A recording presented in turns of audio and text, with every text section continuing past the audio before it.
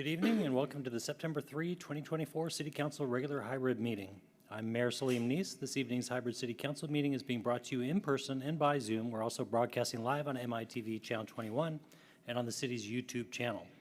Welcome to all and thanks for joining us tonight. Council members, please have your microphones turned on for roll call. City Clerk Andrea Larson, please call the roll. Thank you, Mr. Mayor. Councilmember Andral. I don't see Councilmember Andral yet. Councilmember Jacobson. Here. Councilmember Reynolds. Here. Councilmember Weicker. I don't see Councilmember Weicker yet. Oh, I see Councilmember Andral in the audience. Let me promote her. Councilmember Weinberg. Here. Deputy Mayor Rosenbaum. Here. Mayor Neese. Here. And let me see if Councilmember Andral has made it into the meeting. Looks like I have. I will note Councilmember Weicker has not arrived yet. Okay, so we have a quorum and the City Clerk will please note that Councilmember Andral is attending remotely. Next, we have the Pledge of Allegiance. If you joined us in Council Chambers, please stand and face the flag. If you're remote, please turn off your video.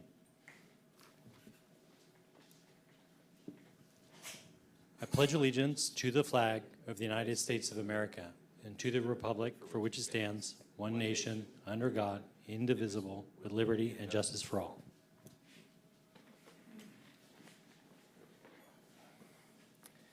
We now move to approval of tonight's agenda. If there's no questions, may I have a motion to approve the agenda? So moved. Okay, moved by Councilmember Weinberg, seconded by Deputy Mayor Rosenbaum. City Clerk, please call the roll. Thank you, Mr. Mayor. Councilmember Weinberg. Aye. Councilmember Jacobson. Aye. Councilmember Reynolds. Aye. Councilmember Weicker is still not here. No, she's here. Oh, is she? Aye. There she is.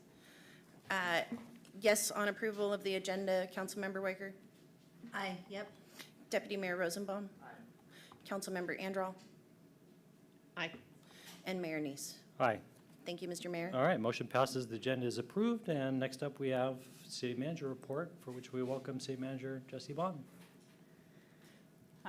Good evening, Council. My computer is still on August recess and decided to fritz out just a moment ago, so I'm sitting at Ali Spietz's desk. We have an abbreviated City Manager's report tonight, given the length of the agenda. Casey, I'll ask you to move to the next slide for me. Just a quick look ahead. We are back at it with both council meetings and board and commission meetings. Council, we will be meeting again September 17th. Also on deck, the Parks and Rec Commission is meeting this week, Utility Board next week, and the Arts Council on September 16th. Next slide, please. Really what I wanted to focus on this evening is just a big, huge thank you to everybody that joined us for all of the summer festivities. Whether you were attending either mostly Music in the Park, Summer Celebration, Shakespeare, Juneteenth, Pride in the Park, or you participated in any of our recreation programs, either as a participant or a sponsor. Thank you. We had a fantastic summer. Those pictures sort of sum it all up. Next slide, please. Pride in the Park, I also wanted to mention, we had to reschedule this event from June to the end of August due to some thunder and lightning we had in June. And funny thing was, we had pretty similar weather that Saturday in August, but the show must go on. We had a great event, well attended, lots of great performers, and just a really, really wonderful experience for the community. We want to particularly thank Mercer Island Pride Plus for their partnership in producing and hosting this event. Next slide, please. None of these summer events would have been possible without a really large number of sponsors. They are all listed here. Thank you very much. We will continue to post this slide on our website and find other ways to recognize their many contributions. Next slide.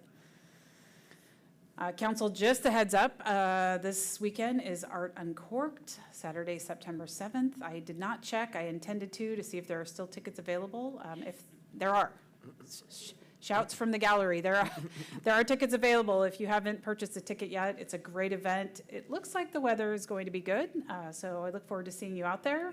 And also, just a quick look ahead, September 22nd, here at the Community Center is the Mercer Island Chinese Association collaborating with the city to host the Mid-Autumn Festival from 10 to 2. Lots of great events. All right, and rounding the base, coming home here with our final slide, we wanted to recognize Officer Bonagovsky. Sorry, Luke, if I totally butchered that. Who's our newest officer that was just sworn in. And we wanted to give a shout out to Luke because he graduated at the top of his class. So we are proud to welcome him to the team and look forward to getting to know you out in the community, Luke. And that is it for my presentation. Thank you.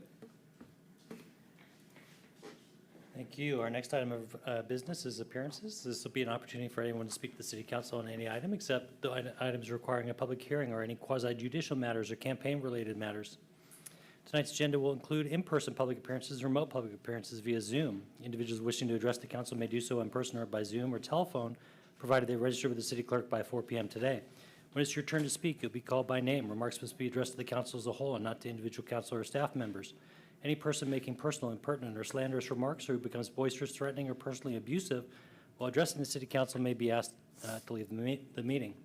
Please speak audibly, state your name and city of residence for the record. There'll be a timer on the screen. You'll have 3 minutes to speak, and when your time is ended, I'll thank you for your comments and move to the next speaker. City Clerk, please call the first speaker. Thank you, Mr. Mayor. Our first speaker tonight is Addie Smith.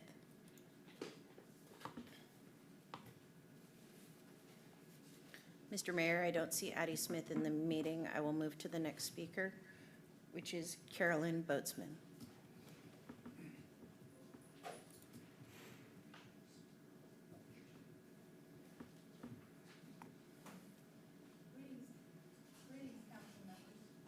Just 1 second, Carol.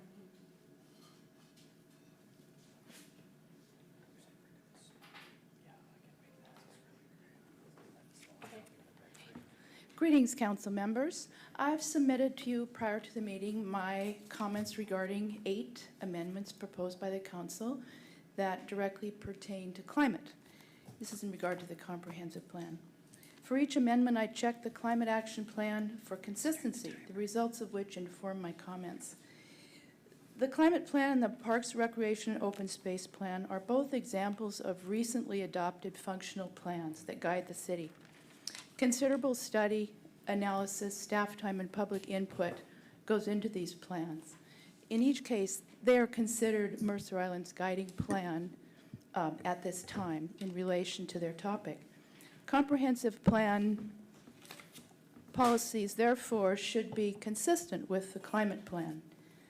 2 large strategic emphases of the climate plan are electrification of buildings and EV charging infrastructure. Many strategies in the climate plan are directed toward those 2 goals. Without significant progress in those areas, we accomplish a great deal less than our greenhouse reduction goals. Amendments that work against the climate plan strategies are particularly concerning.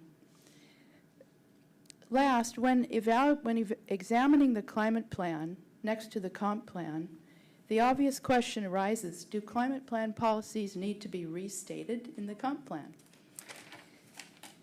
When the GMA required climate element is completed in 2029, I'm sure that more clarity on that question will be available.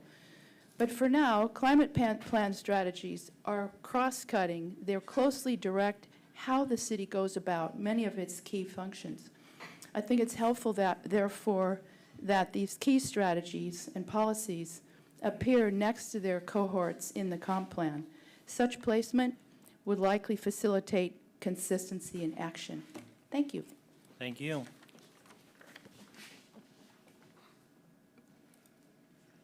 Our next speaker tonight is Daniel Thompson.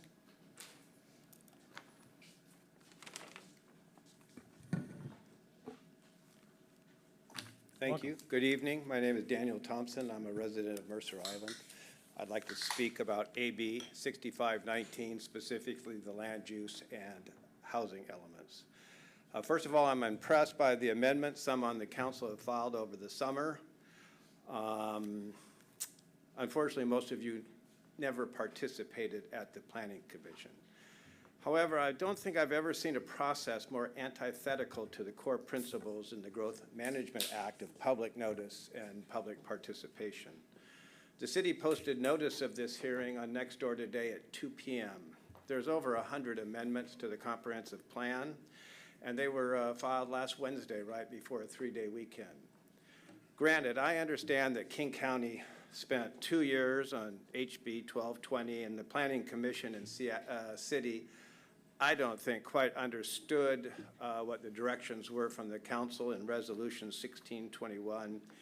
So we're kind of in a situation where we really do have to do that. And I was here all last summer or spring explaining that to you. You're not going to get the citizens to re-engage, and so you're going to have to get this right, especially if you're going to put a bond on the ballot.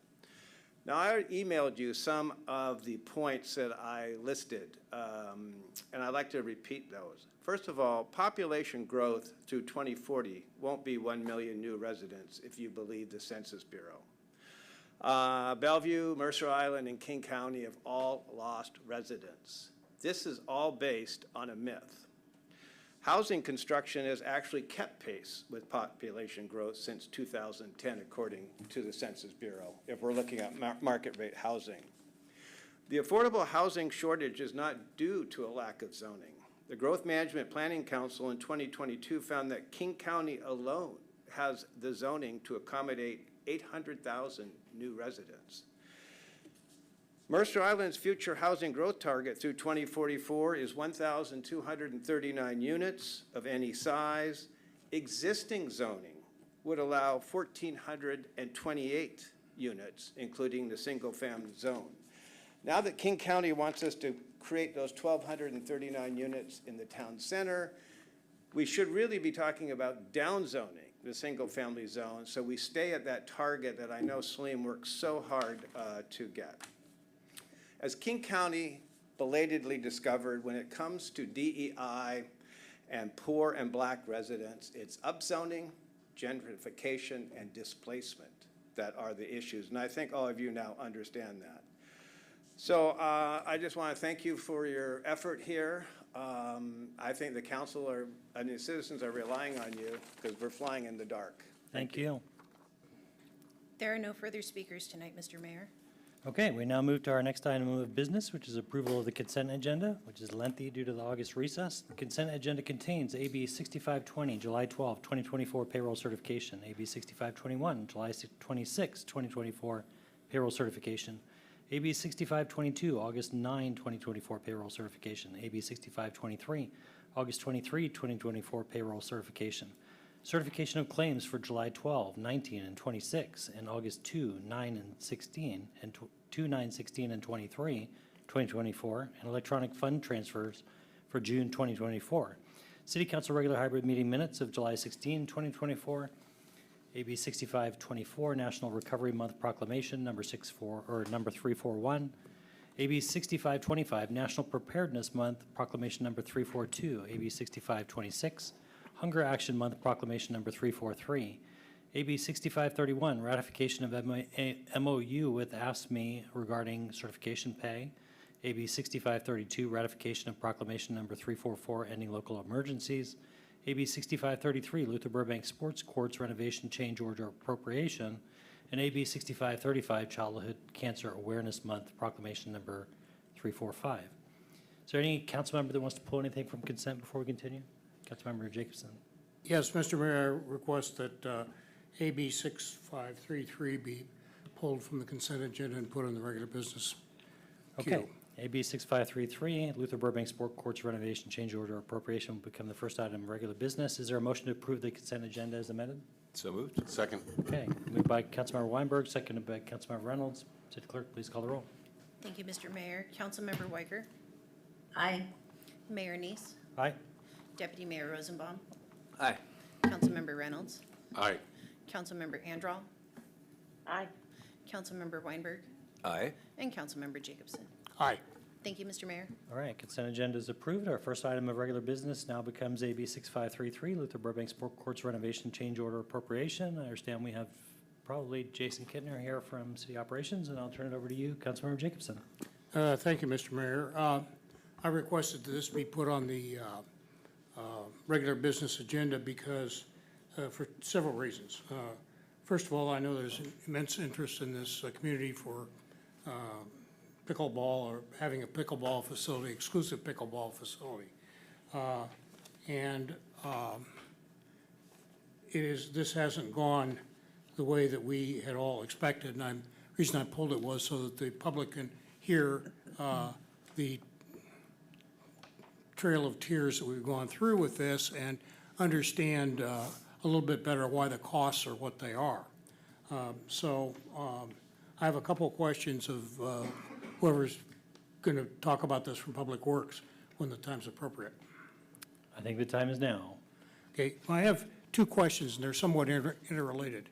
Item number one is, for this project, what are we looking at in terms of a useful life for this facility once completed as currently contemplated?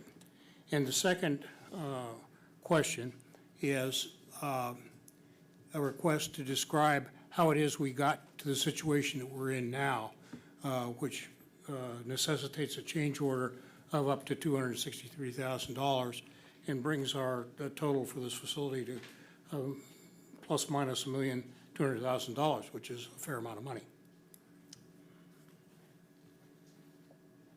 Jason, do you want to dive in? Go ahead. Yeah, good evening, Council. Jason Kittner, Chief of Operations, and then I see Clint Morris, our Capital Division Manager, is also here. So I'll take the first part of the apple, and then Clint can talk about the expected useful life, and then add some additional context to how we got here as well. So to Councilmember Jacobson's point, the original scope of work did include some limited removal and replacement of the existing asphalt, and did anticipate some subgrade work. When the city was going through the water emergency and we were looking and asking the community to conserve water, the preparation for this asphalt was modified to help limit the water resources that were used for this application. Instead of pressure washing the tennis courts in preparation, the construction crew elected to use a small sweeper at the site. When they were preparing the surface for the work, they came across some additional subgrade issues during that process, beyond much further and beyond the original scope of work that was anticipated for this construction project. So what this change order includes this evening is call it the full meal deal, where the potential for this subsurface around this facility could be quite large. We had to plan for that worst case scenario, and that's why the appropriation amount is high.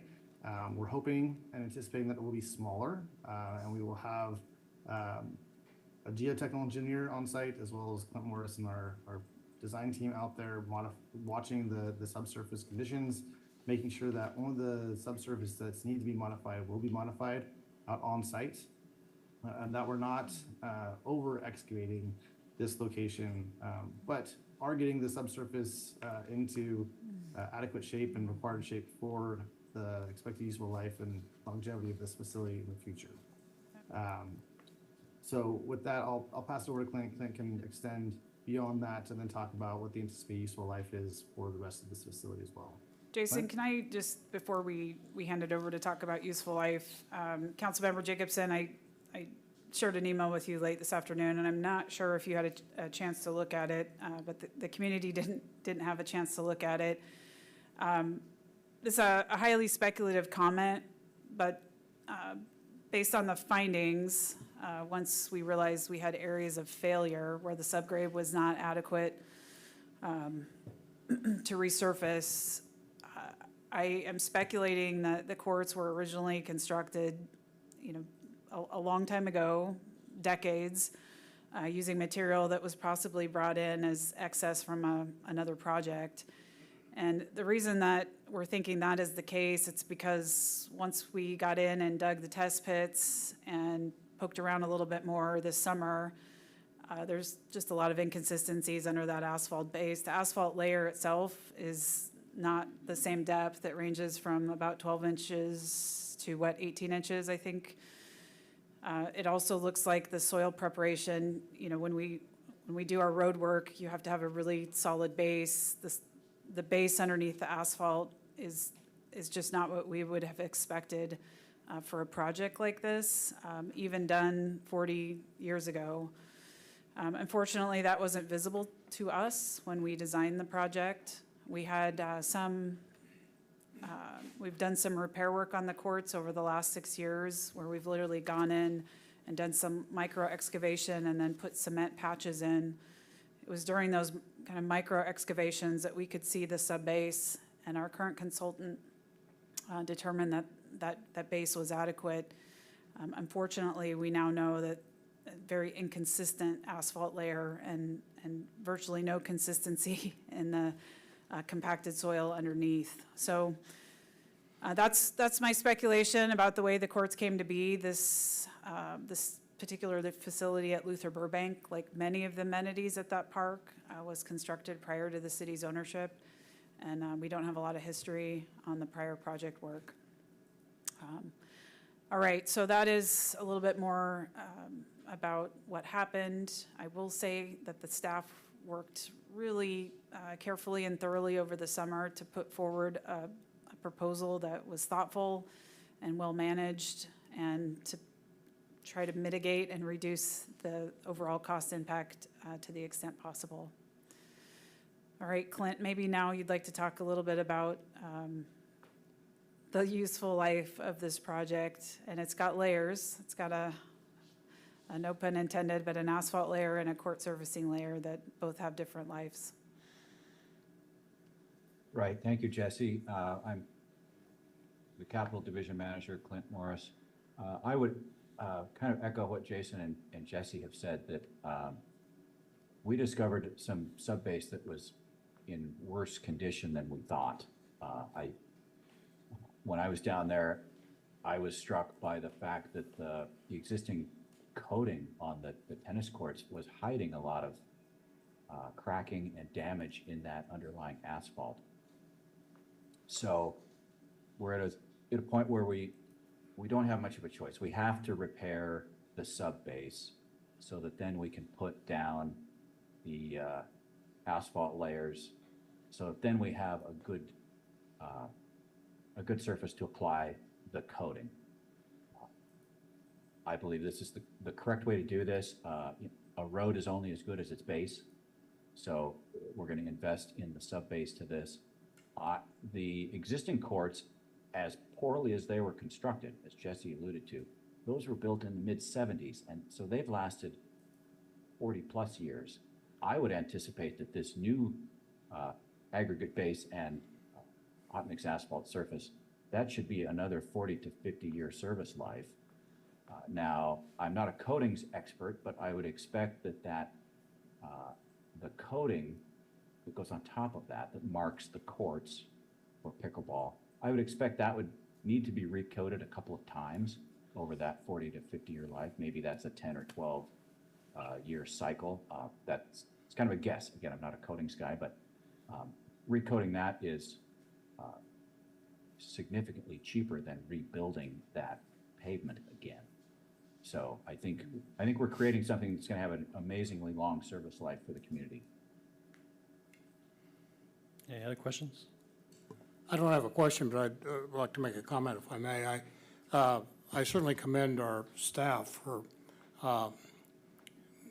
biting the bullet on this. And there's an old phrase in the Navy, we don't have time to do it right, but we have time to do it over. And I'm glad that we're not pursuing that. And I want to thank our city manager and Jason and Clint for the dedication to doing it right, so that we aren't forced to spend money in the interim to make up for a poor job. So thank you. And for the community, this indicates the commitment we have to doing things correctly and having, extended useful lives for the facilities we build. So good on you guys. Thank you. So with that, council, is there a motion to appropriate $264,912 from available ARPA funds to remediate subgrade failure and finish constructing the Luther Burbank Sport Court renovation? So moved. Second. Moved by Councilmember Jacobson, seconded by Councilmember Reynolds. Any discussion?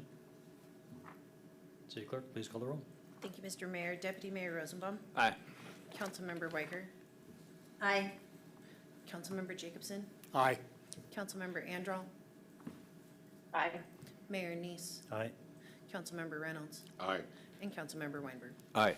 Thank you, Mr. Mayor. All right, motion passes. Our now second item of regular business is AB 6528, bond ordinance authorizing the issuance of one or more series of limited tax general obligation refunding bonds to finance and refinance projects of the water utility, ordinance number 24-09, first reading. And I welcome Finance Director Matt Mornick and Chief of Operations Jason Kittner.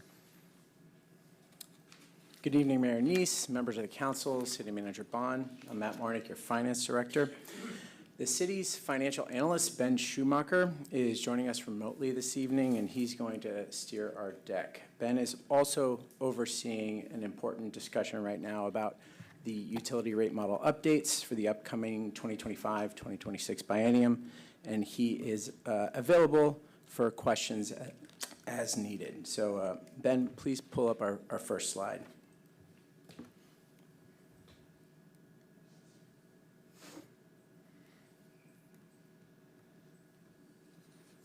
Okay, great, thank you. Next slide.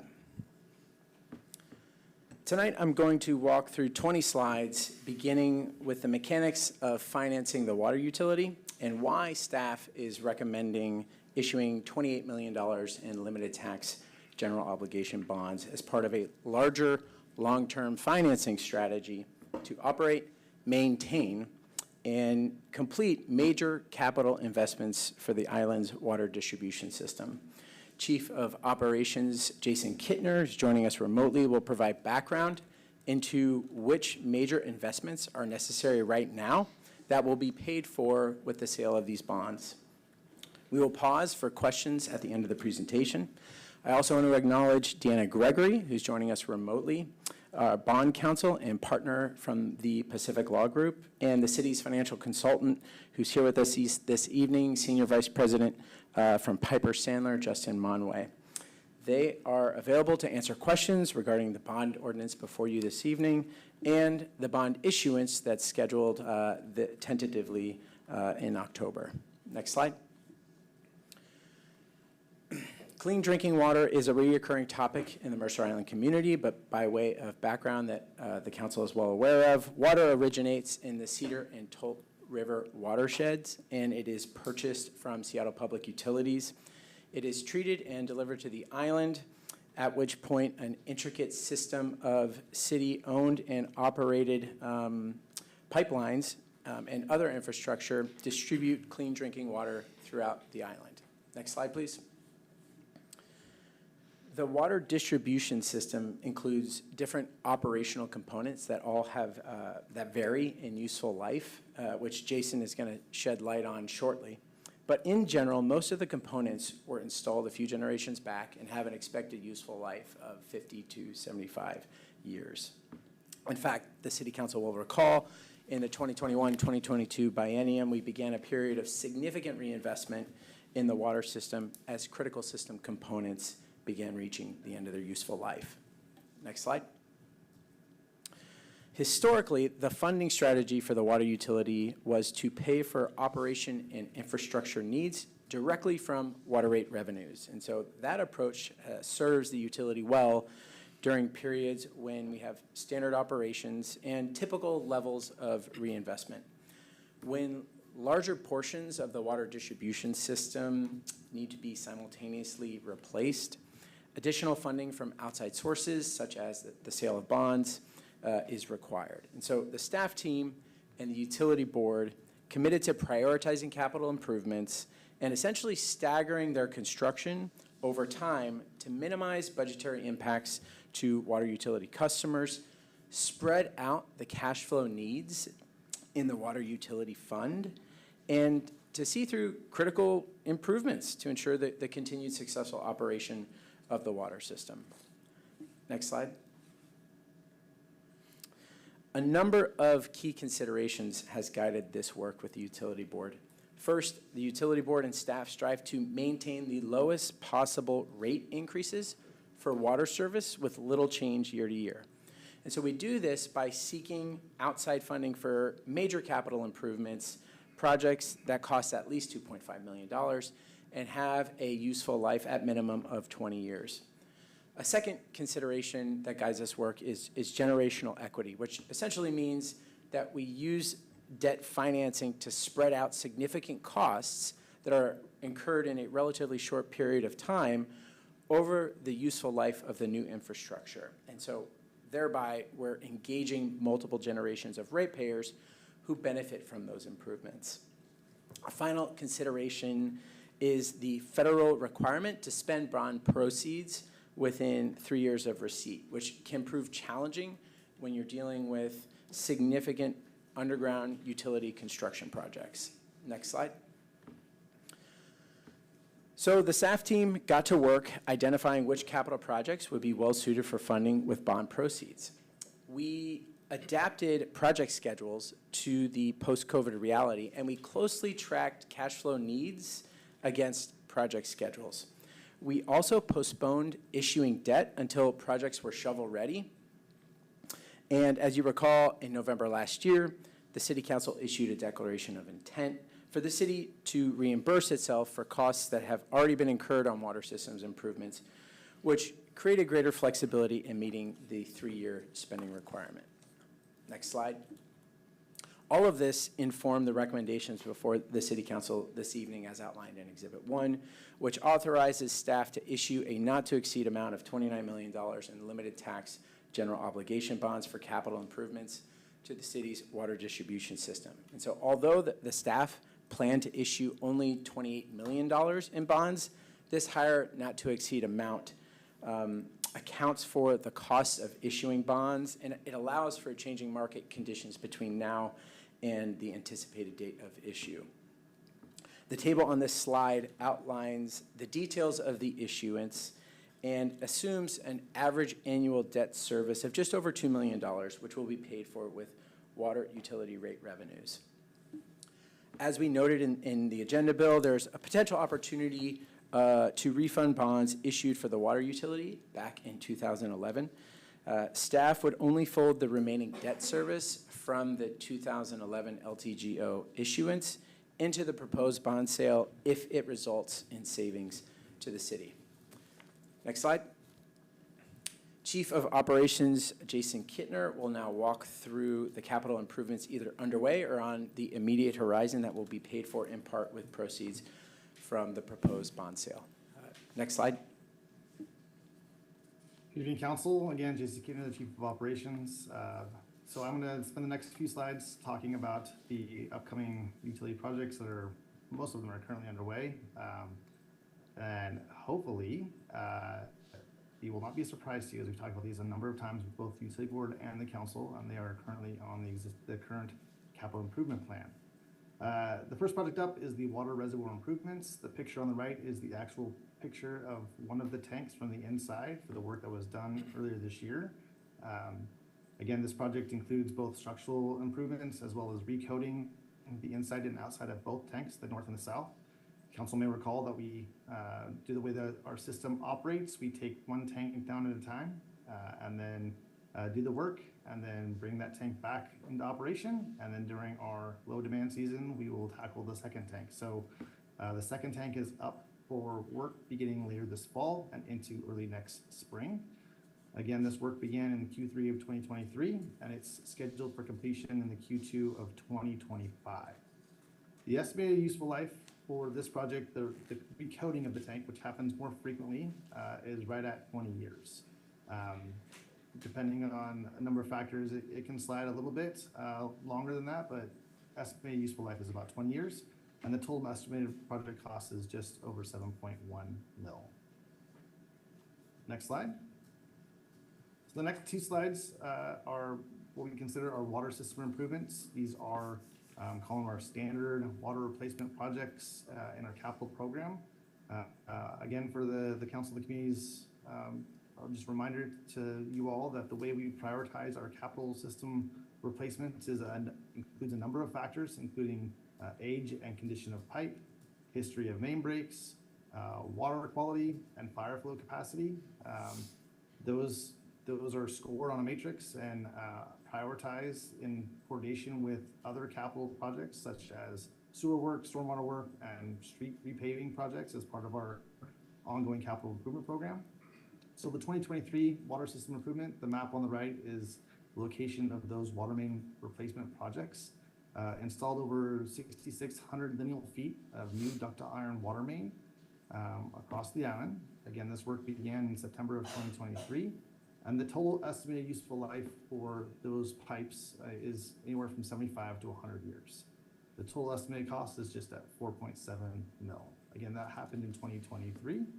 Next slide is our 2024 water system improvement project. Again, this is sort of our ongoing capital replacement for our water mains. The 2024 project included replacing over 3,500 lineal feet of cast iron pipe with new 8-inch ductile iron pipe. Design was completed in 2024, and our construction is currently anticipated for the first half of 2025 to be substantially complete by the end of Q2 of 2025. Again, the estimated useful life is right at 75 to 100 years, and this portion of the water main replacement is $4.8 million. Next slide. During the last capital program, the council authorized and approved a new, call it category or division within the water replacement program, and that is our AC water main. We have just over 4 miles of AC pipe. AC is asbestos cement pipe within the distribution system. The picture on the right is one of those AC pipes that was currently being replaced. I'll take a minute to sort of nerd out on the picture to the right there. As you can see, that crack along that pipe is a long linear pipe or linear crack along that pipe. Usually what happens when that occurs is that pipe will catastrophically fail. When that happens, typically sediment can get into the pipe during a water main break, and that's what leads to the potential issuance of cautionary board water notices. Usually what we see with some of our other main breaks is what we call circular repairs, where we can actually come in and do a band repair. But on the AC pipe, these pipes tend to catastrophically fail, where we actually have to go through and replace segments of that pipe. So this program is to replace all the AC pipe within the 6 years, reduce that catastrophic failure, reduce that liability and impact to the community. The estimated useful life for the new pipe is, again, 75 to 100 years. And this program is valued at $9.4 million. Next slide. Water meters. We have just over 77,900 water meters within our system. They have been replaced. Woo-hoo! Round of applause for Elaine and team for getting those all done. This project began years ago. The meters were beginning to be replaced physically in the ground in March of 2024. It was just completed last month. Our user portal for that customer interface is on its way. More details to come at the next council meeting as we talk about the AMI project. Again, the total estimated useful life for the new meters is right at 20 years. It's not so much the meter itself, but it's the battery that goes along with these meters that is expected to fail at 20 years. This total project cost is $7.3 million. Next slide. And then our PRVs, or pressure reducing valves. We have over 80 of these valves throughout our distribution system. We have put together a program where we are prioritizing and designing and replacing the 20 critical PRV stations for PRV valves. Some of this work happens with that water system improvement program we talked about earlier. If there's a PRV associated with that segment of water main or a section of water main, we are replacing those PRVs in conjunction with that work. But this project in particular is to focus on the most critical 20 with design and construction and replacement of these PRVs. If these fail within our distribution system, it can be pretty challenging and catastrophic to making sure that water is distributed adequately to the community. So we don't want these to go awry on us. We want to make sure we get them replaced well ahead of them failing on us. The estimated useful life for these PRVs is at 75 years, and the total project cost is at 9.1 mil. Next slide. So in summary, as we've talked about a number of times, these are major investments that are critical for the effective and safe operation of our water system. The total project amounts over $42 million. And as you can imagine, without outside funding source, it would have a huge impact and burden on the current water utility. So that is why these projects have been identified for this outside funding. With that, I will pass it back to Matt. Thanks, Jason. Next slide. Ordinance 2409 before the City Council this evening authorizes the bonds to be sold via a competitive public sale with the general parameters of a maximum not to exceed amount of $29 million with a final maturity date of December 1st, 2045, which is based on a 20-year term, and a total true interest cost of no greater than 5%. Next slide. Following this evening's meeting, staff will return with Ordinance 2409 for second reading on September 17th. And we anticipate meeting with Moody's and presenting information on the city's financial position the week of September 30th, which affirms the city's credit rating and our ability to repay the anticipated debt. After reviewing market conditions, staff will proceed with the competitive sale in mid-October, looking to get bond proceeds in hand before the end of October. Next slide. The recommendation before council this evening is to schedule Ordinance 2409 for second reading and adoption at the September 17th City Council meeting. Next slide. Okay, Ben, thanks. We can stop sharing and open it up for questions. Thank you. All right, council, any questions? Councilmember Reynolds. Yeah, a couple of questions, but first, I apologize, I'm going to use the wrong terminology here, but the $2 million of total debt service, I think that includes principal and interest per year. Is that Correct. Right? What's the schedule of the principal payback that's anticipated? We're looking at a 20-year schedule. Is it linear pay down or? I'm going to invite Justin up to speak to that question. Good evening, council members. Justin Monway with Piper Sandler, Municipal Advisor for the City of Mercer Island. So it's about $2 million from top to bottom, level debt for over the 20 years. So total P&I is approximately level? Correct.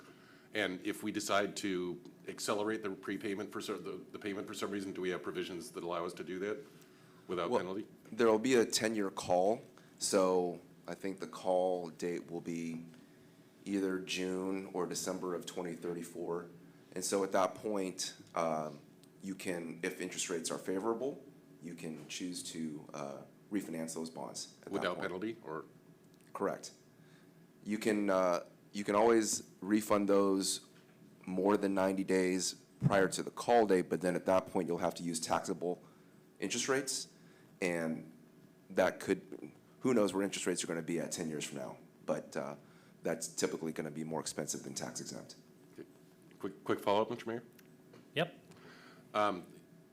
From what I understand, reading the news, it sounds like there's likely to be a new Fed reduction in interest rates in the fall. I forgot when that is. Is that September? Do you anticipate that'll be before this issuance? And does the market already anticipate that? Do we expect a benefit? Yeah, the market is anticipating a rate cut in September. It's late September. And then there's another one in November and December. And so they're anticipating at least 2, possibly 3 rate cuts before the end of the year. The market is anticipating that, so rates have come down in anticipation of those rates being cut. And if in fact it does get cut, we could see rates drop even more. If it doesn't get cut, we could see interest rates go up. Another factor is there's going to be a lot of volume in October.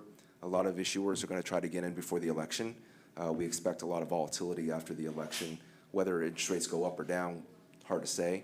But typically after an election, there is some sort of market reaction. Thank you. Thank you. All right, Councilmember Anderl. Hi, thanks. So my question is just with regard to the pipe replacement in 2023 on the northwest section of the island and the pipe replacement in 2024. There's quite a bit of difference in the amount of pipe that was replaced. The 2023 was not double, but close to double what's being replaced in 2024. But yet the costs seemed, into my recollection, I don't have the slides in front of me, very similar. Can you address that?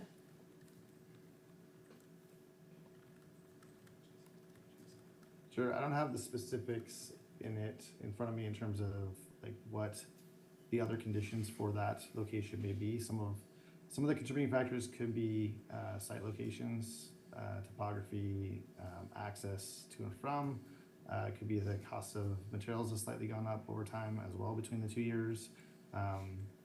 It could be also included, like as I mentioned before, some of that work could include a PRV replacement with one of those projects previously. I seem to recall that in 2023 we did have a PRV replacement tied to it, or simple or other like pieces of the utility, such as like blow-off assemblies or hydrants, things like that. Some of those elements pertaining to those specific locations have a tendency to increase the costs compared to just a simple standard pipe for pipe replacement. So although they're considered the water system improvements and it's predominantly pipe replacement, there are some of those other elements that can change the price point or the cost between the specific projects.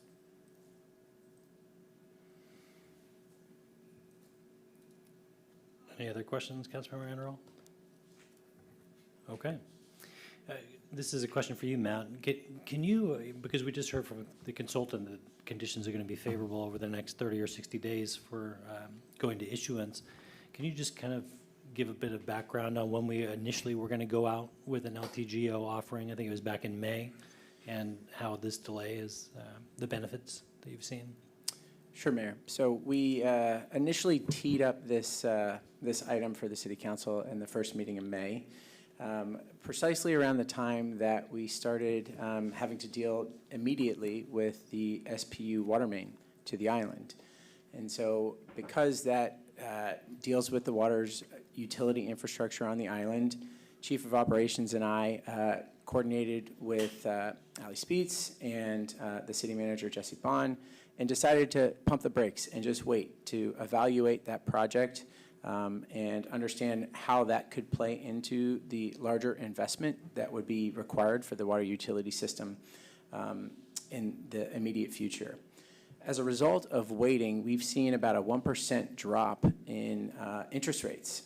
So that has proven rather favorable for the city of Mercer Island, while we've also simultaneously made a lot of headway on the SPU water main project, which Jason is going to bring to the City Council at the first meeting in October, provide a little bit more information on that. So as a result of delaying this bond issuance, we have entered a more favorable economic climate, at which we're going to anticipate saving potentially 1%. It will be determined based on market conditions in October. The FOMC is going to meet September 17th and 18th, so we will be watching that closely and hopeful that interest rates continue to head in a positive direction for our issuance in October. Perfect, thank you. I also want to touch on the benefit of a couple of these projects working together.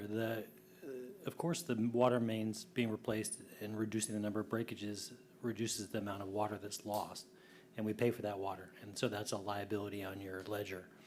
And each year you have a significant SPU liability on the ledger of all the water that is purchased but not billed, right? Correct. And the water meter replacement is going to close some of that gap. And I don't know if you have characterized the level of that gap closing, that delta yet, but when we think about an 8%, holding an 8% increase on utilities year over year, you know, that actually could go down if water meter metering is more accurate and our loss or leakage is going down. Do you have any thoughts at this stage, now that those meters are in, what you're seeing out in the field? Well, I'm going to let Jason take it, but I just saw he popped up on the screen. But you are correct, Mayor. We are entering a new day with tracking water usage and water management.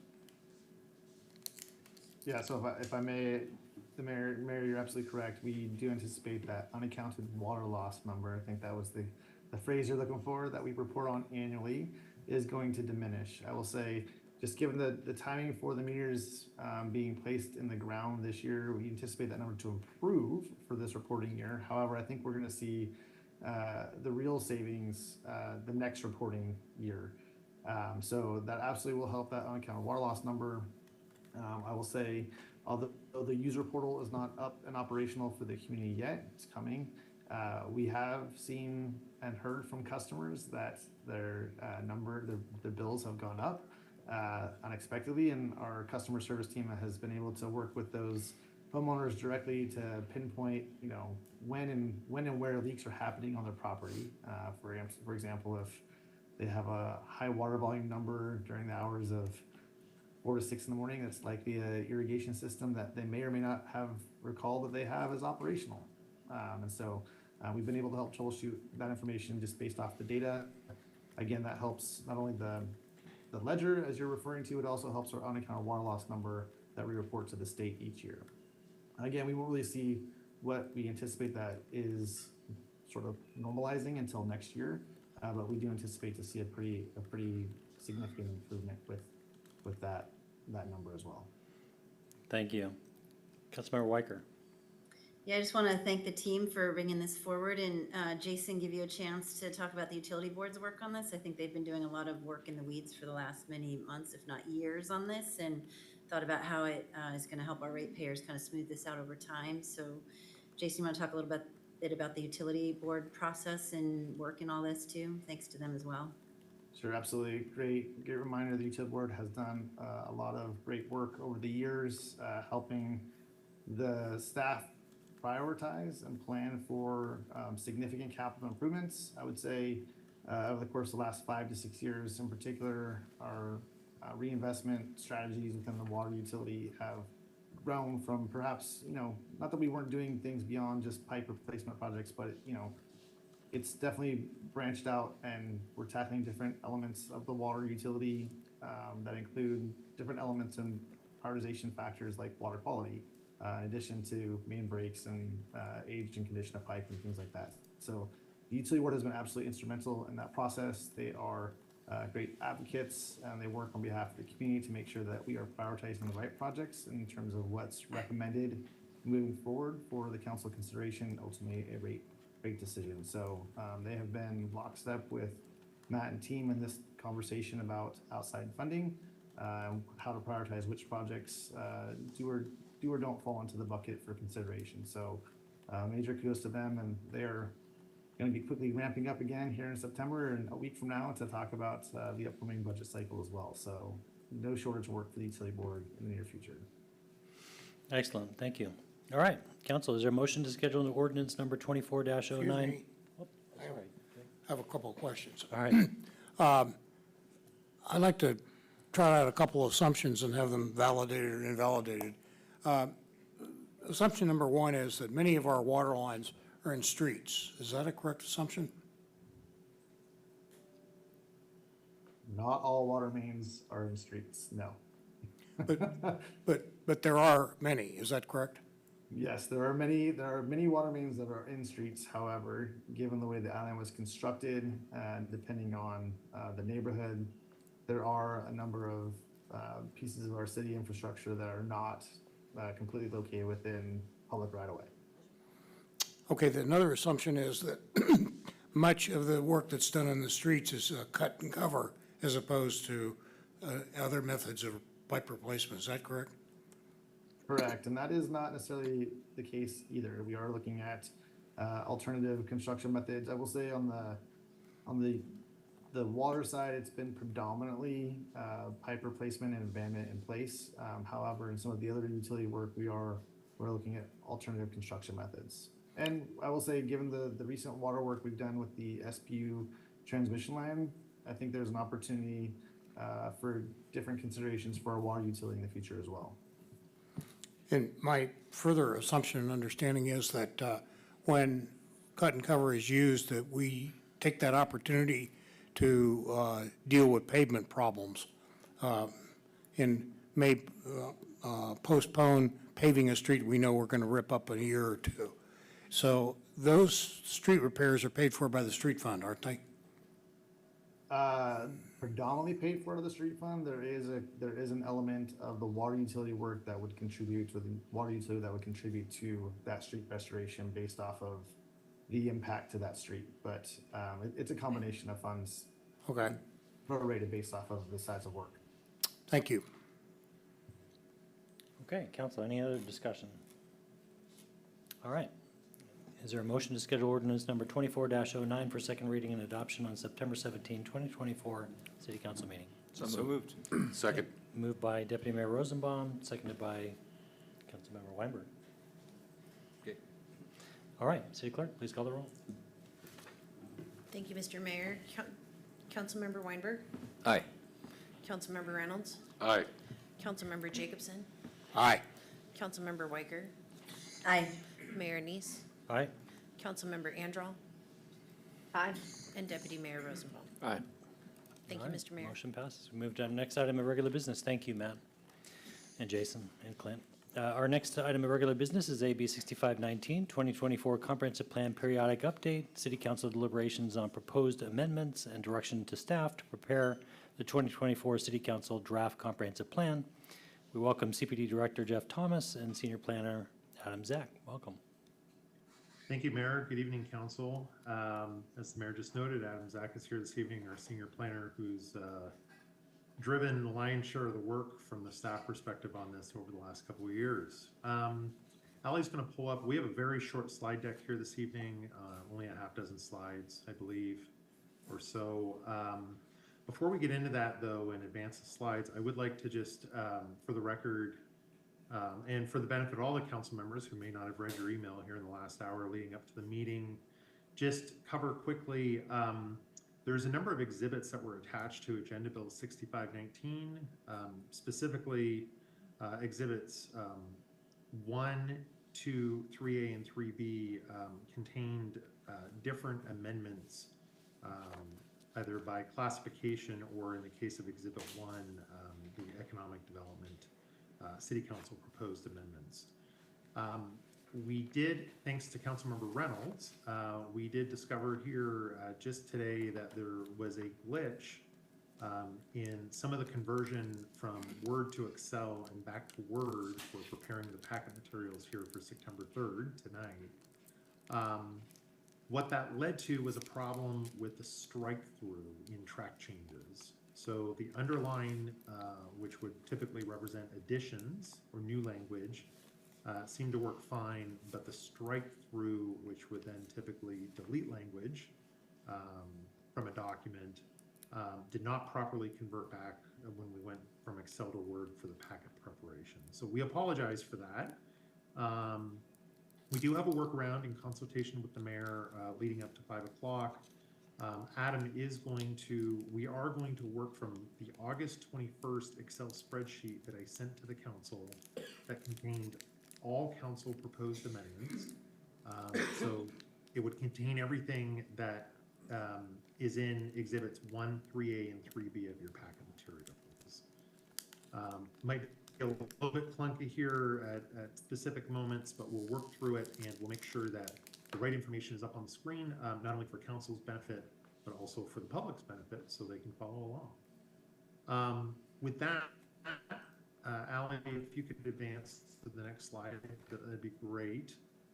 We'll get into the prepared visuals here.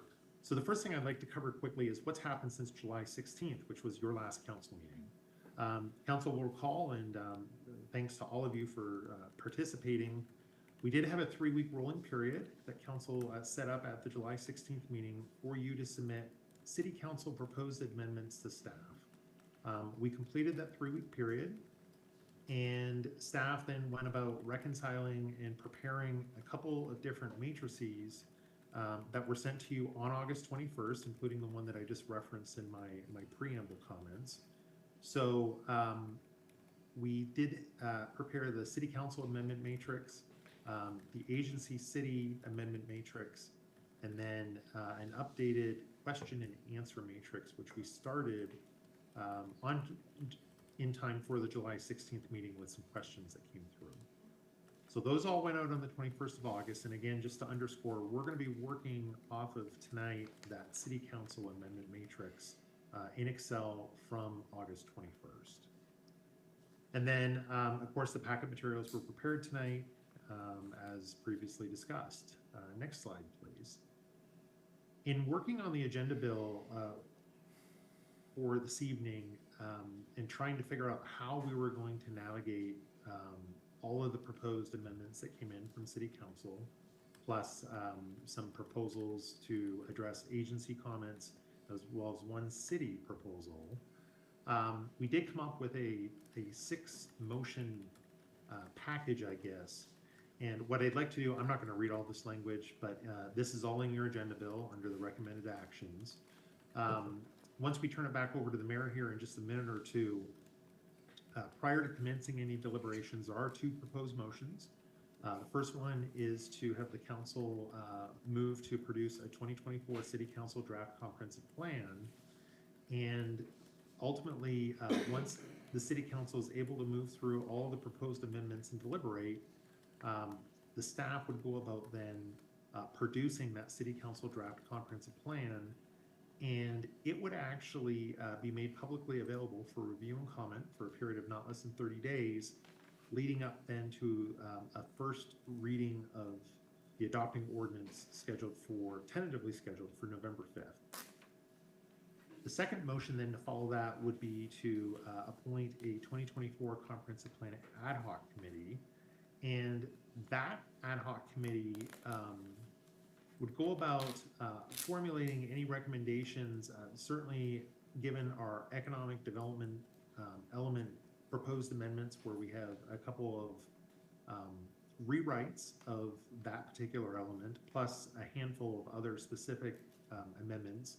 The ad hoc committee would work on that, plus any other items this evening that are referred to that ad hoc committee to further address and bring back a recommendation to the full council on September 17th. So those are the first 2 motions. That would be, again, prior to commencing your deliberations here this evening. Those are the recommended motions. Next slide, please. Then there's a couple of shorter motions, motions 3 and 4 that are in your packet. The third one is a recommended motion to accept the proposed agency and city amendments. So that would be Exhibit 2 in your packet. And then the fourth motion would be to move as an entire package the amendments that were submitted by City Council that were classified as non-substantive. And those are the items that are contained within Exhibit 3A in the packet materials. Next slide, please. The final 2 motions would come at the end of the evening here of this item. That would be basically once the council goes through all of the substantive classified proposed amendments by thumbs up method, and the mayor will speak to that, I believe, a little bit more before we get going. Then there would be a motion where all of those substantive items that receive a majority thumbs up would be combined into one recommended motion here that would move forward. And again, the substantive amendments were contained in Exhibit 3B on your packet. Final motion of the night, if necessary, would be any items that get parked for ad hoc committee review over and above the economic development element. Proposed amendments that I referred to a moment ago, we would also then need a motion to have any additional items moved to the ad hoc committee. So that would be the final motion of the night, only if necessary. Next slide, please. Speaking of the ad hoc committee, we have identified Thursday and Friday this week from 12 p.m. to 4 p.m. For the ad hoc committee to meet, to work through the economic development proposed amendments, plus again, anything else that's referred to that group here this evening. I would hope it wouldn't take 8 hours, but we've identified 8 hours that we would be able to conduct that work. The real key here is that to be able to come back on the 17th, we need to have that ad hoc committee work done as quickly as possible to turn the packet, which would be going out next week for the 17th. Okay, that concludes my prepared comments. I would like to just make one more comment, Mayor, if I may, before turning it back over to you. The one thing I would like to note is, and an important note, the Washington State Department of Commerce did complete its review of the draft Mercer Island Comprehensive Plan at the end of July, and we got their comments right around there. It was the 31st of July or perhaps August 1st. Comparatively speaking, at least to my previous experiences, it was a fairly short list of comments from the Department of Commerce.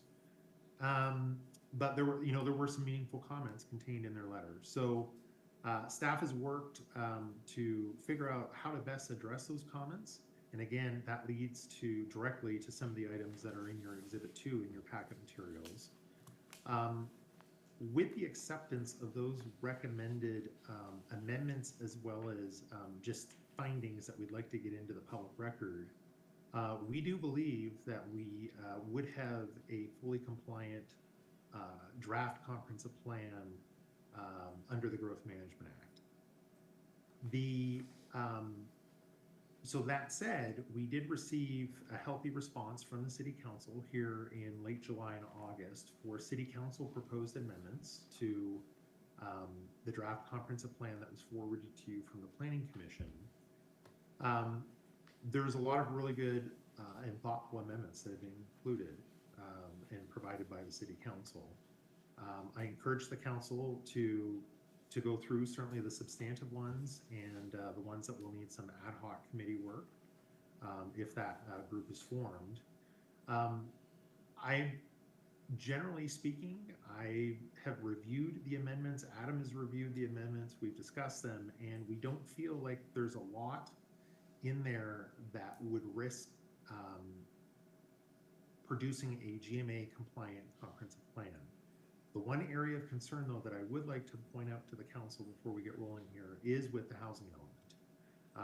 As you're all aware at this point, and certainly the three members, council members, Weicker, Reynolds, and the mayor that worked on the housing work group earlier this year, there was a lot that went into that. And there were a lot of intricacies that went in between trying to look at commerce guidance, PSRC guidance, and countywide planning policies to come up with a draft housing element that we feel would be able to pass those tests and move forward. So the punchline is, I know there's a couple of proposals. One proposal in particular was to revert back from the Planning Commission recommended housing element to the housing work group recommended draft housing element. If the council wishes to do that, I think that would be fine. There were only a few changes the Planning Commission made. We do have those available if the council wishes to see what those items were. There's some other individual housing element proposals to remove information. I would encourage the council to be very thoughtful about whether you wish to move forward with any of those. We reached a very good point with the housing work group draft. Again, the Planning Commission made very few changes to that. I feel like we're in a good spot with the housing element right now, but I do feel that is something that could trip us up and potentially become very resource intensive moving forward to try and weave through that if there's a bunch of other changes that are made. So with that, Mayor, that concludes my comments. I'll turn it back over to you. Okay, thank you. And I can sense I have a council ready to make some votes, so we're going to move on with things. The first motion, this one to create a draft available for 30 days, no less than 30 days public, is a container. There's nothing in it, all right? So I don't want anybody to get wrapped around the axle of this first motion thinking that something is sneaking by. So, Council, is there a motion to direct staff to incorporate all approved amendments into the 2024 City Council Draft Comprehensive Plan and make this draft available for public review and comment for a period of not less than 30 calendar days prior to the City Council completing the first reading of an adopting ordinance scheduled for November 5th, 2024? So moved. Okay, moved by Councilmember Reynolds, seconded by Deputy Mayor Rosenbaum. Councilor, is there any questions or discussion? Councilmember Reynolds. I do have a question for Mr. Thomas, if it's okay. Yes, certainly. Can you clarify for me what the significance is? I'm not sure I followed it, of what a finding is and how that differs, why we don't just change the plan rather than addressing things via a finding? Yeah, sure. So when we received the Commerce comments, we did meet with a staff member from the Department of Commerce to discuss the contents of their letter. And it became apparent to us that we felt at the staff level that we had already addressed through the work that's gone on over the last series of months, even over a year now, that we had actually addressed that comment, but it wasn't clearly apparent in the plan itself, but it didn't need to be. We just needed to show our work. So the findings really refer to just things that we want to get into the public record, clearly and deliberately into the public record so that they're there. And we intend on communicating to Commerce once the final version of the 2024 comprehensive plan is adopted by council later this fall. And again, just going back and being able to refer to September 3rd, 2024, we did get this information into the record, so it's crystal clear to you at this point that it exists, and the comments had been clearly addressed. Thank you. Thank you. All right, any other discussion before we call the roll? Not seeing any. City Clerk, please call the roll. Thank you, Mr. Mayor. Councilmember Jacobson. Aye. Mayor Neese. Aye. Councilmember Reynolds. Aye. Councilmember Andral. Aye. Councilmember Weinberg. Aye. Councilmember Weicker. Aye. And Deputy Mayor Rosenbaum. Aye. Thank you, Mr. Mayor. All right, thank you. Motion passes. Next, we're recommending the formation of an ad hoc committee to work with staff to review and reconcile the proposed economic development element amendments for review and consideration by the full City Council at the September 17, 2024 City Council meeting. The ad hoc committee will immediately commence their work and make a short turn time between City Council meetings. And so I'll be looking for 3 volunteers, and you saw the meeting dates and times, so they're going to be 9:15 for 4 hours and 9:5 for 4 hours and 9:6, between 12 and 4. So no volunteers that can't make it. Councilmember Weinberg volunteering? Yes? Is that So a the motion volunteer? hasn't been made yet. No, it hasn't. I'm looking for volunteers because I need the volunteers in the motion. Are you volunteering? Yes. Okay. Councilmember Reynolds? Yes. Yes. Any other volunteers? Would you like to volunteer or not? No, I have a prior commitment. Okay. So I can't. Deputy Mayor Rosenbaum, you have your hand up. Old man. Luann, not volunteer. Okay, so I'll volunteer. That will make 3 of us. So, City Clerk, we're going to read that off as they went. So Weinberg, Reynolds, and Neese. Correct. And council, is there a motion to form an ad hoc committee comprised of council members Weinberg, Reynolds, and Mayor Neese to work with staff to formulate recommendations on the proposed economic development element amendments contained in Exhibit 1, as well as any other proposed amendments referred by the City Council? The ad hoc committee shall commence work immediately and present their recommendations to the full City Council at the September 17, 2024 regular City Council meeting. So moved. Okay? Second. Moved by Deputy Mayor Rosenbaum, seconded by Councilmember Weinberg. Any discussion? I do. Councilmember Yeah, Jacobson? I'd move to amend this to add the Mercer Island Chamber of Commerce head to be part of that proceeding. Okay, is there a second? Second. Okay. Second. Seconded by Councilmember Weicker. Any discussion? I'm not familiar with this external bodies. Maybe City Manager, can you comment on this when you're finished chewing?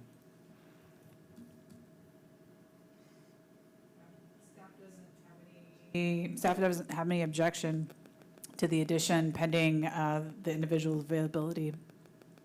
Okay. Can we have a friendly amendment based on availability since we're on a tight turn? Yeah. Okay. City Clerk, can you capture the amendment to the motion? What I captured, Mr. Mayor, was to add Mercer Island Chamber of Commerce, member to the ad hoc committee, but I think I missed a word in there. I think it should be the director, if available.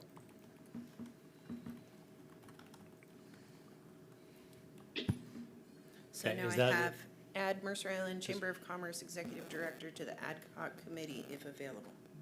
Yeah, and Councilmember Weicker, is that to your satisfaction? Concur, Okay. yep. Councilmember Reynolds? Can I just propose another friendly amendment to say that the director or her designee, Does in that case she's meet- not available?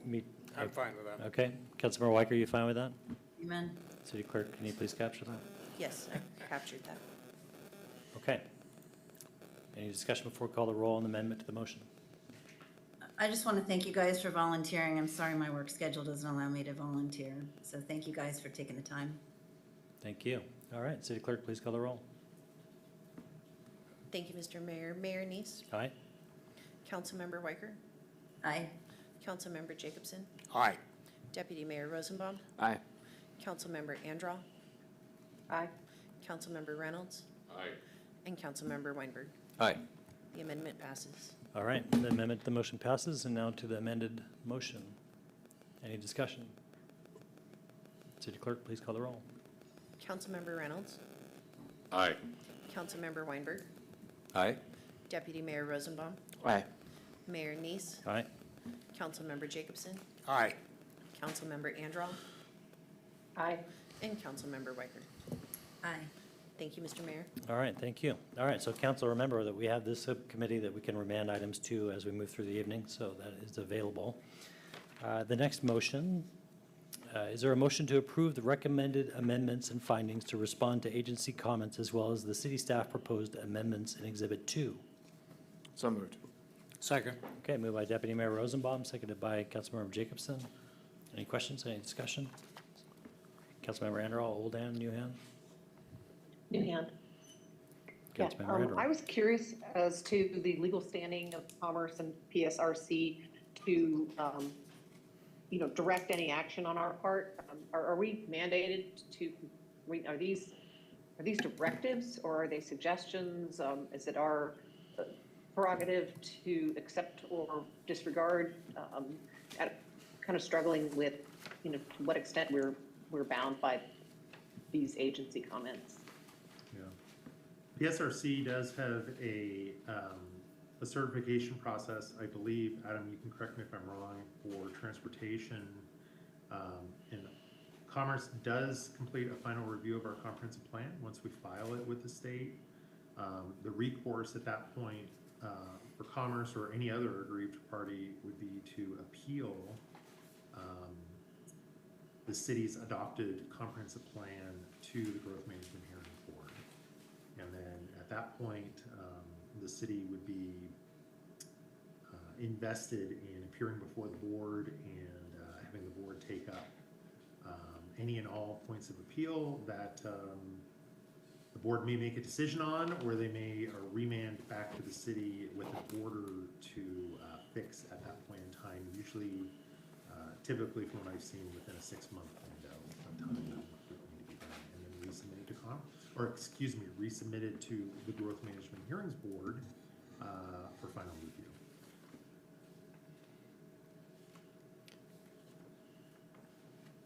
Okay. Any other questions? Councilmember Weiber, did you have a question? So on the agency comment number 9 that has to do with the preservation of the neighborhood character in all residential zones for the purpose of implementing this element, neighborhood character only refers to the form, bulk, scale, and intensity of the built environment.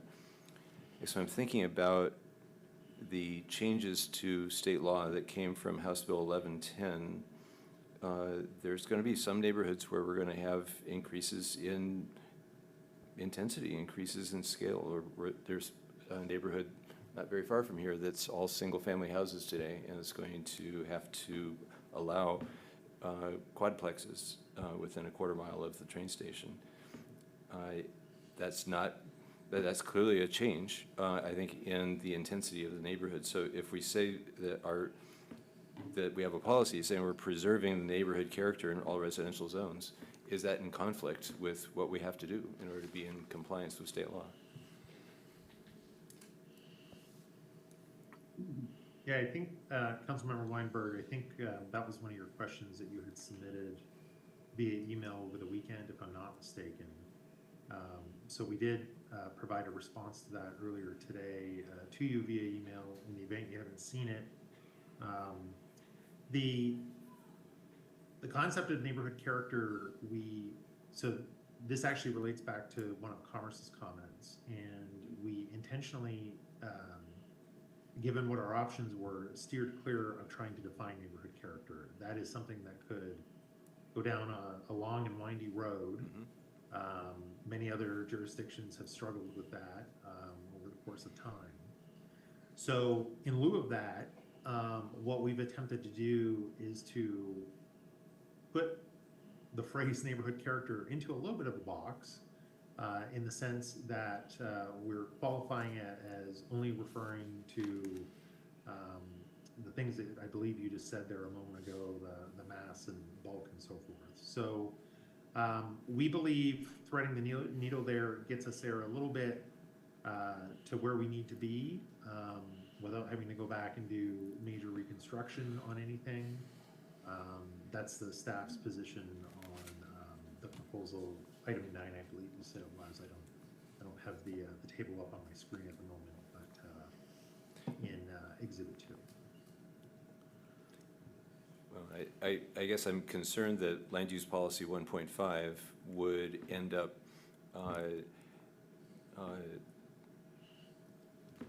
we would have to, at least in certain parts of the islands, be not in compliance with that land use policy.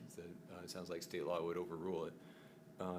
But I think if my colleagues in the council are okay with passing a comprehensive plan that has some minor contradictions in it, we can move forward with that. Otherwise, we might want to call out AC 9 and give it to the ad hoc committee to see if we can figure out how to word that. So just as a note, House Bill 1110 doesn't implement till June of next year. So your point, while it might be true next year, is not going to be true this year. We're not implementing House Bill 1110 in this draft. There is no middle housing. There is no need to be consistent with anything.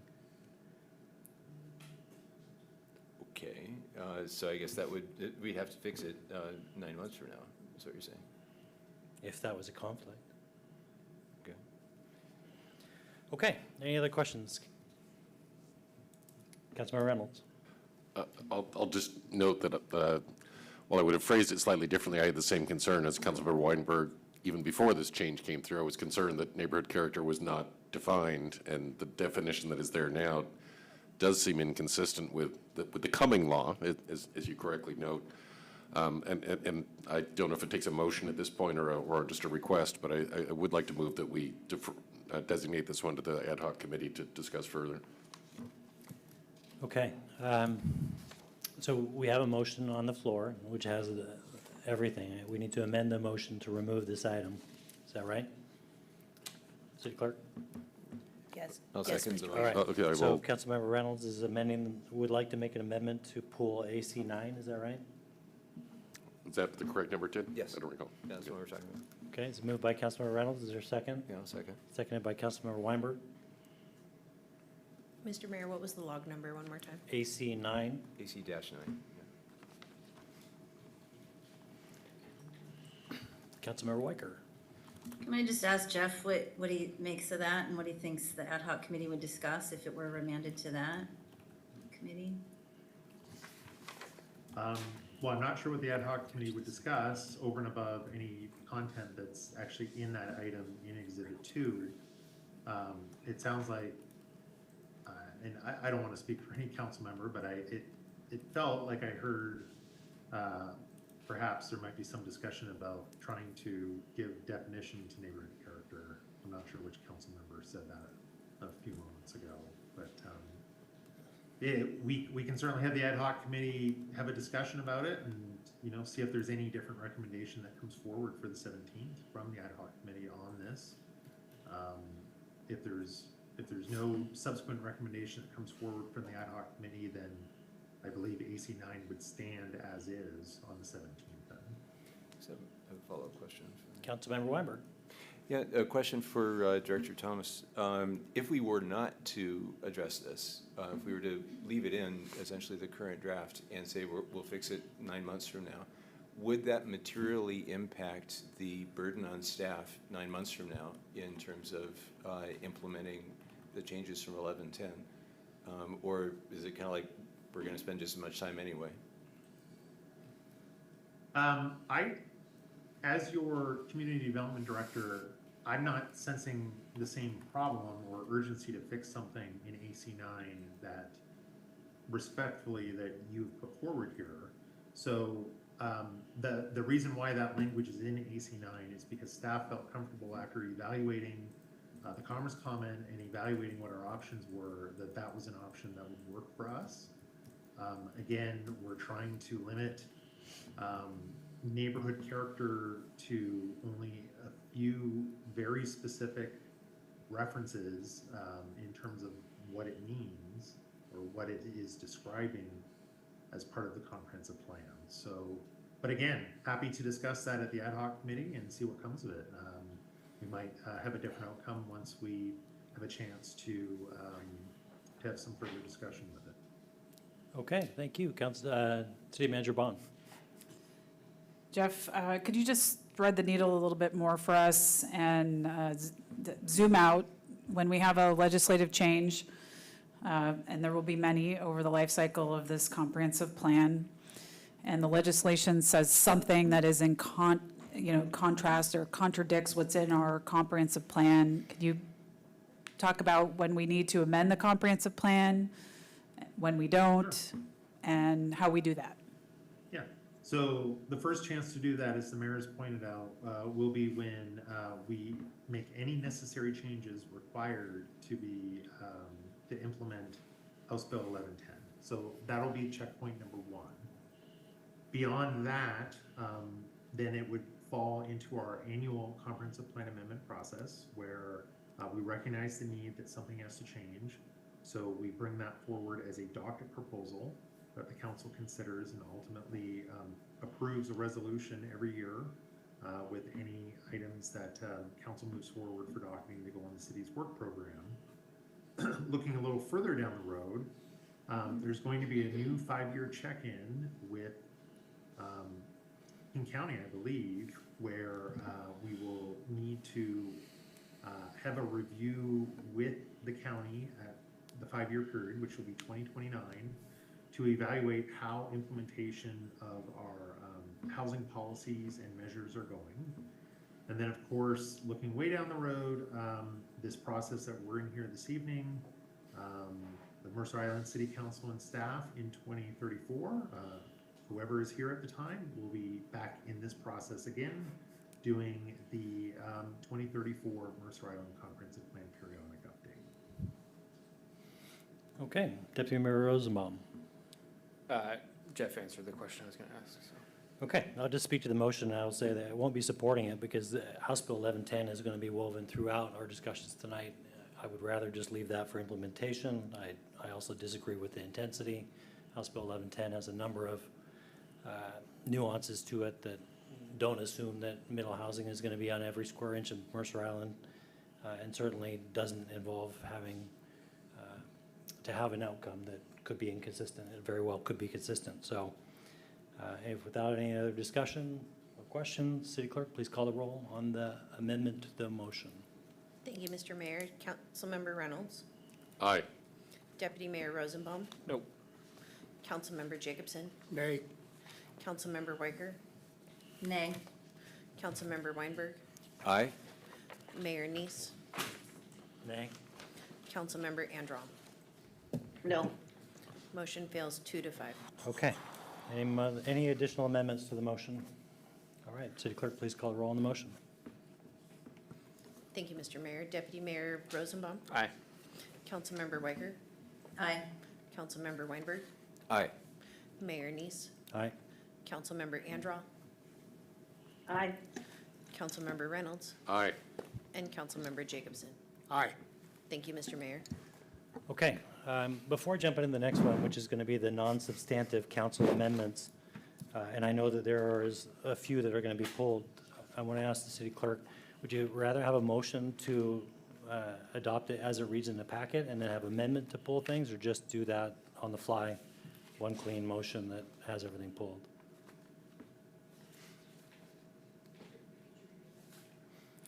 There are going to be some items removed from the log, which is part of Exhibit 3A, and the motion proposes to pass 3A, so I need to modify that. Should I do it in the motion, or should I do it as an amendment to the motion? You can do it in the motion if you'd like to. Perfect, okay. So council, I'm going to call for anybody that wants to pull anything from 3A, and I'm going to incorporate it into the motion. I already have a little foresight into a list of CC 16, CC 44, CC 31, CC 125, CC 145 as being pulled. Is any other council member want to pull anything? Councilmember Anderall? Oh, sorry, Mayor Neese, I was not quick enough to note what is being pulled. Can you run through those again? I sure can. And remember, they're not going away. They're going to go to the council list of substantive one-by-one items that we discussed. Right. So CC Right. 44, CC, 44, okay. So they're not. they're not in order, but I'm going to read them. numerical order. I will read them as they go through the Okay. pages. So starting on page 3 is CC 44. Okay, Right below it, CC 31. A few handful down, CC 125. okay, The next page, top, CC 145. okay. Council, are there any other Just the- items? So I have Sorry, a did I have- question about what the impact of approving this particular Yeah, table is. Let me see if she's got it. So, for example, on, well, let me just find one. Well, when the staff comment is blank, when the staff comment column is blank, does that mean the change is accepted? Yes, anything left on this schedule, other than the items that I said to pull, will be moved in kind of a one tranche towards the final draft. Point of Right, order, but there are Mr. some areas, there are some ones that have staff comments. So for example, on page 4, CC 152, something from Ted, the staff comment says see also comment log number CC 92.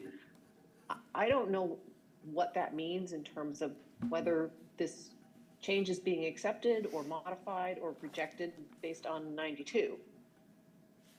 Okay? Director Thomas, do you want to look at that one example and see if we can get to the bottom of it?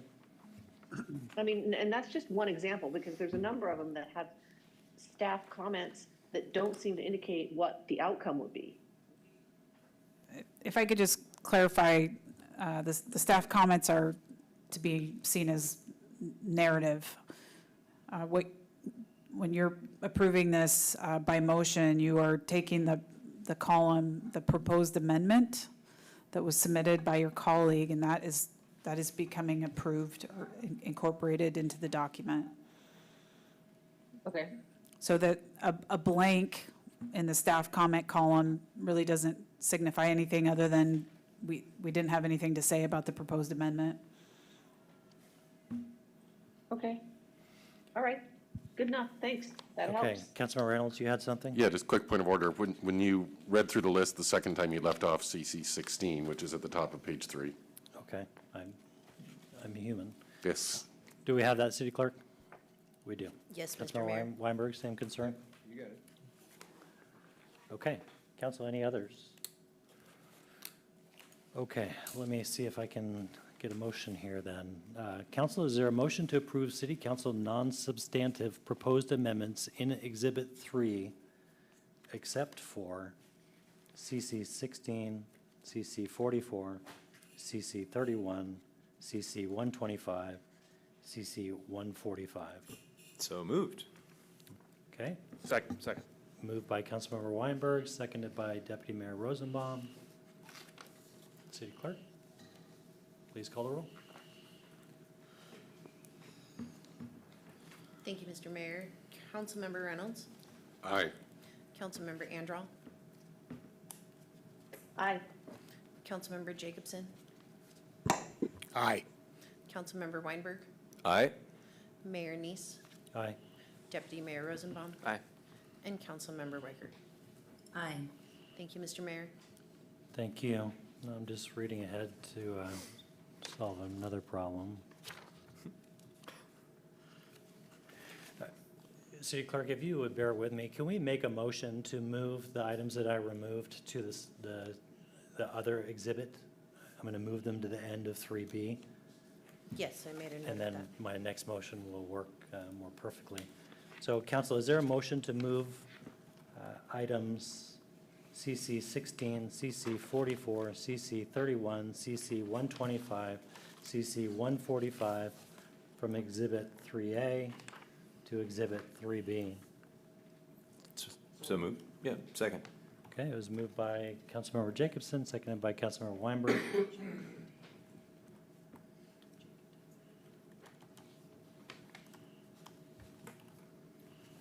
Mr. Mayor, could you repeat that motion just one time? Okay, we're moving to move items CC 116, CC 16, CC 44, CC 31, CC 125, CC 145 from Exhibit 3A to Exhibit 3B.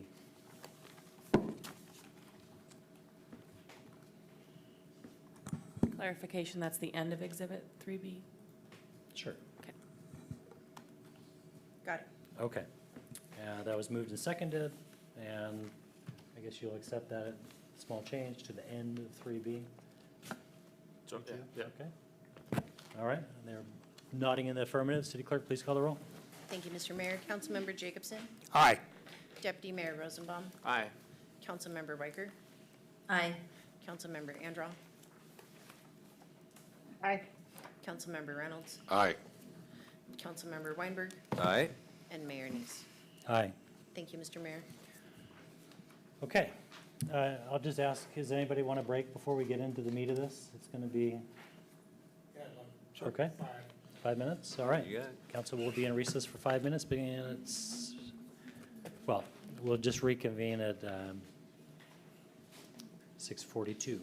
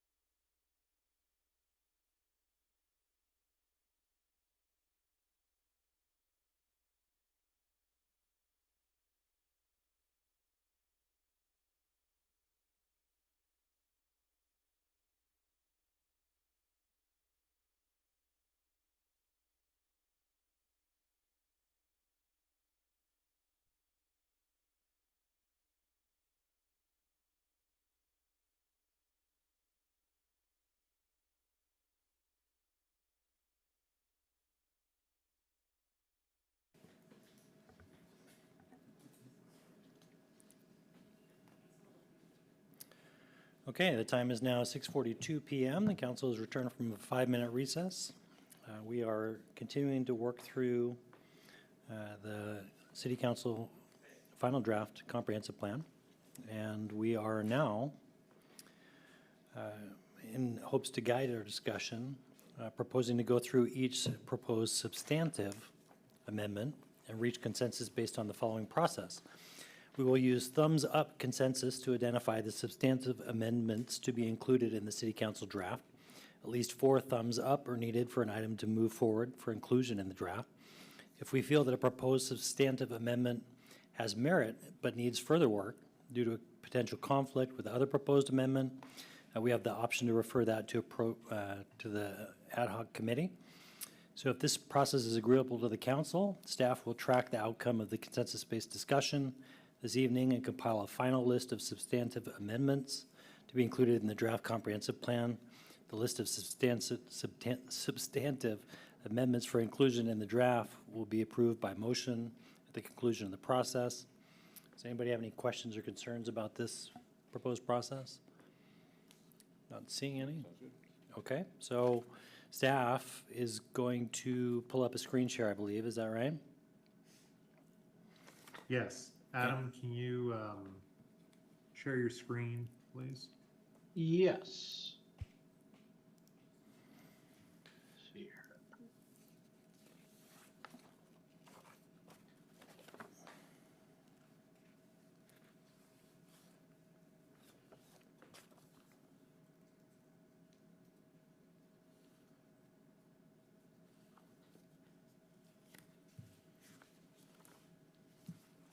So Mayor, just for clarification, this is the August 21st Excel spreadsheet that was sent to the city council on that same date. And then Adam, you also have the planning commission recommended comprehensive plan available as well if we need to flip to that.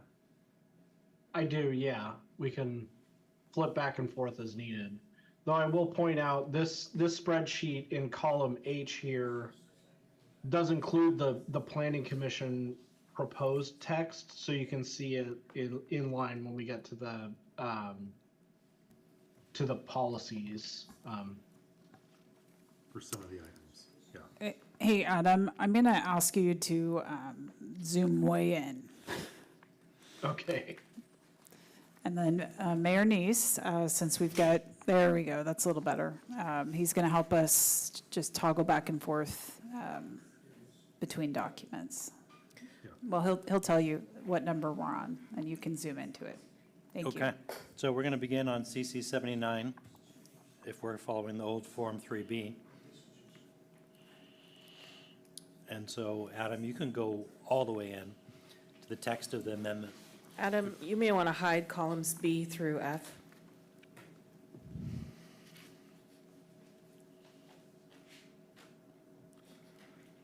There we go. You want to blow that up even larger? Sure.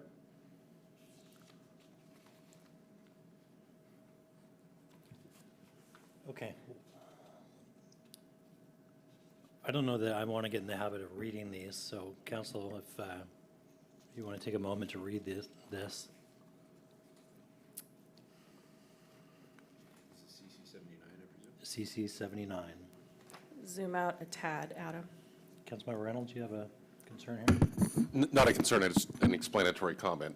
Okay. For those that may not have read the entire document, this is from the vision statement of the comp plan, and it lists out a range of values that we hold, and then an explanatory comment for each of those values. And I thought the list of values that were there were great.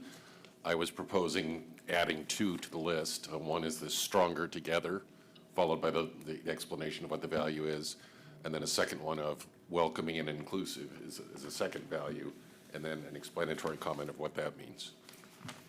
Okay, so this is net new. We're not striking anything to get this. We're adding Correct. all of this text. All right. Deputy Mayor Rosenbaum. Just a question on the staff comment here. It says that the planning commission did not consider changes to this. Was that from a direction from the motion that we had made back whenever that was a long time ago, setting the scope for comp plan consideration, or was this a decision that was made? somewhere along the line. Yes, the scope of work that was initially adopted for the comp plan update did not include revisiting the introduction or the vision statement originally. And so the planning commission didn't spend any time considering potential amendments here. Got it. Okay. Mayor, I got a question. Councilmember Jacobson. So I was just told by the clerk that 3B that was handed out is not what we're looking at. And I got something that's printed big, but the numbers don't correspond at all. So All right, I'm going to try and help you then. I know that's a big task, but. Six rows down, you'll find CC 79 on your really big sheet. Okay, well, what happens to the ones above it? They'll come out of order. They're just out of sequence. So some of those are non-substantive and they were swept up in the prior tranche. Okay.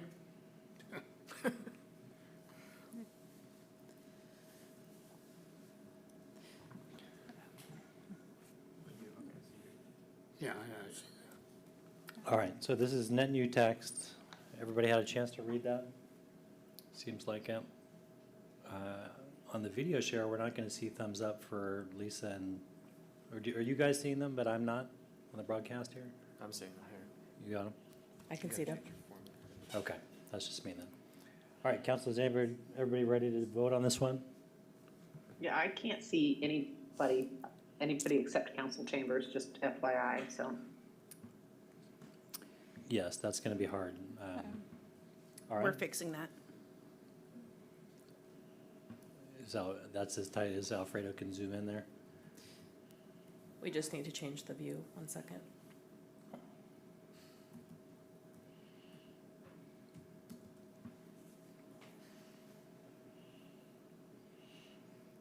Is that better for you, Lisa and Wendy? Nothing's changed on my screen. It might be your Zoom configuration. Councilmember Andrel, if you go up to view on Zoom, you should be able to choose side-by-side gallery.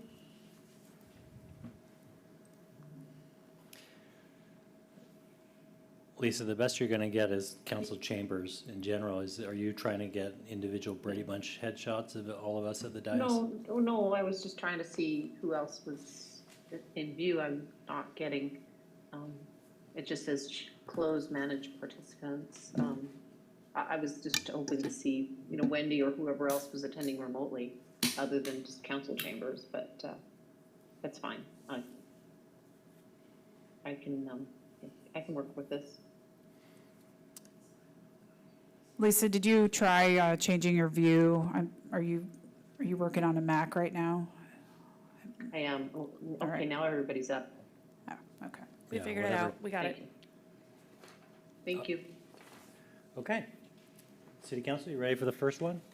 CC is 79. Thumbs up if you want it. Pass. All right. And just as a reminder, I'm going to let Ally Speets, Chief of Chief of Administration, make the pass-fail calls here. Please do not give me more work. Okay, so one in the books. Next one we're going to move to is CC 5. This is, we're going to take it as all as one, but it's really doing three things. CC 5, to help you out, Councilmember Jacobson is down on the middle of that I first got it. page. Got it? First thing this is doing is changing circulation to transportation wherever it occurs in the introduction. It's replacing a historical reference with a more accurate historical reference, and is replacing a travel writer's quote with a statement around Mercer Island and its character.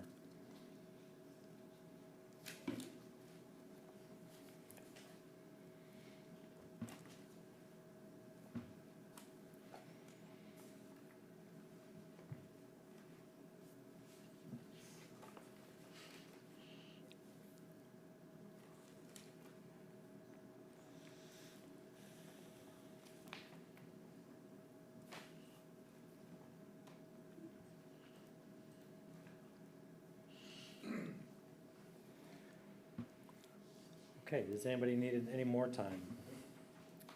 No? All right, we're going to vote on CC5. Thumbs up if you want it.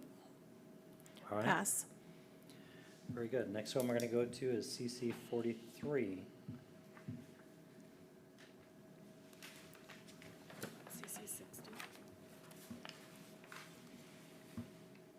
Oh, sorry. CC 60 was, I'm sorry, Adam, which one are you on?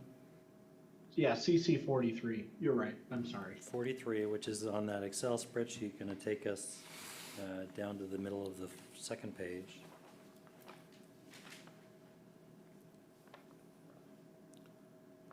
CC 43.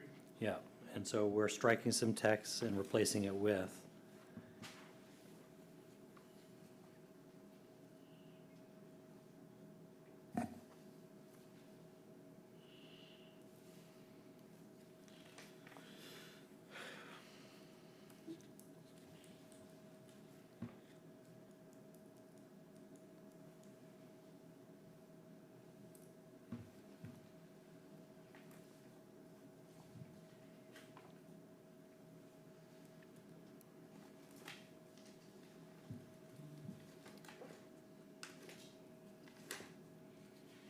Okay, anybody need any additional time? Mr. Mayor? Yes, sir. Would you be willing to consider a friendly amendment to this one? Sure will. Where you say maintaining the current number of grocery stores, would you be willing to say maintaining at least the current number of grocery stores?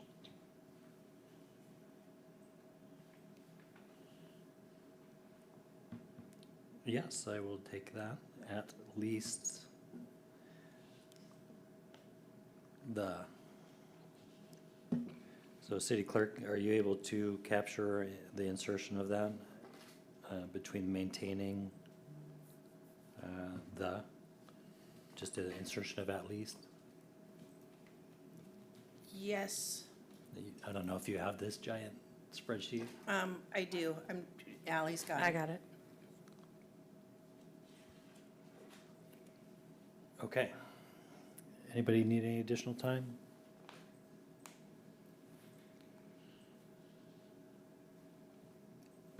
All right. Thumbs up if you want it. Okay. Pass. That is moving forward. Next is going to take us to CC 64. Mr. Mayor, I had actually asked that this one be pulled or removed. I'm withdrawing my request. Oh, I'm sorry. Are there any others that you want to pull? I think that was the only one that I can recall. Okay. We don't need, do we? I hadn't contemplated this, but we're going to read the number, so that's Yeah. fine, right? We can just skip it. Correct. Okay. If we need to vote, I can do that. I'll CC64 vote will no. just but, not be in the roll call. Yeah. Yeah. All right, so that gets us to CC 60.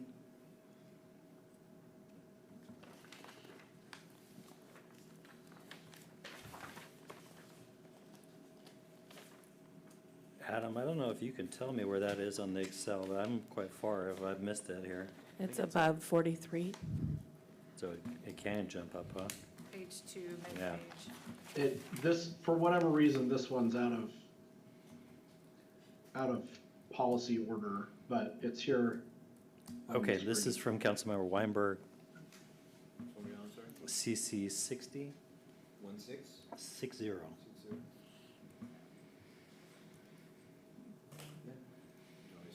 Sure. Yeah, okay. So the comprehensive plan is meant to anticipate and plan for changes over the next 20 years. And when I was looking at this one, I was asking myself, how likely is it that the properties along the south side of Southeast 27th Street, west of 78th Avenue Southeast, are going to redevelop over the next 20 years? And how likely is it that the big bend, so to speak, at 27th and 76th might change its purpose, maybe become a park or become some other development? And do we want to let all that redevelopment happen haphazardly, or do we want to avail ourselves of this once every century opportunity to work as a community to develop a plan that might make the 27th corridor something future generations will be proud of? And it can start with this step. Probably would involve designating 27th as a secondary or a second primary residential pedestrian corridor in town center, but there's probably many other steps that would follow. but I think this would be the first step in that direction.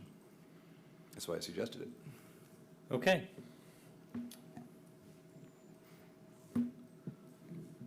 Would it be possible to hear a little bit more about the staff comment here in terms of what the workload is around this? Yeah, I think the staff comment when we took a look at this one is that it may precipitate some town center code work at some point in the future. That could potentially get rolled in with other town center code work, or it could be a standalone effort. Okay. Council need any more time before deliberating or voting? Not seeing it. All right. All those that want it, thumbs up. Looks like Pass. pass. All right. CC 60's in the books. CC 67.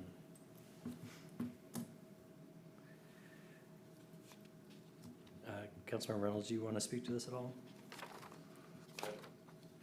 I think it's fairly self-explanatory, but just want to make sure everybody looks at the version that is on the screen rather than the printed out version, because the version that's on the screen has the strike-through that is missing from the version that's on our desks.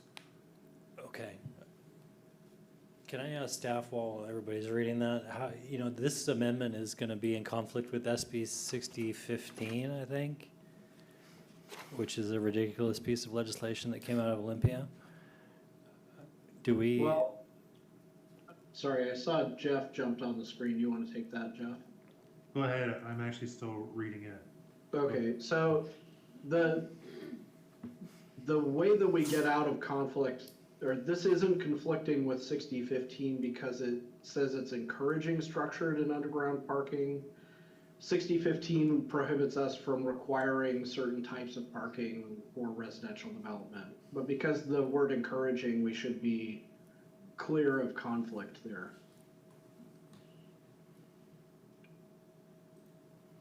Okay, but does this have an impact on right-of-way parking? Or is this in a section of the comp plan that it is only dealing with private development? It doesn't necessarily, this isn't speaking to, as I understand it, it's not speaking to parking within the public right-of-way or street parking. This would be structured parking provided as part of a development.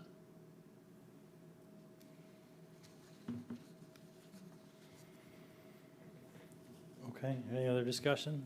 Anybody, could this go wrong? Could this make a development like University Village infeasible in Mercer Island?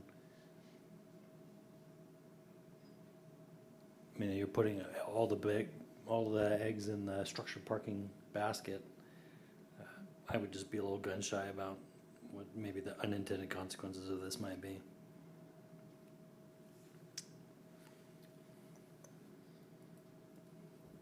I'm not overly concerned by that because of the use encourage, but. Yeah. It makes it kind of a should rather than a shall, right? When you use encourage, I mean. Okay. All those in favor, thumbs up.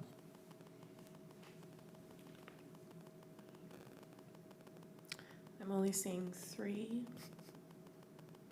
4. Pass. Okay. So that clears CC 67 and gets us to the back of the first page. CC 70.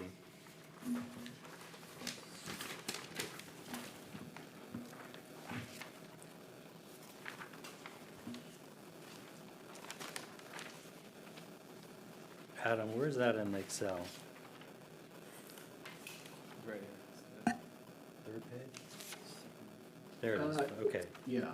It's 3 up Did you from find it there? I got a 3 up from the bottom of the second page. Okay, so this is yours, Councilmember Reynolds?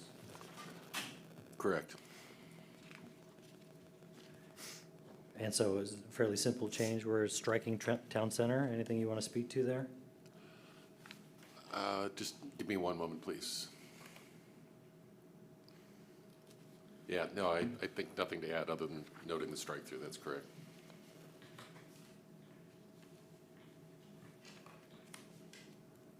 Okay. Council need any more time? All right, all those that support it, thumbs up. Pass. Okay. Next one is CC 12, is that right? CC 12, and I have no clue where that is in Excel. We're going backwards, or? Try 4 down. So next page, second one. Third page? Second one down. There we go, second one down on the third page. All right, this is coming from Lisa Androl and Jake Jacobson.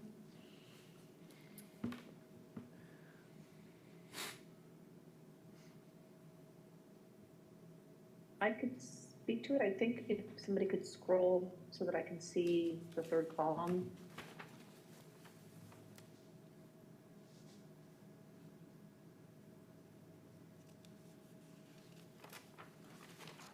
Oh, okay, yeah.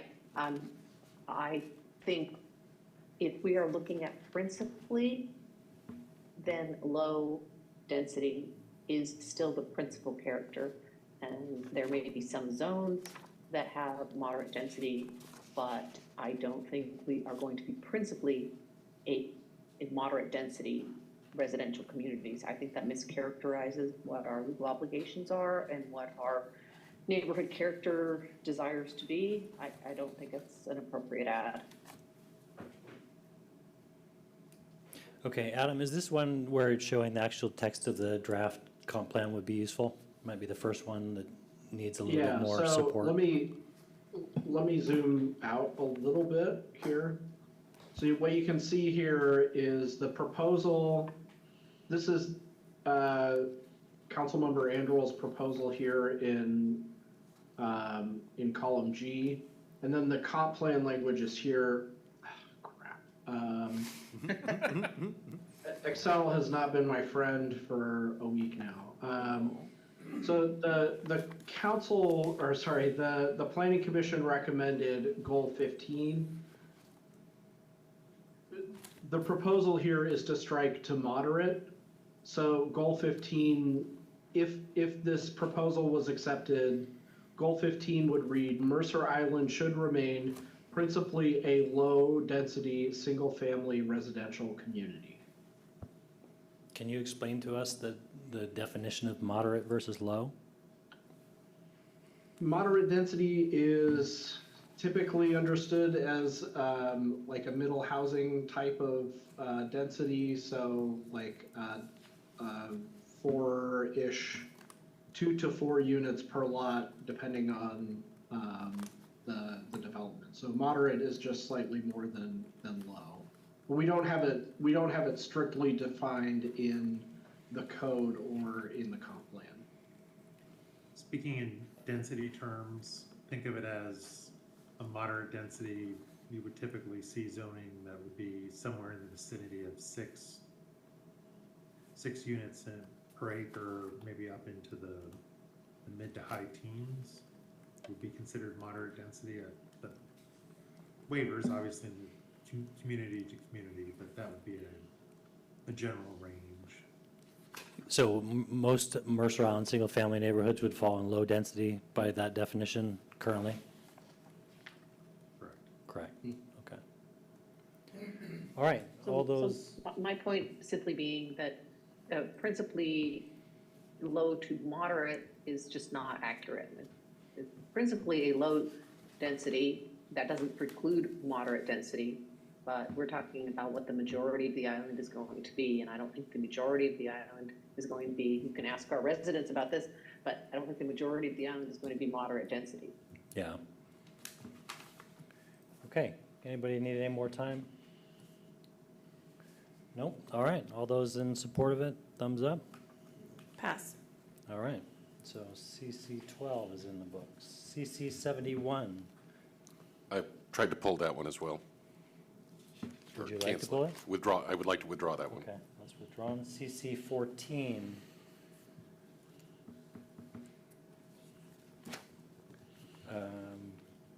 Boy, so we got a question embedded in here, but can, Yeah. Adam, for the benefit of the council, can you highlight the actual amendment, proposed amendment? CC 14. No, not all of it, just what is the actual change? Let's see if I can do that with. So is it just striking commercial office unless until the code is changed? Yes. Okay. Yeah, I mean, Jake and I were recommending rejecting the new language, but, which was shown, underlined in the comp plan draft. I don't have that in front of me. I only have this table in front of me. But regardless of what language is chosen, there's a couple of places where we talk about housing in commercial office zone, and I don't think that that's been adopted yet. No, you're correct. Let's just make this motion very clear. Can you and Jake, on the fly here, dictate the motion that you would like to make?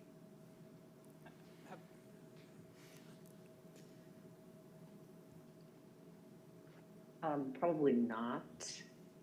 I mean, are we striking commercial office everywhere in the comp plan?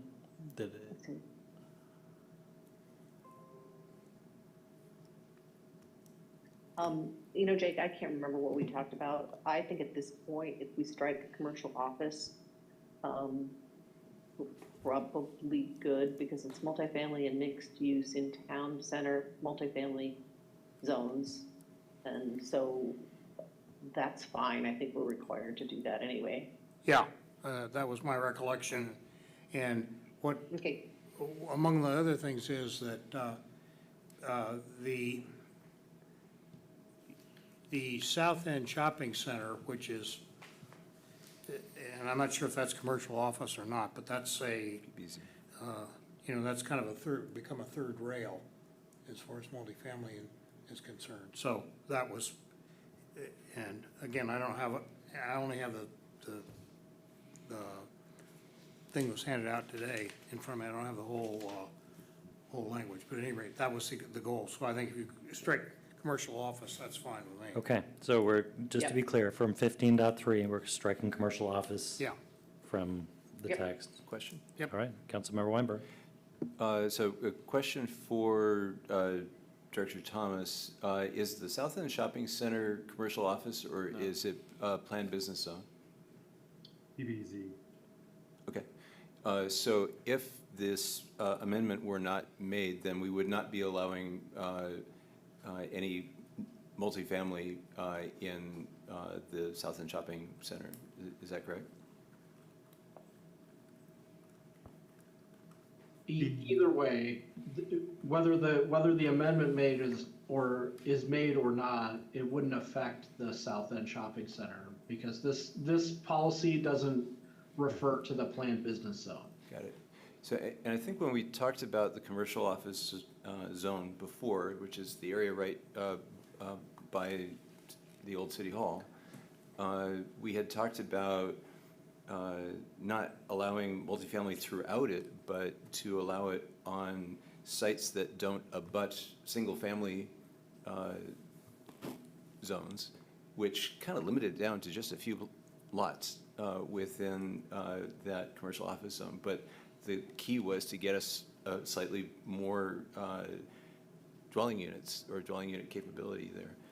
So I'm worried that if we accept this amendment as it is, that we're essentially saying, no, we're not going to have any multifamily in that commercial office zone.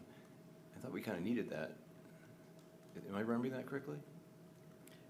So I don't know who that question is for, but Director Thomas probably can answer the question about capacity in the LCA. Yeah, I can answer that. To Councilmember Weinberg's question, Council back in January directed staff to further explore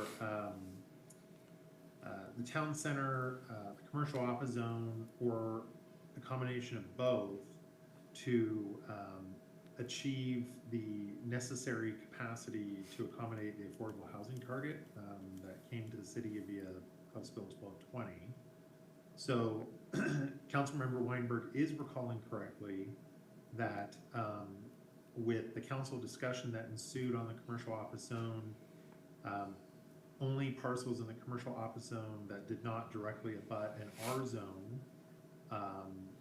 would be parcels that would be considered for potentially allowing housing as a permitted use on those couple of commercial office zone parcels. In effect, if this proposed amendment here moves forward as put forth here to strike commercial office zoning from any reference to future housing, then we would just simply look at the town center then for achieving that target requirement, again, that we discussed in January. It is possible to do that with only the town center zoning. And again, I think as already has been pointed out here in this brief discussion, there were only going to be a couple of parcels in the commercial office zone that would actually contribute to any capacity solution.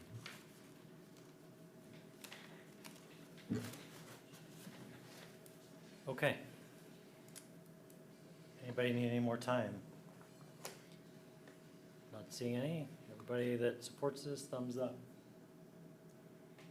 Pass. Okay, the next one is gonna be in the same section of code, so it's a conflict. CC 14 is done, CC 46 is next. So I got a question for you, Adam. Can you look at the actual comprehensive plan and answer my question here? Is 15.3 lying in a section titled outside town center? It is, yes. Is that normal? This is an interesting policy because it talks about encouraging this kind of development in several different zones, one of which is town center, as you pointed out. So it's kind of a strange place, but it'd be hard to put it only in town center.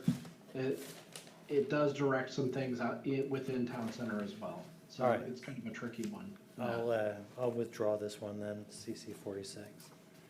I'm gonna move on to CC 47. And this is 15.4. This deals with striking existing text and replace with. And so the replacement is social and recreational clubs, schools, and religious institutions are predominantly located in single-family residential areas of the island. The city council may consider measures within land. Okay, so as I recall, the language that was in 15.4 was maybe more determinative, like shall?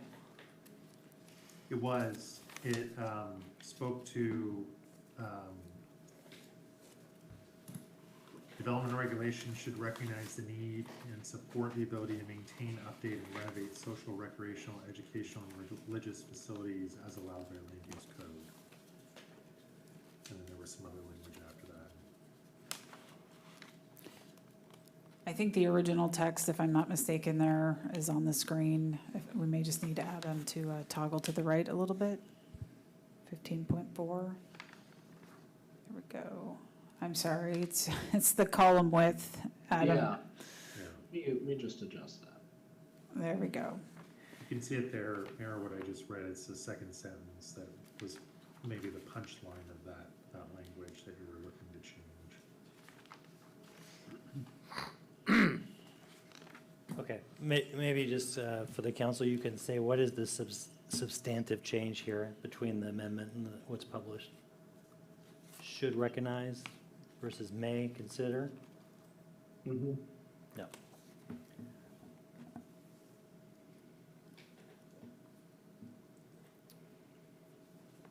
All right, council, need any more time?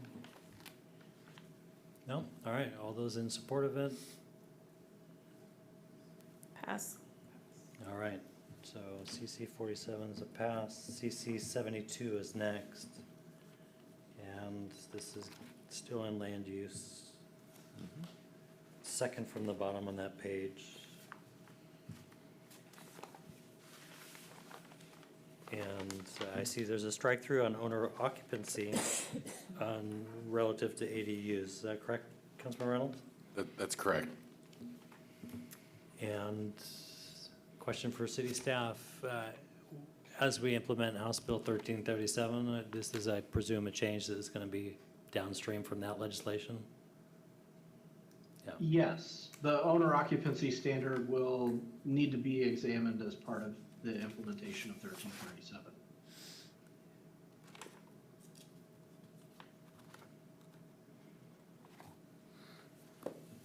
Question then, is it premature to strike owner occupancy at this point? Given that we'll be needing to start working on 1337 almost immediately following the comp plan update, I don't know that it's necessarily putting the cart before the horse. This is kind of like when we were discussing 1110 earlier today, in that we'll need to take a look at this as we develop those permanent regulations for House Bill 1337. We can do it now with this amendment, or we could do it then with that amendment. Okay, so council will have time to make those changes and update the comp plan to be in alignment with 1337 when we implement. All right, anybody need any more time? All right, anybody that wants to support that, thumbs up. Fail. Okay, the next one is gonna be CC 49.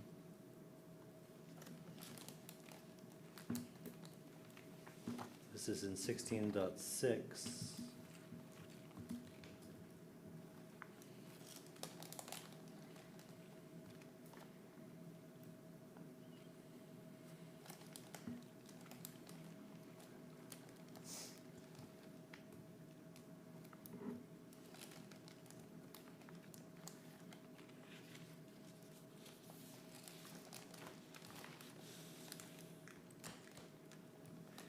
Yeah, so in the countywide planning policies, there's a concept called 4-to-1, and when you're trying to create policy to create something from nothing, but to give a development incentive, the 4-to-1 says that we're going to get 4 times more public benefit than you're going to get 1 times development benefit.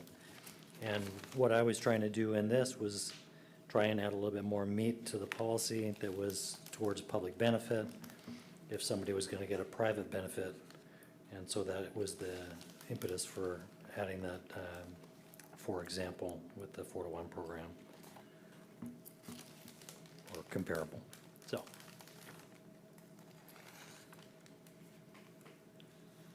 Anybody need any more time? Any questions? Mr. Mayor, may I just ask a question of staff and maybe you as well? When I first read this, it read very specific, but I'm looking at it again, and the first 3 words are 2 words, explore flexible residential development. So maybe that opener makes, when I first read it, I interpreted it as must do, like something like the countywide 4-to-1 program, but I don't think that's what you, comparable to, so maybe the language is flexible enough. I just want to be careful about locking us into this specific concept. But I think we're okay. Is that what you intended? Yeah, it's intended to create a program, explore flexible residential development regulations and incentives to encourage the creation of permanent open spaces. And I mean, it had to be flexible by nature to create a. You're suggesting that flexible should be removed? You would create a program that's less flexible? I think I'm okay with the language as is. The reference to the 4-to-1 program read very specific to me, but I think you included that as just as such as, not as a do this.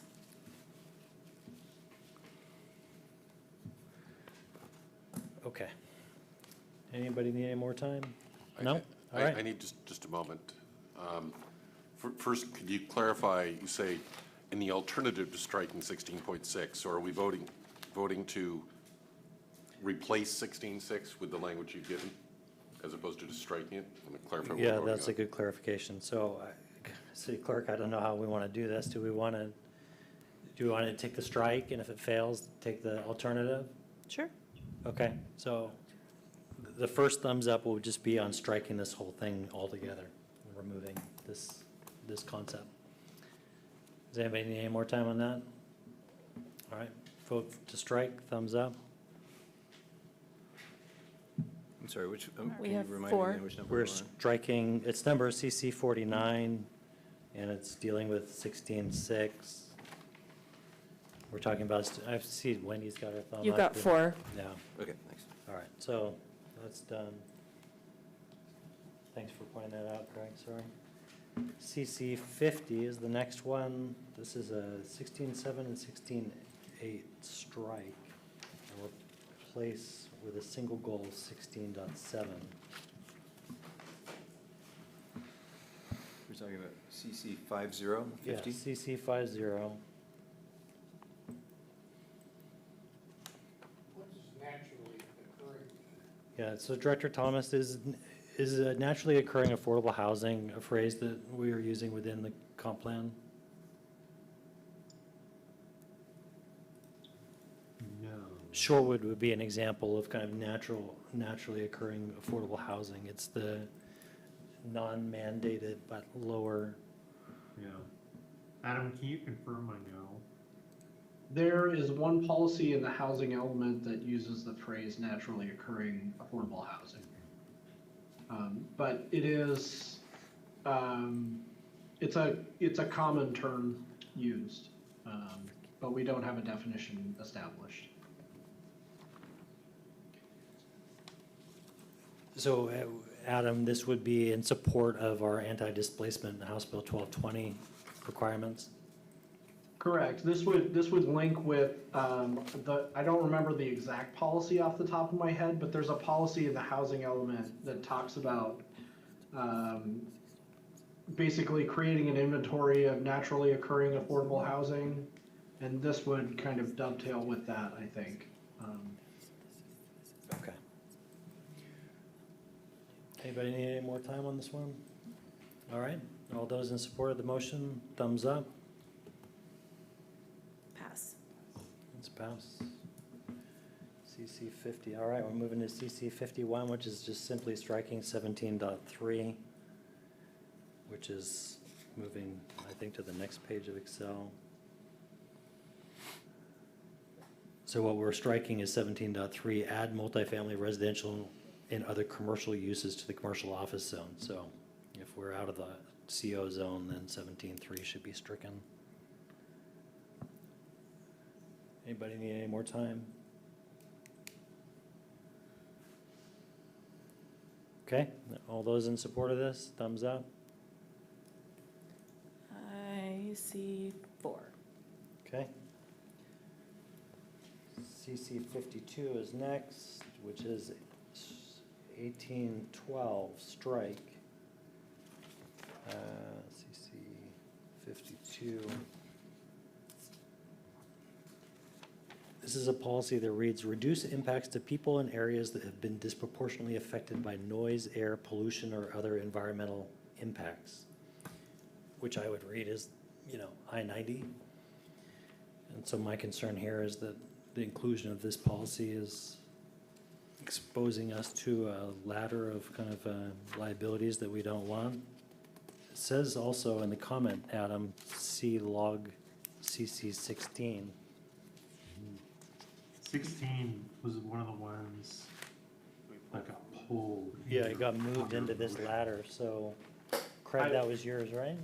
CC 16? I think so. I gotta remember what CC 16 was, though. Yeah, let's look That at was, it. CC 16 was Lisa and Jake recommending deleting 18.11 and 18.12 unless required by state law. And I have both CC 16 and 52 up on the screen now, if you need it. I don't see it. Okay, so he's got it on row 47 there, CC 16. Okay, thanks. All right, so we won't get too confused. We're still on CC 52, which is striking 18.12, which is part of her CC 16 and Jake's CC 16. We're still gonna deal with this as we are. Well, it seems to me on this one, you're just signing up for building a bunch of sound walls. Seems Yeah. like it. They ain't cheap. Yeah, I'm supportive of CC 52 if we're ready to take a vote. Okay, Councilmember Reynolds? I just get a note that you made an interesting economic argument about the discount reflecting the conditions already. I'm just going to note that sometimes conditions change after people buy property. Airport flight plans change, highways are built, et cetera. So it's not an entirely fair argument. I would be open, though, to changing 18.12 to say, explore opportunities to reduce impact, which would be somewhat less of a commitment. And so I guess I would move to change the wording on 18.12 to say, explore opportunities to reduce impacts.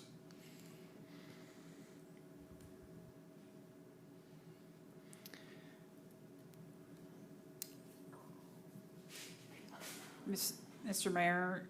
I don't know we're going to do that. We're not making motions and we're not Okay. amending them. Okay. You know, if you can get a friendly amendment, you can do it, but Okay, well, can I offer that as a friendly amendment?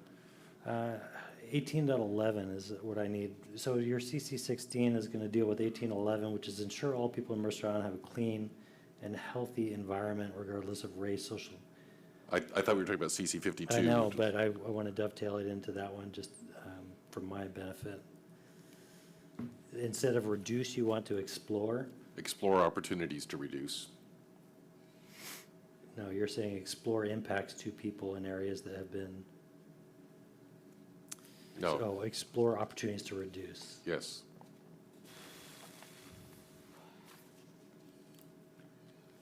Yeah, I'm going to stick with the strike.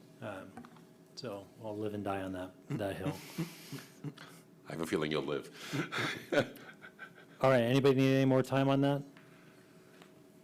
So just to clarify, we're on CC 52. We're on CC 52, which would just be striking 18.12. All right, all those that support it, it's going to be a thumbs up. Pass. Okay, CC 52 is done. All right, good job. We're on to our first full next page here, it's CC 19. And this is the Lisa and Jake one.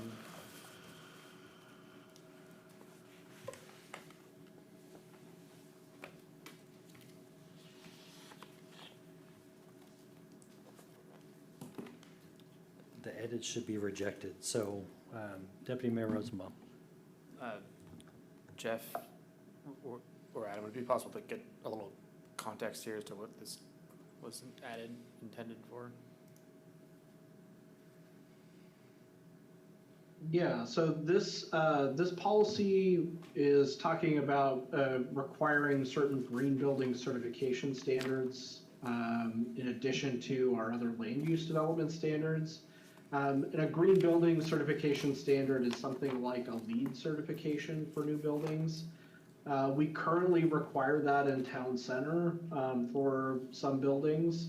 And the Planning Commission proposed language here is to consider expanding that outside of town center to other zones. And then we're on the question of whether or not that's required by state law, there isn't a state law that requires us to do that one way or the other. Adam, just to clarify, the 21.3, the Planning Commission is regulating subdivisions as a component of the, so you say other zones, but are we actually just adding it to short plats and long plats?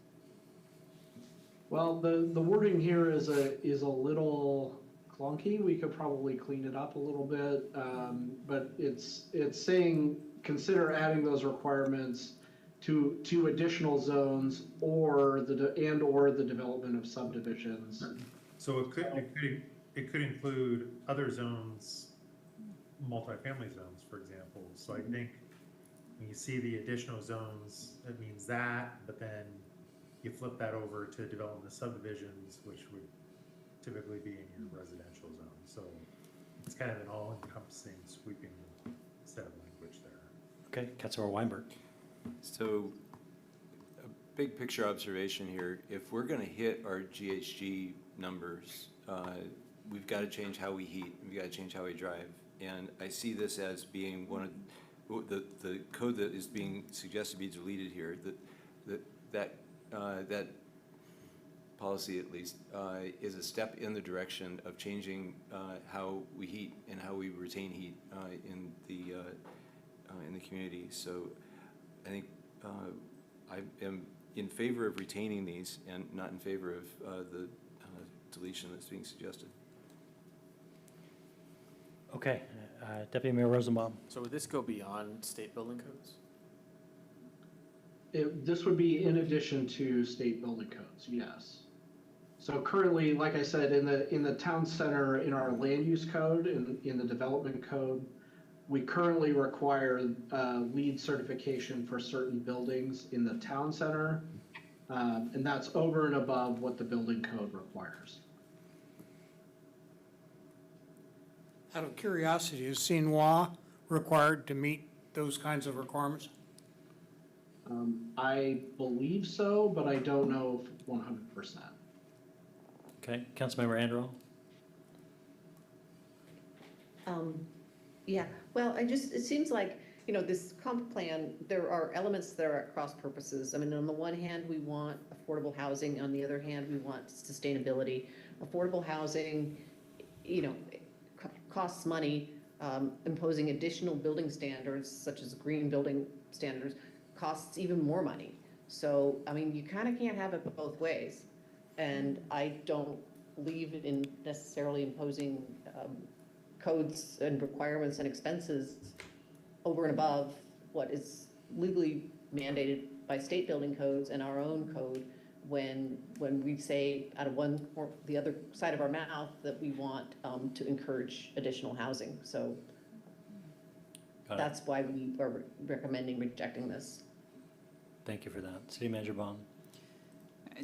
I just wanted to point out, and I'm not sure how I feel about 21.3 as written, but because the word consider was included, it is not a must-do, and I can live with it. If the word consider wasn't in there, I would have some pretty serious concerns. So the language is... Yeah, my concern is just talking to new homeowners, building new construction, and knowing the new energy code. It is already one of the most restrictive in the U.S. This is adding another layer of expense, which is going to serve as a disincentive for even getting the new construction that would be subject to the new energy code. So, much like we've seen with docks, when you go a bridge too far, you don't get any development, and then you become a net loser of the benefit. So I'm not going to support it. All right, anybody need more time? Could Councilmember Reynolds. Yeah, I will be supporting this. I think Carolyn Bozeman did a great job of pointing out that this is entirely consistent with at least two portions of the climate action plan. And I agree with Councilmember Weinberg that we got to change doing things if we want to change the world. And it doesn't say we're going to require this. It just says consider it, as the city manager noted. And I think that's an important thing that we should consider. Yeah, my challenge is doing it with other people's money. All right, anybody need more time? All those that, so let's just be clear, supporting this motion is deleting this text, right? Correct. CC 9, so those in support of CC 19 is thumbs up. Fail. Okay, we're on to CC 61.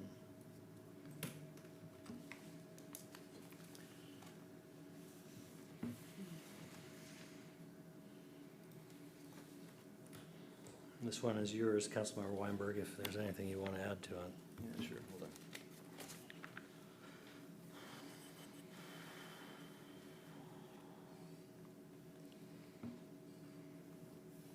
Yeah, so if there is an action in the climate action plan which already matches this one, that is, that creates an annual tracking of new and significantly remodeled structures verified under the various green building programs, and if we can show how those statistics are incorporated into the city's sustainability tracking system and performance measures, then I'm okay with the deletion of the policy 21.5. But otherwise, my motion in CC 61 is to bring it back. It's an existing thing in our comp plan that I think is adding value. Okay, City Manager Bond, do you want to talk to the staff comment at all? About requiring funding, if it's already, and did we already fund this, as Councilmember Weinberg is saying it's already, you're saying it's already in the cap and it's already a mandate?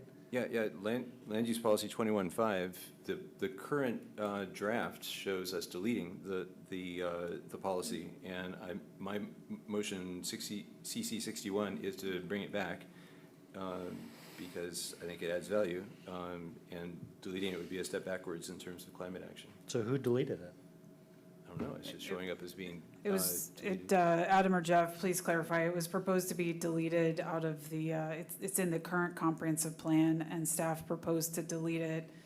I believe I can confirm that this is not tracking, we are doing or have done, Jeff.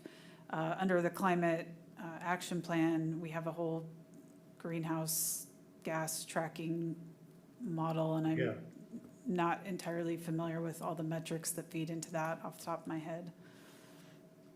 I believe it may have been duplicative, Adam, is that was why, it didn't need to be in the comp plan, it's in the cap, so we're trying to,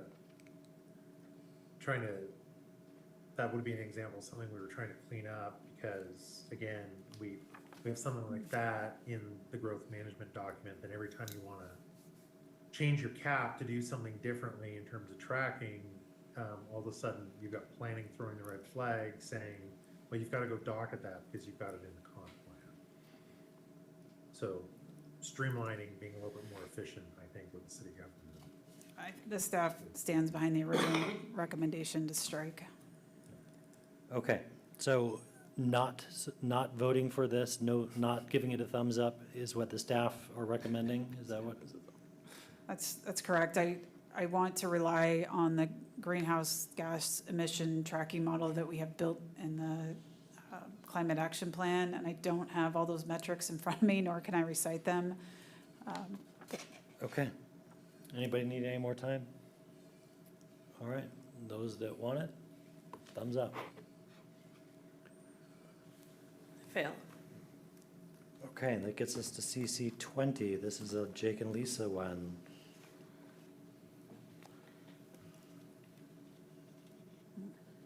And if I could point out, just while we're here, CC 20 and CC 53 are both proposing the same thing, to strike policy 27.6.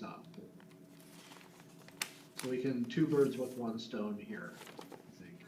Yeah, and I was just speak to it, Jake and I had recommended striking a portion of this. If the mayor is recommending striking the entire policy, we can get behind that as well. Adam, can you toggle to the right so we can read 27.6.4? Oops, I know, you've got that jumpy. It's Not jumpy. looped in. Yeah. It's very jumpy. There we go.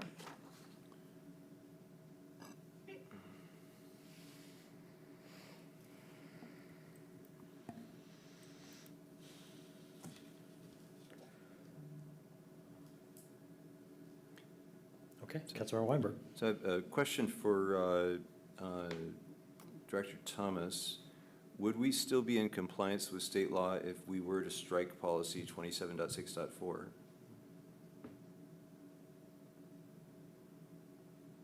We're talking about CC 20, right? Am I in the right way? Yeah. Yeah. I'm just reading it quickly.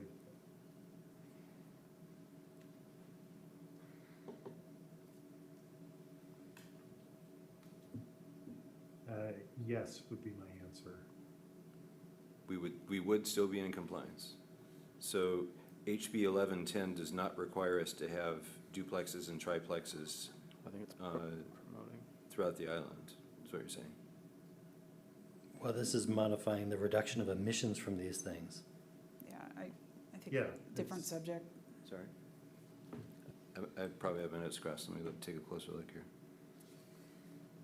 The mayor's correct in his comment that he just made. This is not saying that you can't have duplexes, triplexes and such. This is related back to green buildings, something that we just discussed a moment ago.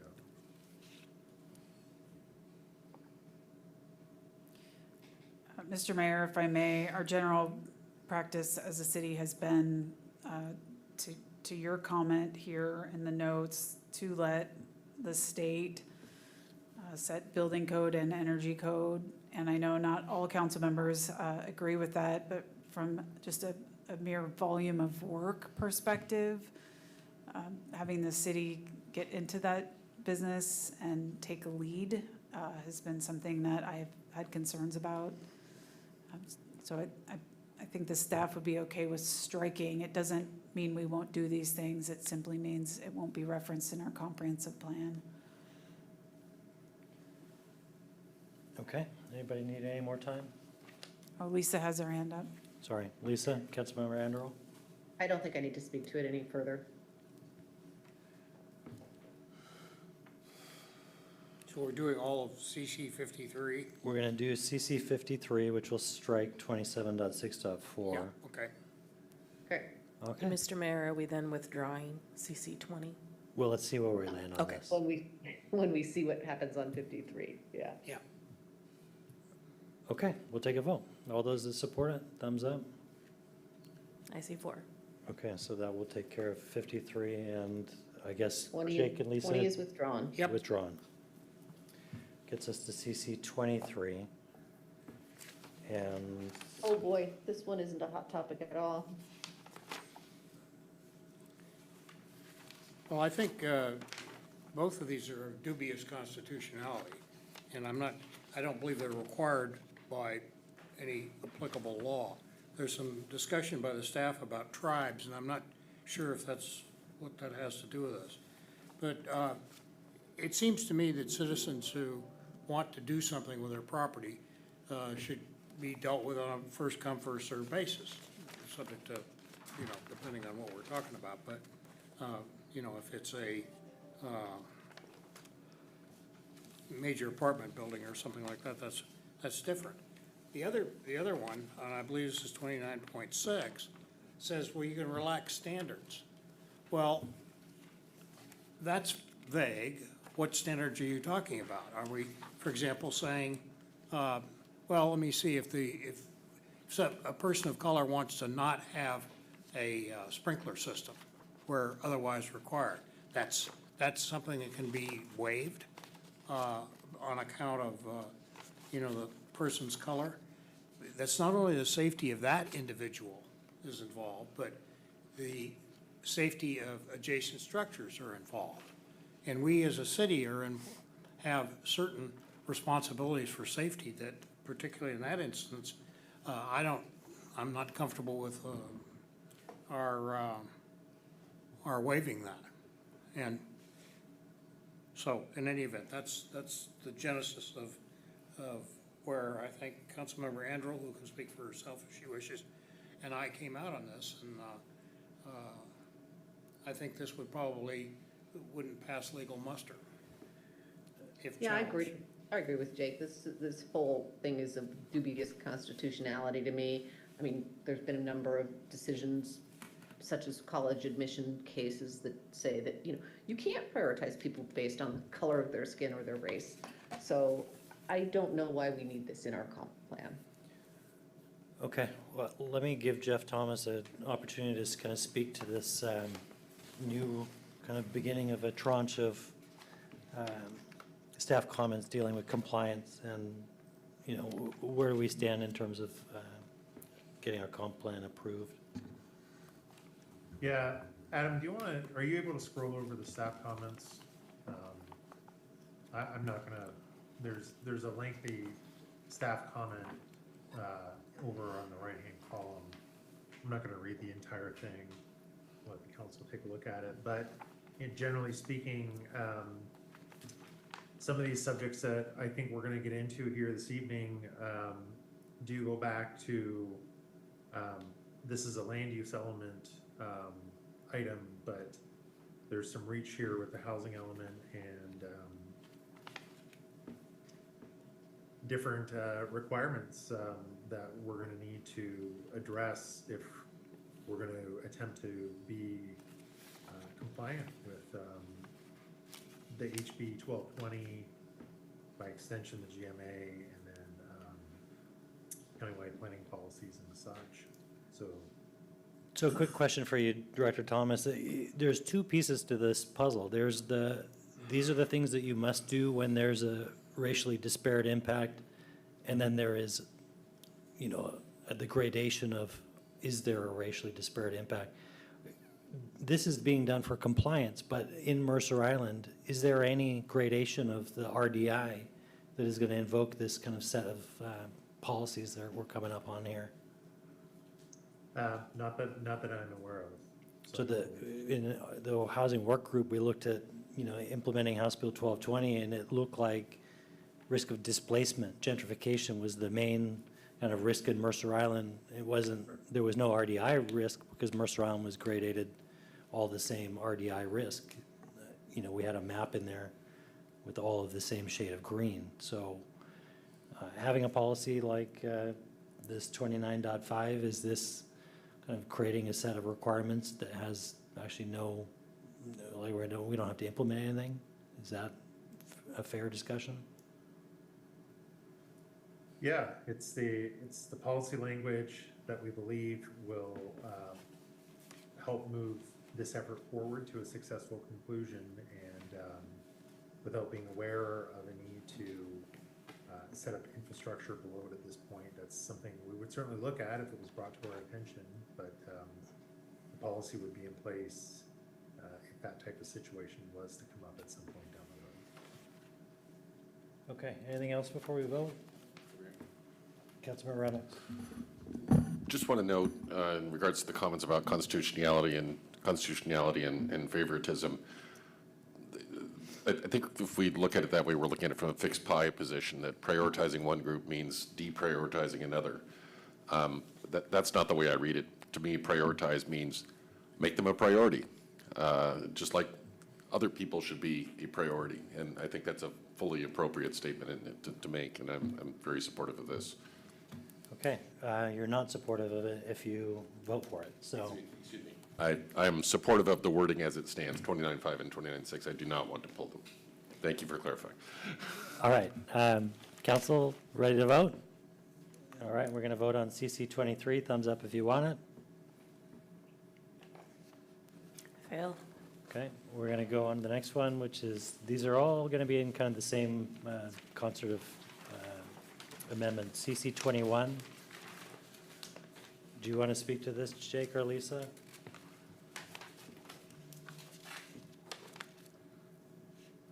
Let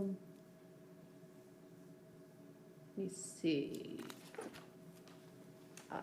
Yeah, the staff comment on our recommendation is to retain goal 30.6. Staff recommendation says it could be challenging given changes in state law regarding residential development. Some of those changes in state law are not required to be implemented yet. And, I don't know. It says the policy would likely conflict with, I don't understand where the conflict is. It is very neutral. It says we've consistently accepted and planned for a fair share of regional growth. And, basically, we've got, environmental constraints, infrastructure and utility limitations, and supply of developable land. I would ask that there be some more specific responses to which words in 30.6 are challenging to implement or challenging to retain, since we've already implemented them in our prior comprehensive plan. Okay, so just so everybody's clear that by voting for CC 21, we would be restoring language, is that right? That's correct. And it would be restoring the language of 30.6 that Mercer Island is consistently accepted and planned for its fair share, yada, yada, yada. Yep. Okay. Could you put up 30.6 on the screen, because I don't have a whole comp plan? Yeah, it's here in column H.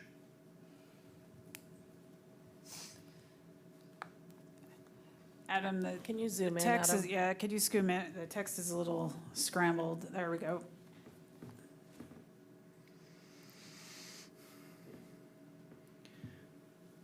where is policy 30.6? I don't see that. If you look at, can you read the screen at all? Yeah, I can. It's that Just click on cell, that box there, column Adam. H right there. Yeah, it's right there. Okay.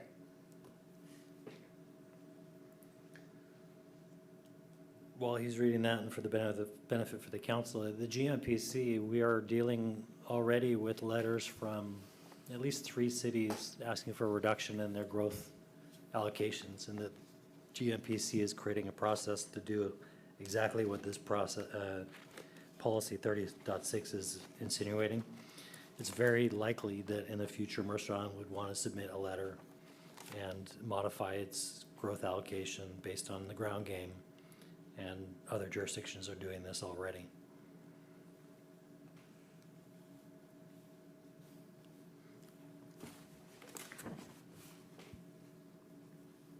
So voting for this would be restoring that language. Anybody need any more time? Okay, all those that want to support this, it'd be a thumbs up. Looks like that's a pass. Oh, sorry, I didn't mean to get ahead of you there, Ally. Wild. All right, so that gets us to CC 25. Hey, Jake, you just cut me off if you want to talk to any of these, but I seem to be on a roll. Say that again? I said, you just cut me off if you would like to speak to any of these, but Oh, yeah, I seem to be yeah. on a roll. But it's always ladies first with me. Okay, well, I think that, so that part of this was just kind of a question / comment, but it's just a very long way of saying, again, delete the reference to multifamily in the CO zone, and the staff's last recommendation or statement that says a sample finding could state, would be fine with me as well, although that doesn't mean, I think we're still considering whether multifamily should be in the CO zone, so I think maybe it would be better and smarter to just delete the CO zone and address it later in our zoning decisions. Okay, so this is just removing the CO reference out of the preamble. Yeah. Okay. Yeah. Well, since we've done that already, this should be an easy one. All right, everybody ready to vote? All right, thumbs up to support that removal? Pass. Okay. That gets us to CC 26. Okay, well, this is fairly straightforward as well. This is referencing Table 2, which talks about the, how we would change consideration for review of permitting of different types of housing. And it was our view that specific types of housing should not receive preferential review treatment. If we were going to simplify permit requirements, reduce review time, and consider other adjustments, it should apply to all housing. And then again, delete the reference to multifamily in the CO zone and delete the reference to anti-displacement measures, given that our racially disparate impact map shows no racially disparate impacts.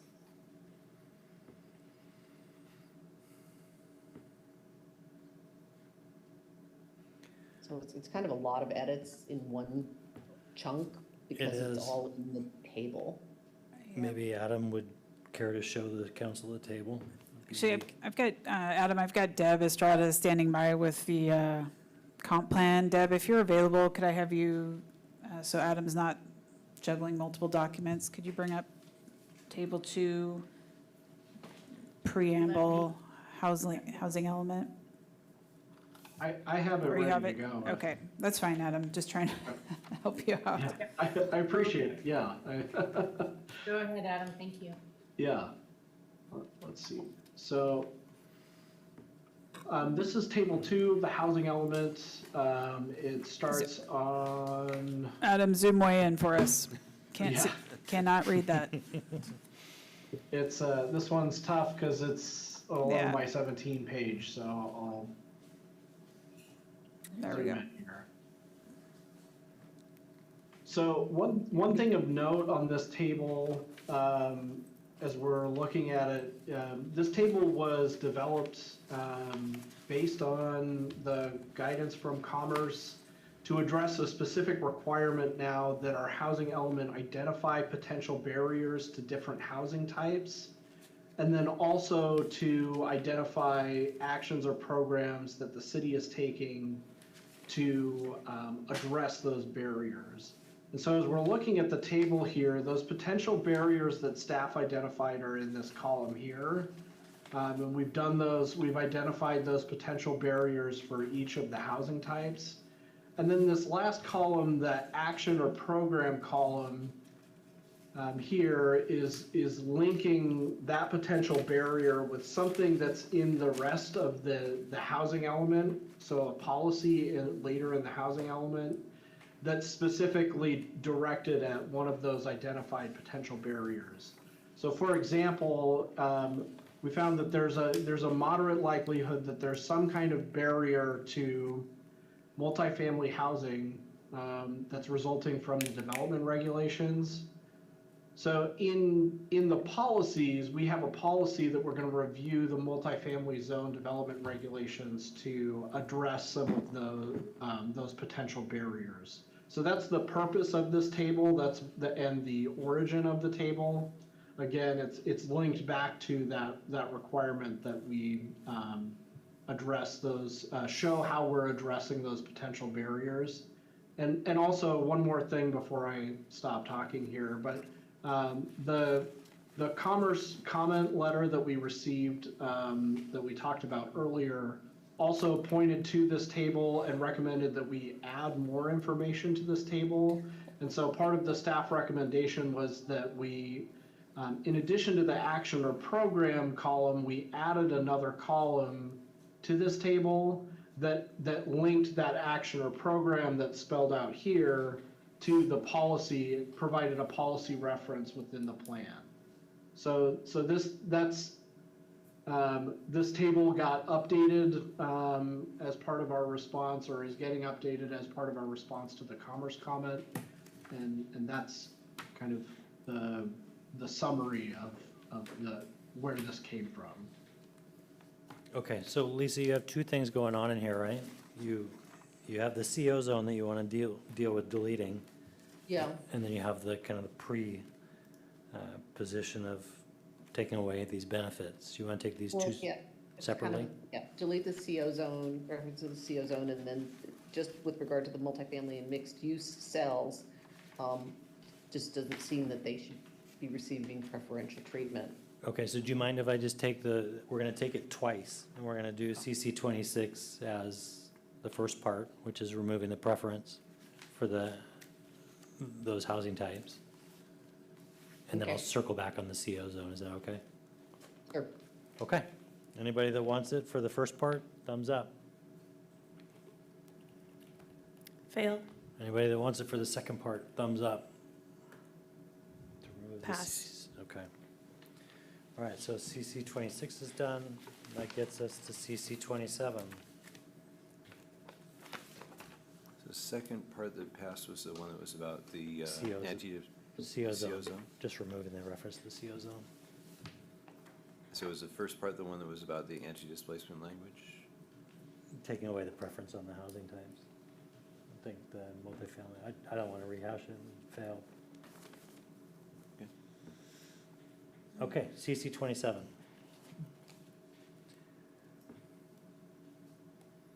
Again, another table, right? Oh, my goodness. Yeah. Same vein here, deleting the reference to streamlining. Yeah. Okay, anybody need any specifics on this? If you want it, thumbs up.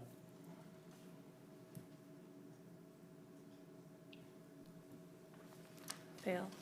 Okay, CC 28, preamble. Yeah, this is just a deletion of the undoing the risks identified, impacts identified in the RDI evaluation. It's just our view that given that the entirety of Mercer Island has been identified as low displacement risk, this language seems unnecessary. Okay, Everybody ready to vote? If you want it, thumbs up. Fail. Okay, next one, CC 29. This is deletions. Deletions.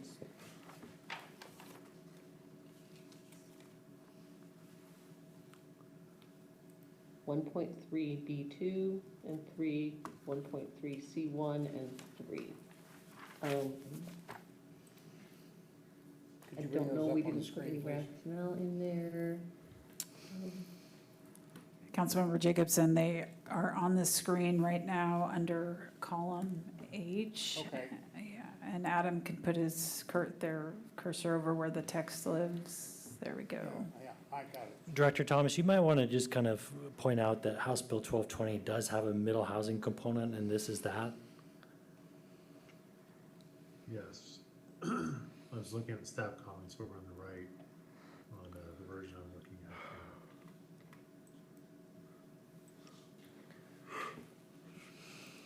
And so unlike House Bill 1110, which gets very specific about middle housing and where to put it, House Bill 1220 said you just have to make these statements of allowances, I guess. We do, yep. Jake, do you want to just withdraw this one then?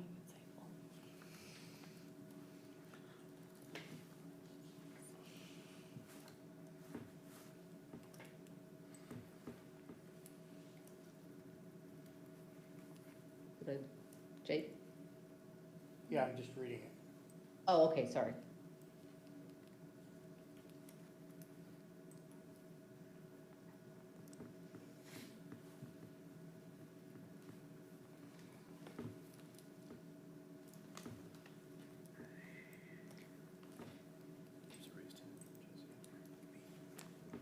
Jesse's old hand, new hand? Oh, old hand.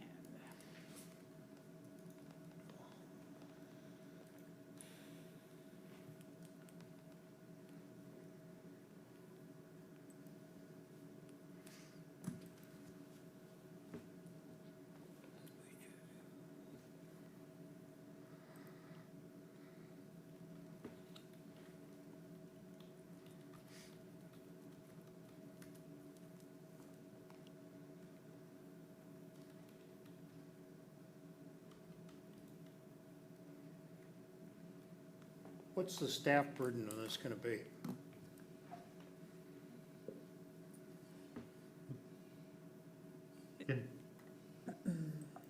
Councilmember Jacobson, can you repeat that? I didn't catch the first part. Yes, my question is this something the staff is going to have to do? And if so, what's the burden on the staff to be doing these things, to be promoting things and use the other verbs that are in this item?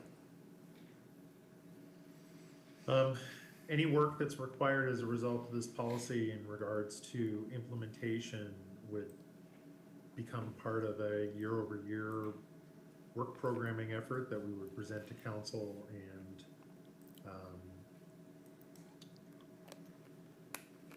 and get some sort of affirmation from the council that this is work that's expected to be done within any particular calendar year or budget biennium. Jeff, if I may ask a follow-on question, the text as drafted is in staff's opinion what is required by law. So while the work program associated with this, or there will be a work program associated with this, the staff opinion is that the text as presented needs to be included.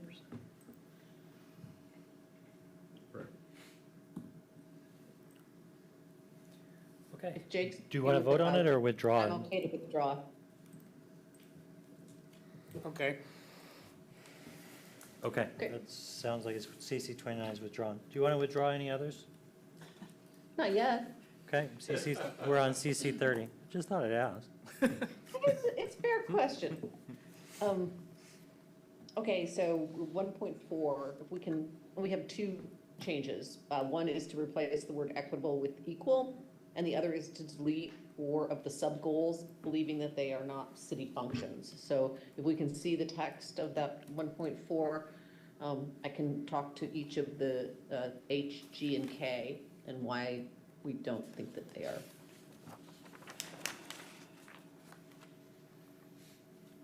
Okay, so it should be there, right in front of you. Column- It hasn't column moved H. over for me yet. CC 30, column H. Yeah, I've only got G and half of H. Adam, maybe you can hike it over for her, just, I don't know what maybe she's got I'm different. trying to, G says fresh and healthy foods. H says high quality education from learning through kindergarten through 12th grade.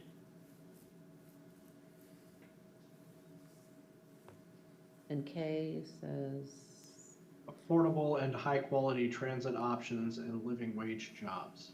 yeah. I mean, school and food supply and transit they're just not in the city's wheelhouse of things that we're responsible for. The school district is responsible for some of it. We're not subsidizing any really food supply other than the little pantry kitchen that we do for youth and family services. It just seems to me that we are with that language, taking on things that we have neither the obligation nor the capacity to really fulfill. So I'm not deleting them out of any mean-spirited sort of a feeling, but it's just, I don't think it's on our shoulders. Mayor, if I may just quickly, the first part, when we're looking at column H there, the first part of 1.4, it reads, plan for residential neighborhoods that protect and promote health and well-being of residents by supporting equitable access to, and then it lists those things. So I just want to point out, I don't think we're necessarily going to be doing all those things. I think the role of the city in this is plan for residential neighborhoods that protect and promote access to, and then the list follows. Adam, can you confirm I'm reading that correctly? Please? Yes. Okay. So the first part of the motion, swapping equitable to equal, did we answer the question of, like, from a compliance perspective, do either work? Either works. That's a style difference.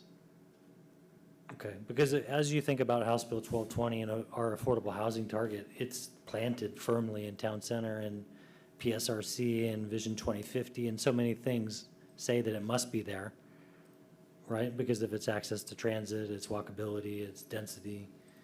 You couldn't really implement this with the word equitable, because you'd be taking all of your new housing, affordable housing allocation and trying to make it close to schools and close to things that are not necessarily close to Town Center. Is that fair? Yeah. I mean, we are kind of regulated into putting our density in a place that if you said 30% AMI should have equitable access to, I don't know, something like Pioneer Park and large open space, you can't do that. Okay. How are we gonna, Councilmember Reynolds? I'm just going to note, I think the difference between equitable and equal is more than just style. I think it's a significant difference. To me, an example to make it simple would be to say if we had a park that could only be accessed by stairs and everybody has to take the stairs to get to it, that provides equal access but not equitable access because people in wheelchairs wouldn't be able to get in. And I think it's important to recognize that equitable has an additional meaning of fairness or that everybody benefits from it in the same way. So I'm definitely opposed to replacing equitable with equal. Alan, let me ask, I didn't realize, it just says residential neighborhoods. What are residential neighborhoods? They're neighborhoods with residences in them where it's really general. The language here is not necessarily calling out a specific type of residential development. This would encompass any kind of residential development. Right, nor density. Mm-hmm. Okay, are we ready to vote on this guy? Everybody that wants it, thumbs up. Fail. Okay. The next one is CC 32. oh, we might get consensus on this one. another reference to the commercial office zone. Should be easy, right? Yeah? Yep, looks like it's pretty simple. All right, everybody that wants it, thumbs up. Pass. All right. CC 32 in the books. We're on to, keep me honest, but CC 33. Councilmember Weinberg. It's been an hour and a half since we started. We're about halfway through. Does anyone, should we consider taking a break? Hold on there, Mayor Weinberg. It's your meeting. Would you like a break? I think. Councilmember Weinberg would like a break of how many I wanted to minutes? suggest one since we're about halfway through. What do you think? Halfway is relative. Depends how many minutes it takes. Would anybody like a break? I don't need a break. Okay. Anybody that wants a break, speak up or forever? Okay, not On we forever, go. but we're going to go on. CC 33. Goal 2, delete 2324. I see a lot of RCW in the staff comment.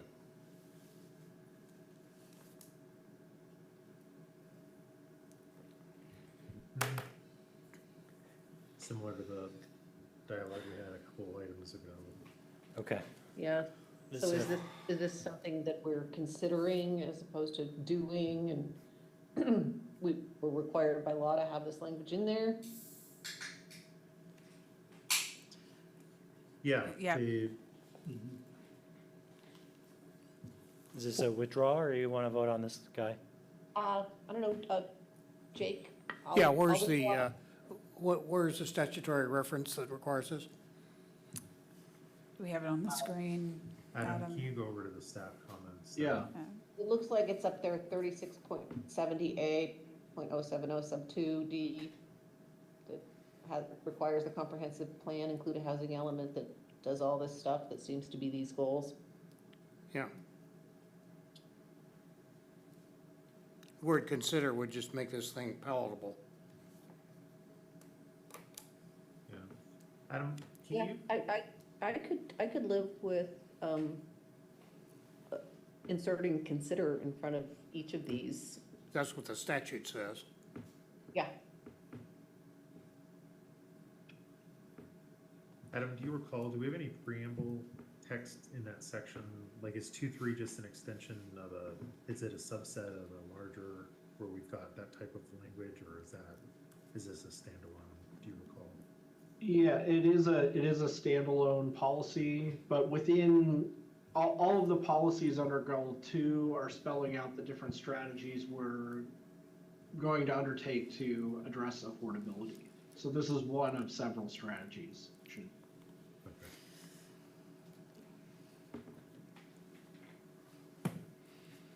So do you want to vote on it as is, or do you want to modify it? Up to you guys. Modify it, let's just What are you going to modify it consider. to? What you would do is, just add the word consider. Consider ways to decrease barriers. Yeah, And consider ways to increase affordable homeownership. yeah. I would retain those goals with Yeah. those amendments. Okay. And staff, does that meet the RCW requirement? I believe so, yep. On the fly, I'm going to say yes. If we run into an issue, we'll circle back. Okay. Okay? Do we All have to those that vote on want it? that, or- Anybody that wants that amended or modified motion, you have to thumbs up it. All right. 1, 2, 3, 4, pass. Okay, another one in the book, CC 33 down. CC 34. Okay, CC 34, goals 2.5C through H should be deleted. These are, I think, tenants.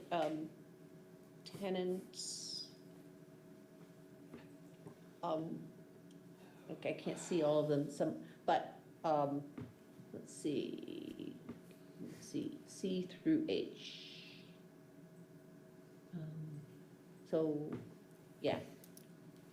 I mean, I can't see all of them because I can't see column H, but I will tell you that I do not know how the MFT found its way back in here, given that the council, I don't know, maybe unanimously, maybe 6-1, maybe 5-2, repealed the MFTE. several years back on the basis of very compelling evidence that it was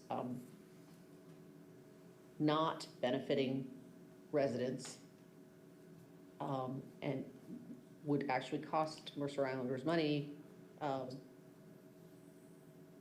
If I and can benefit speak to that, benefit developers, but not benefit Yeah, can I- tenants in any way. So, I'm sorry, my computer seems to think it's time to go to bed and it wants to do a software update, so can't. So let me just add a little color on the MFTE, because that went through the housing work group, and the requirement of the MFTE, as it came out of the housing work group, was an additional number of affordable housing units in an additional AMI band that was pertinent to Mercer Island, on top of what was required to get the additional height benefit. So while the old MFTE was a double dip and offered nothing really, other than a benefit to developers, this version of MFTE is significant in terms of the affordable housing that it delivers. It's not the same MFTE that was on the books before. Oh, well, but the MFTE it's a state law, right? So has the state law been modified, or? So Jeff, can you just give her the context of what the Affordable Housing Work Group was proposing? Yeah, generally speaking, with this list here, these were the tools in the toolbox that were identified as we were required to come up with tools to have in the toolbox to look to produce permanent income restricted housing. So this list was part of the tools that were discussed by the housing work group that the housing work group moved to include in the draft housing element that came out of that, the final product from that work group. And Lisa, I would say these are somewhat foundational to our compliance with House Bill 1220 and the affordable housing target that we have. Without these, we are going to have a very difficult time convincing any body that we're complying with this law by leaving MFTE off the table. I don't know, okay, so nobody explained this different MFTE to me. Without any additional explanation, I'm gonna have to say that, if we wanna leave the other stuff in there, fine, but man, I am gonna die on the hill of no MFTE That's until fine. I learn more Okay. about it. Any other discussion? Councilmember Reynolds? Just want to note, we're not committing to do any of these. There's a very important such as at the beginning of this goal, if I'm not mistaken. I'm trying to scroll back to it right now. So I think these are ideas worthy of discussion, and I wanted to support it as it was. We'll vote against this change. Councilmember Reynolds, that's absolutely correct, and I just want to echo what Mayor Neese was saying a moment ago, is that state law is requiring us to have this list of things we may do. Hence the opening language there, and I do have a concern about shortening this list. It may send us right back to trying to find something else to add to the list. The staff recommendation is going to be to keep it as is, knowing that it doesn't mandate something, it just simply identifies the things we may consider or may do. Okay, all those that want it, thumbs up. Fails. Next one, CC 35. Okay, CC 35, fleet goals 2.6, 2.7, and 2.8.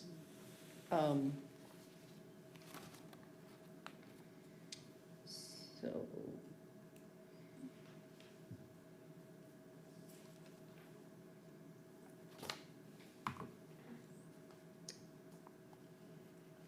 Well, I think we should withdraw this one, Lisa. yeah, I'm still worried about 2.8, like prioritizing the use of local and regional resources. I mean, are we gonna be building this housing? I don't know, but Jake, if you don't wanna, Yeah, let's just, I think it's essentially harmless. okay, we'll withdraw this one. All right, CC 35 is withdrawn, is Yeah. that right? Yeah. CC Yeah. 36 is next. 36,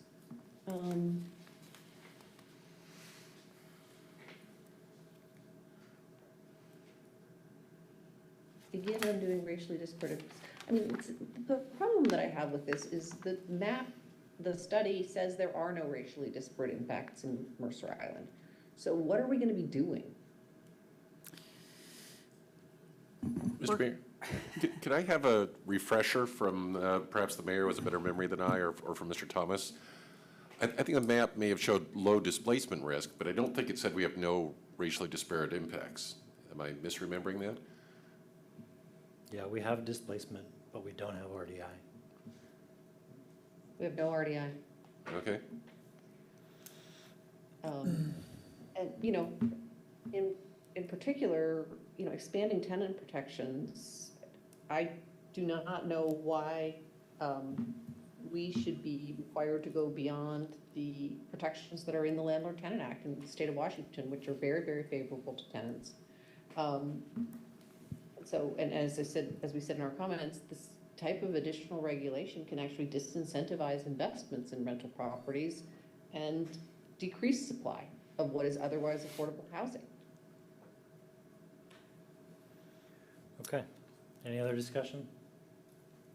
So I could modify this to just delete 3.1B. It's up to you. We're going to take a vote on whatever you want. Okay, what do you think, Jake? Well, if we don't have any RDI, why are we undoing them? The same argument works the other way. If there is none, then what's the harm of the policy? Yeah? Okay. Okay, Yeah. I'm good with reducing this to deleting 31B, or 3.1B, or whatever. Yeah, we're gonna change CC 36 to only delete 3.1B. Yeah. Which is expand tenant protections. Great. Yes. I'm not even sure we can do that under the Landlord-Tenant Act. Okay? All right. All those that want it, thumbs up. Fail. All right. 36 fails. 37, CC 37. It's a straight deletion.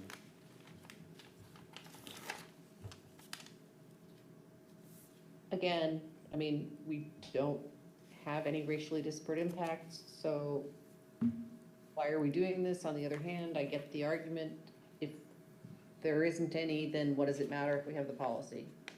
I don't know, I'm You struggling with all of this. This is my first comprehensive plan, and frankly, not a lot of things make sense. You want to vote on it or you want to withdraw it?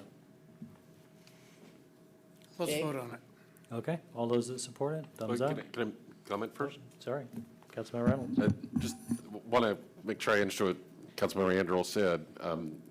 You know, I hope you're not saying there are no historic inequities. Are you?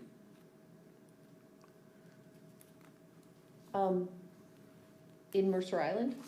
Yes, I mean, given that there are pieces of land which had racial covenants on it, which would not allow the property to be sold to non-white people. Which are not enforceable. Right, but that is a historic inequity, and I thought I heard you say there aren't any historic inequities. And one I said there are no racially disparate impacts right now. Okay, thank you for clarifying.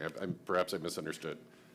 Yes. Okay, so those inequities are there, and I think it's important to, you know, as painful as it is, to recognize our history and not brush it under the rug. Okay, ready to vote? Thumbs up if you want it. Want to delete it, is it thumbs up, correct? If you want to adopt this amendment. Fail. Fail. Okay. We're getting close to the end of housing, so 3 more. CC 39. Close into housing, yeah. Do we do 38? Did I miss 38? We did 38. We just did, 38. we just did 30. I just did 37. Goal 4.2 Okay, thank you. is specifically on tenant protections. And I just, Evaluate and I don't consider know. I don't implementing know. the following tenant protections. So it's an evaluate and consider. And then you want to delete all of 4.2 or just, yeah, I think we should delete all of it. I think it's it's a very punitive measure on landlords and a disincentive on rental housing supply. So I don't think I'm gonna win this one, but Okay. I'll tell you. I also will- believe that there are limitations in the State's Landlord Tenant Act about the latitude for adding or subtracting things from it.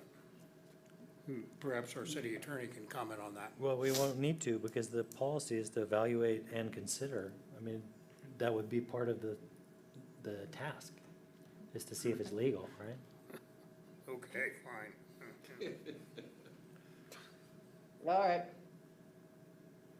I didn't write it. I mean, I'm just saying those are the words. All right, everybody that wants it, thumbs up.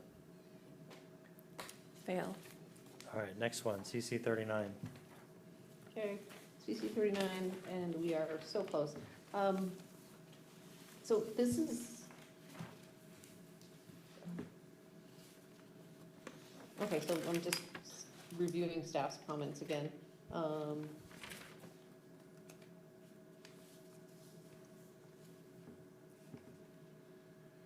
So yeah, so this is another area where the comp plan would provide preferential treatment to multifamily development. And I think it was our view that we should, if we were going to relax standards and reduce permit times and simplify requirements, I don't know why we wouldn't do it for all development, particularly because multifamily is more complex development. And so if you're going to make that easier, then certainly you should make single family easier. I think that was a staff comment. You can replace multifamily with residential. Great. Yeah. Yeah, That would be acceptable. that'd be acceptable. So the change would be in 5.1, consider reviewing we'd strike the word multifamily and substitute with residential. Yes, Yeah. Correct. yeah. Okay. Everybody that wants it, thumbs up. Pass. Okay. Yay. All right, that gets us one step closer. CC 39's in the book. CC 40. Oh, no, oh, housing, 2 more housings. Goal 5.2, delete.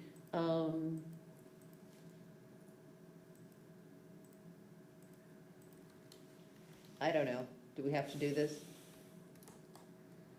It's in House Bill 1220, right? I mean, this is, Jake, you withdraw it? Yeah. okay. Okay. I don't go, no seconds on that. All right, CC 4 is restoring the housing element to the housing work group's output. It was presented to the Planning Commission. Adam, you have kind of the impacts of this, right, on a slide? What Yeah. Adam, can you unshare? And Ally, can you bring the PowerPoint up from earlier this evening? It's the last, there's a final slide on that deck that we'll pull up here to show you what changes the commission made.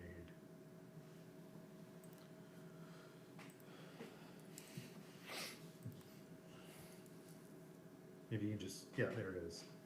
So there were 4 changes the commission made to the housing work groups recommended draft of the housing element. There were a couple grammatical changes made in the introductory text. And then there were 3 additions. 1.4M is in Mary, 1.13, and 2.5H.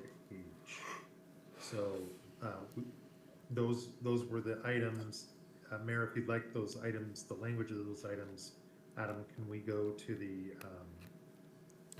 the Question? Councilmember Weinberg. I think there was also a modification to goal 5.1.d that would take place. It was reworded, essentially.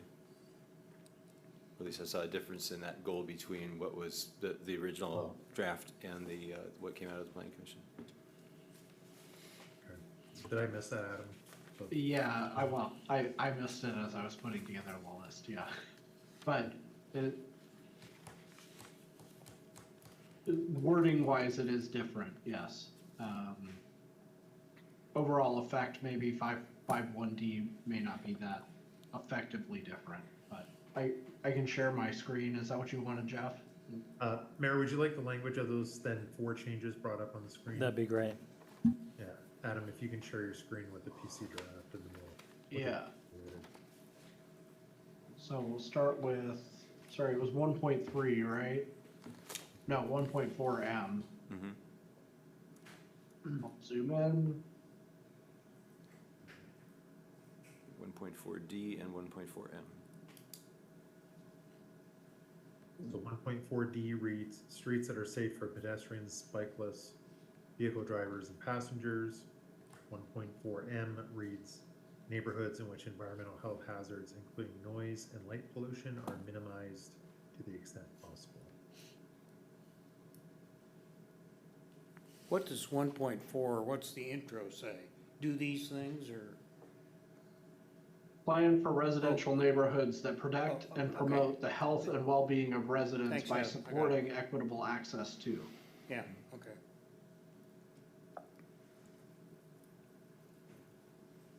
Then, Adam, let's go to the other 2. What was the next one? Sorry, Jeff. Ali's got it, just a One- second. 1.13. There we go. Okay. Identify and mitigate the additional costs and effect on housing affordability whenever possible during implementation of other components of the comprehensive plan, including the climate action plan.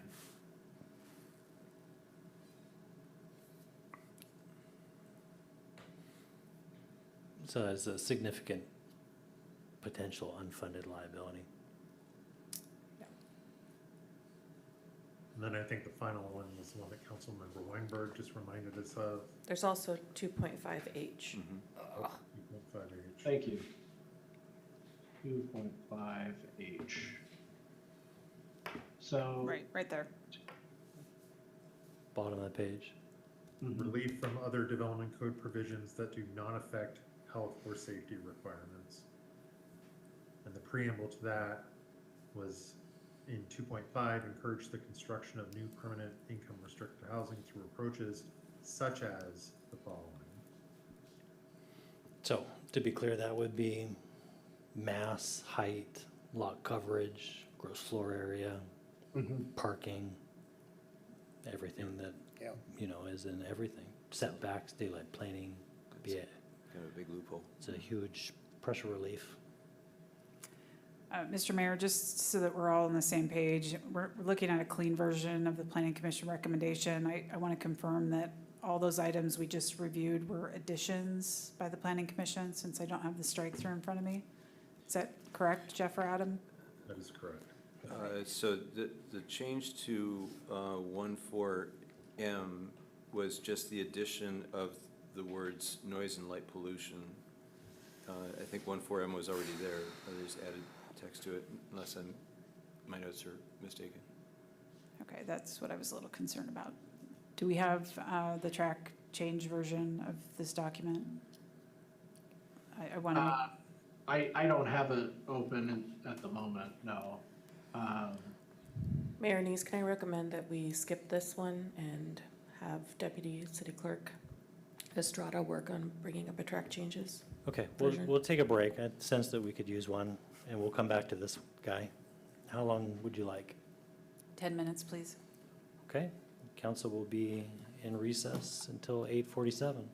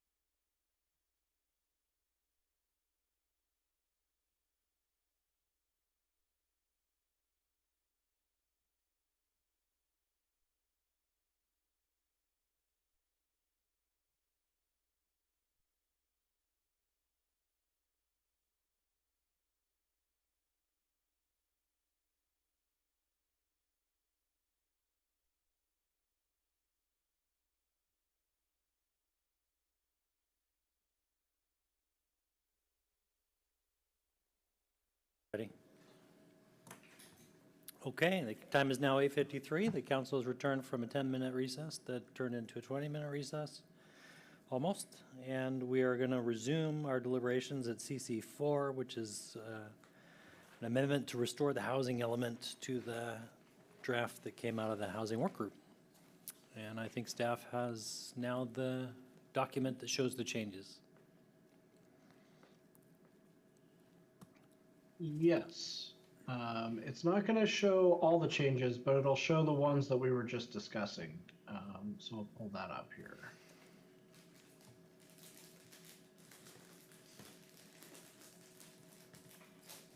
So to start with here, again, the proposed amendment the Planning Commission made was to add this 1.4D to 1.4 and add the underlined text to what became 1.4M.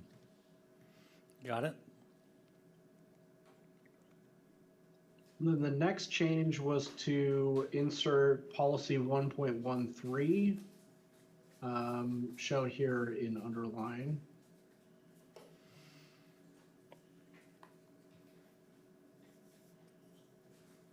Perfect. And then the next change was to add a 2.5.h to 2.5, shown underlined here. Okay. And I think is there one more, 5.1D? Yes. Yeah. Finally, 5.1D was to amend this provision here, making it a little bit, I think, a little bit more clear.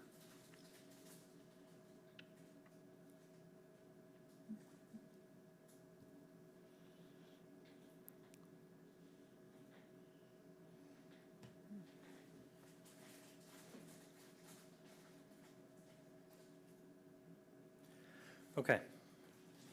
Council, any questions? Yes. Councilmember Anderall. Raising hand. So, I'm sorry, I during the protracted break, I lost track of where we are.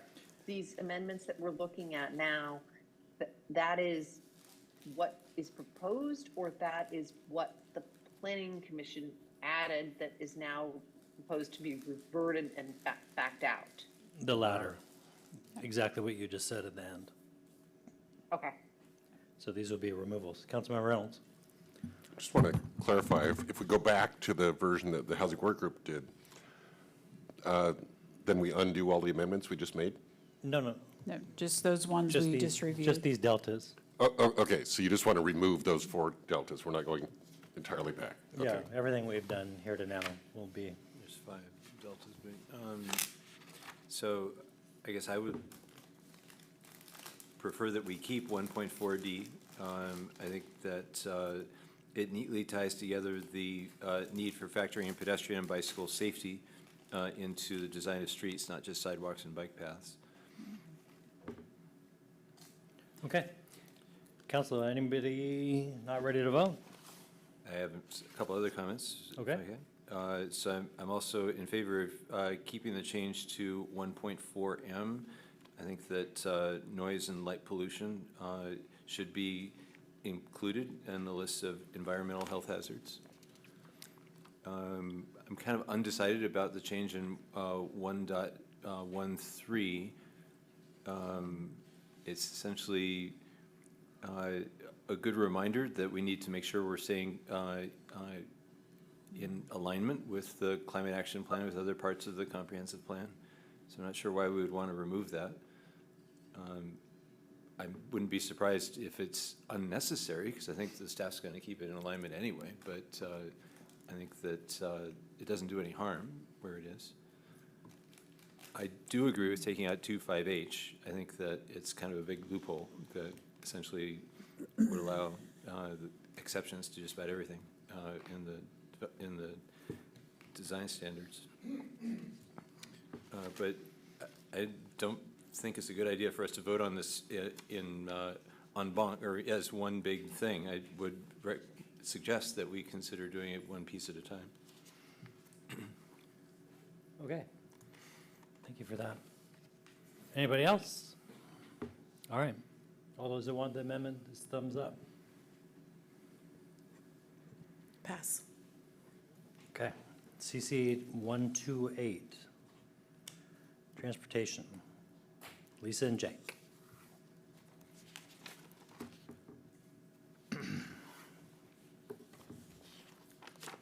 Okay. So, yeah, I don't have the text of the upcoming changes in front of me, but I think there were some deletions about the current status of the transportation system. I don't know if it was about light rail or what, but Adam, it was. Do you want me to read it? Scroll down, Adam, CC 128. There It's, we go. I'm just going to get on the screen here for you, Lisa. No,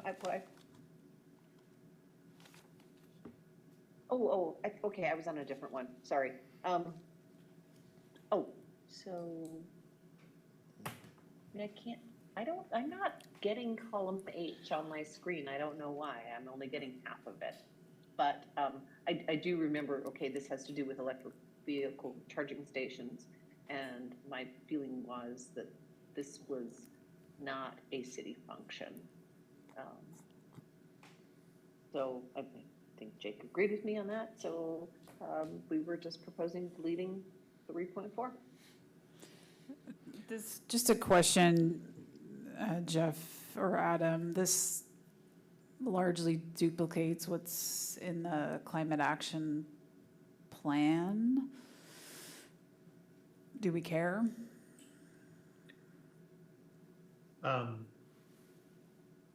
For example, the calling out electrical vehicle infrastructure plan, that's kind of woven in to action items we identified in that plan. So not to the extent that it needs to be in the comprehensive plan duplicatively with the cap. It's not verbatim, I don't have the climate action plan in front of me, but thematically, I would just opine that much of this is covered in that other plan. Should that have any bearing on council's review of this item tonight? Jesse, aren't we If incorporating? it's in the cap, you know, we're living with it there, I don't think it needs to be duplicated in the transportation element. I would just simply go back to a comment I made earlier. We don't want to unnecessarily bind repeat ideas in the comprehensive plan when they're already in another existing plan, because then they're bound by the processes under GMA to change them in the future. So we would have to take 2 steps instead of 1 to change them if we put them in both plans. You're correct. So I'm going to be opposing the deletion of this. The 2 biggest ways that we're going to be able to lower our greenhouse gas is by changing how we heat and how we drive, as you guys heard me say before. In 2035, all new vehicles in Washington State are going to be EVs.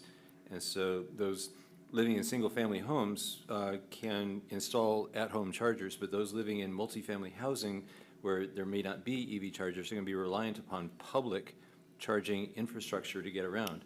And so all the public spaces will be seen as either a hot space or a cold space, depending on whether it has chargers. And cities that don't have enough hot spaces are really going to hear it from their citizens. We've got 11 years between now and 2035 to plan and build out our infrastructure. And I hear you when you say we've got actions in our climate action plan for this, but I think this is pretty big. It's the type of thing that should be in our comprehensive plan, and I don't think there's any risk of it needing to come out, because we're going to be doing this for a decade or more. Okay. Well, Jesse, isn't the climate action plan incorporated by reference in the comp plan? I seem to recall reading that during this paperwork drill we've been going through.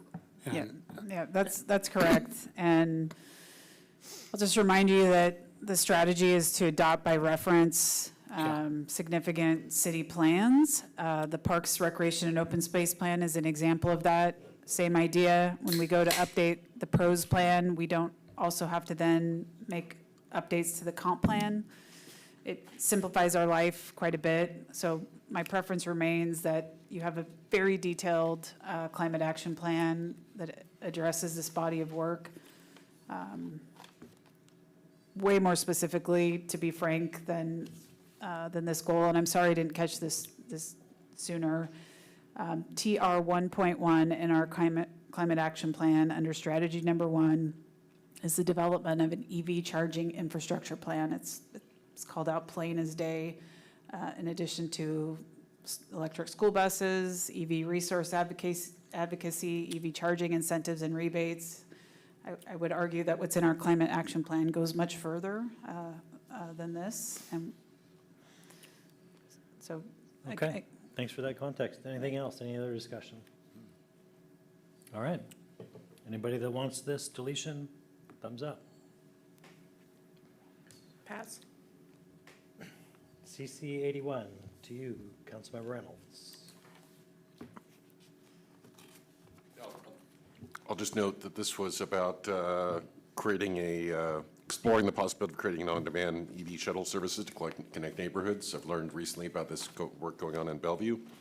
I think it'd be a very useful thing to help solve the last mile solution for mass transit, especially when light rail comes. And I'm going to note for the record that it says explore the possibility. It's not a commitment to do this, just to look into this. And just for the context, this is in 4.1, which is us doing these things with King County Metro, Sound Transit, and other providers. Correct. Not on our own. Correct. So, okay. Any questions from the council? All right, everybody that wants this, thumbs up. Pass. Okay, next one, CC 129.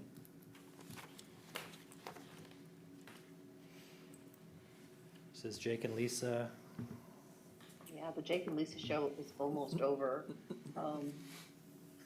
But yeah, we were just recommending deleting goal 4.9 because 4.10 seemed to be inclusive enough to cover everything, and 4.9 was just specific and duplicative at the same time.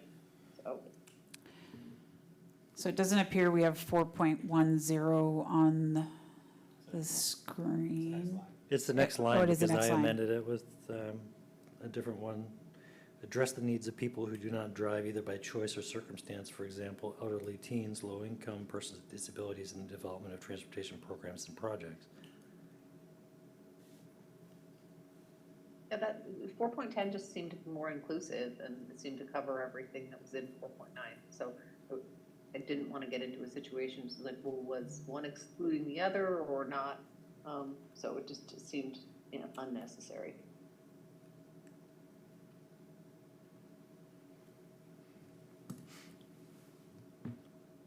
Part of me wonders why 4.1 has us working with actual transportation partners, but 4.9 has us doing something we don't do at all.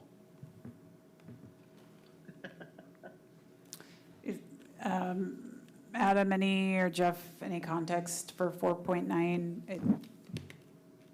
I believe this was added to address or to be consistent with a countywide planning policy, to have some of that, to echo some of that language. I think that's where 4.9 came from.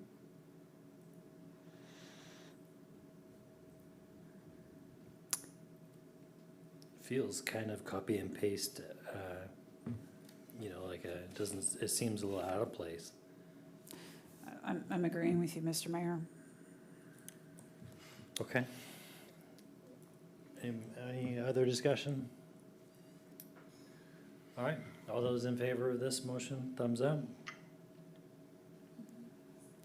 Pass, excuse me. Okay, that gets us to CC 129. So then we go to a CC 130. 130. Yeah, so this is just a kind of a surgical deletion. to delete the word equity, so it still promotes sustainability, safety and sustainability. And it also deletes the references to regional growth, vision, and county planning policies. Because it was our feeling that we should be advocating for programs that are consistent with this comprehensive plan, not necessarily with other governmental bodies' plans, which may or may not be binding on us. It's still it basically still preserves the core of goal 5.4, but I think it pulls out some unnecessary stuff. Adam or Jeff, it's not often that we see things written with specific references to alignment with the growth strategy, Vision 2050, or countywide planning policies. It's implied in our plan. Is there a reason those references were called out specifically here? I don't believe so. I don't recall specifically. We didn't have any staff comments on this one, but it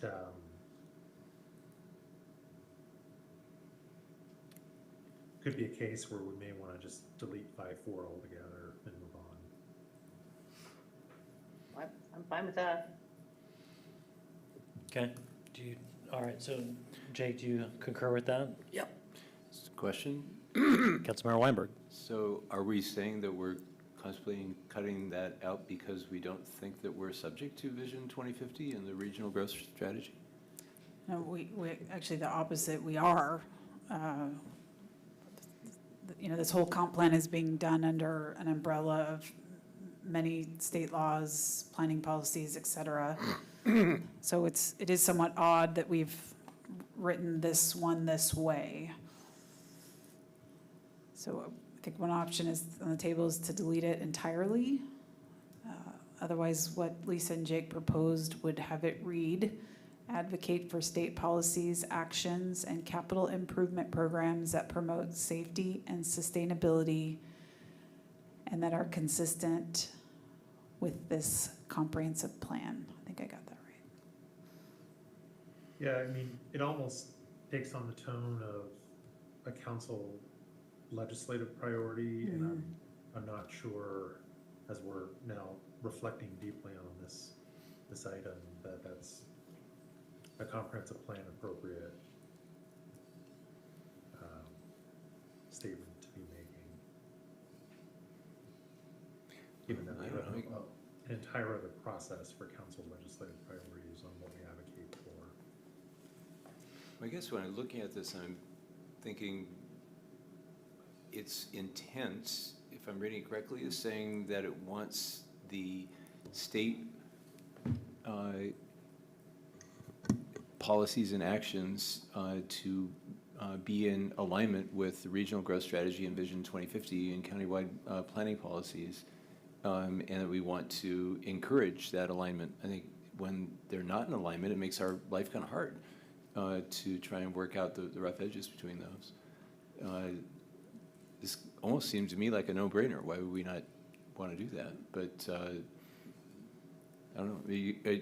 If you guys are saying that that's something that belongs in our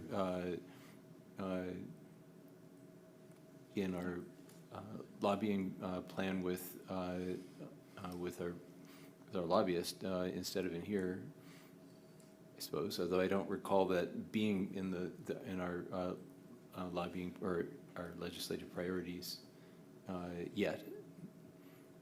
Are we saying that we want to postpone this until, or add this to the list of things we might want to add, might want to consider for our legislative priorities? No, the amendment is to either remove the word equity and these other changes or delete the reference altogether. That's what's on the table here. Councilmember Weinberg, I'm agreeing with you that when we advocate with the state for a variety of things, we want them to align with our policies, and we're planning under most of these umbrellas. I guess just looking closely at this does feel misplaced to me. This is really a statement about legislative advocacy, and we really don't go there in the comprehensive plan. So, city manager recommendation is to strike. Okay, and the motion has been amended to do just that. So that is now what we're considering, right? Striking. Yeah, Jake and I accept that. Any other discussion or questions?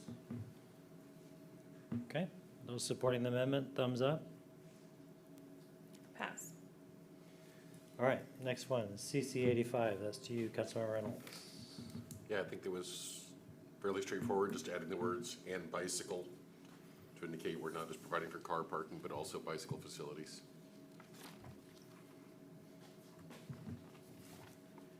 CC 85.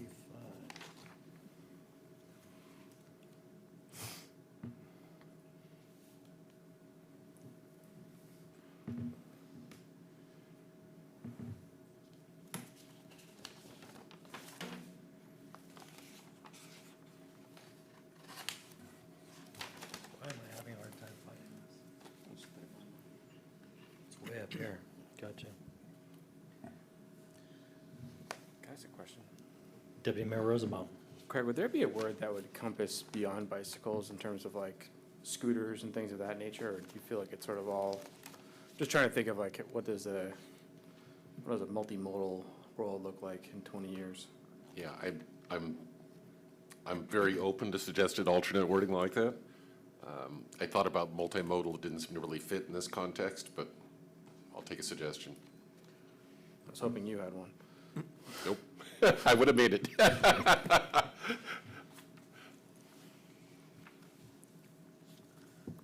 Well, in the olden days, we would have said non-motorized, but now, which would have encompassed bicycles and, foot scooters, but now they're all motorized, so I don't know what you would say.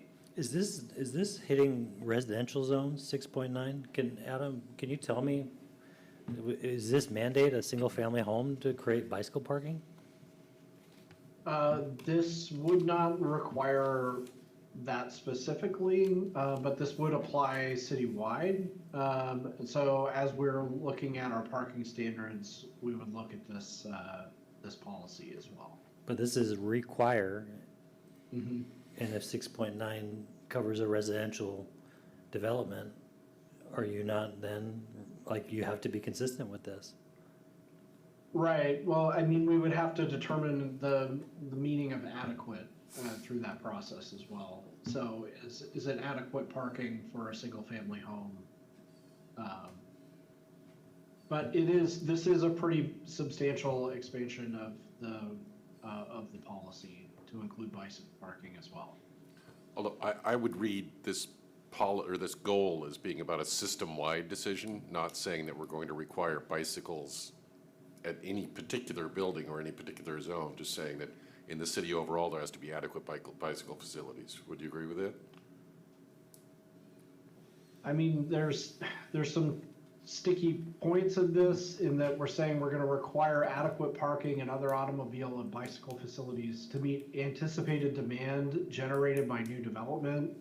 And so that would kind of require us to look at, as new developments occurring, what kind of demand is that generating for bicycle parking as well. So it would be system-wide, but it could lead to per development type of requirements. How about striking the first 5 words of this policy? Require adequate parking into other, and replace those first 5 words with evaluate automobile and bicycle facilities to meet anticipated demand generated by new development. I would accept that friendly amendment. Jeff, one more time. Strike the first 5 words and replace with the word evaluate.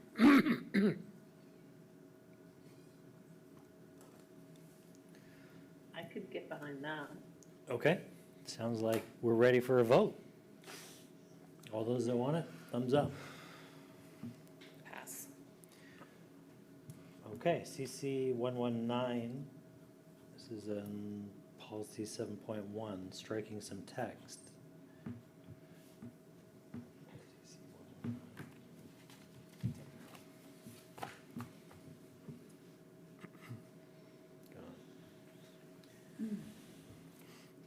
Craig, don't you end up in the same place with either your language or the existing language? This was the mayor's one, not mine. if you're Oh, talking I'm about some- sorry. if you're This talking about is, someone- strike the text and replace it with include safety accommodations for all travelers in the city's roadway design standards. So a semantic change here, including, so the code 7.1 reads, include requirements in the city's roadways design standards for facilities to safely accommodate travel by all modes, which is a lot, and replace it with include safety accommodations for all travelers in the city's roadways design standards. So we're talking about the roads instead of the modes, which are undefined. Okay. Okay. Okay? Councilman Reynolds? I just want to make sure I understand the intent of that, because to me, the proposed alternative language does not say plan for bikes and roads. It's just saying, if bikes are going to be there, make it safe. And that doesn't seem to me as strong as the current 7.1, which is saying, no, we need to make it safe for bikes. It doesn't say bikes, it says all travel modes. Right, and bikes are a travel mode. And so are, you know, lots of things. I mean, Right. scooters and Yep. skateboards and, And I'd like to think we should be planning for safely accommodating them as well. yeah, so I've done that by saying for all travelers in the city's roadways design standards. So these are people that are traveling, Right. and I'm saying focus on the road standards. But But- you're saying make the roads safe for all travel modes. And I think I'm not being clear here, that it's a question, are we focusing on making it safe for them or making it possible for them? And I think it should be both. And is yours going to explicitly, and one way, for example, to say we'll make it safe for bicyclists is to say, or scooters or anything else, is to say, we won't allow them on that road. That makes it perfectly safe for them, but that doesn't solve the problem if they're not allowed. That's what concerns me about this one. Okay. If we were to take out the word safety and say include accommodations, to me, that would say, okay, we're going to make it open to everybody in a complete streets design way. Well, I mean, now we're debating what it says. It says all travel modes, which is not complete streets. Complete streets are a sidewalk, a street, some parking. You know, what if we had to have a skateboard lane, a bike lane, a scooter lane? That's what is being suggested by this. This is what I'm objecting to. I'm trying to pare it back. Yeah. I guess I'm not comfortable with the paring back, but Gotcha. we'll see. Okay. Any other questions? All those that want the amendment, thumbs up. Fail. Oh, Fail. no, sorry, pass. Whoops, It passed? I only saw one thumb in the room. I Oh, there's saw two here. Two thumbs in the room, Two and thumbs, both yeah. Lisa and Wendy. Okay.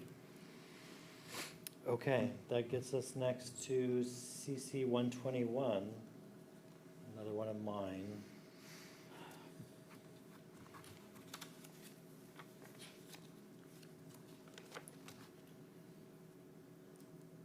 Yeah, so I'm changing it from study opportunities for the use of innovative treatments for pedestrian crossing streets to standardized treatments for pedestrian.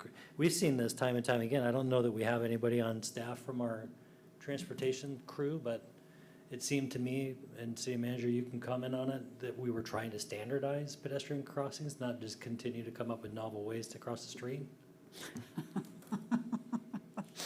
I'm sorry, that struck me as funny. Yes. And why is this here? Study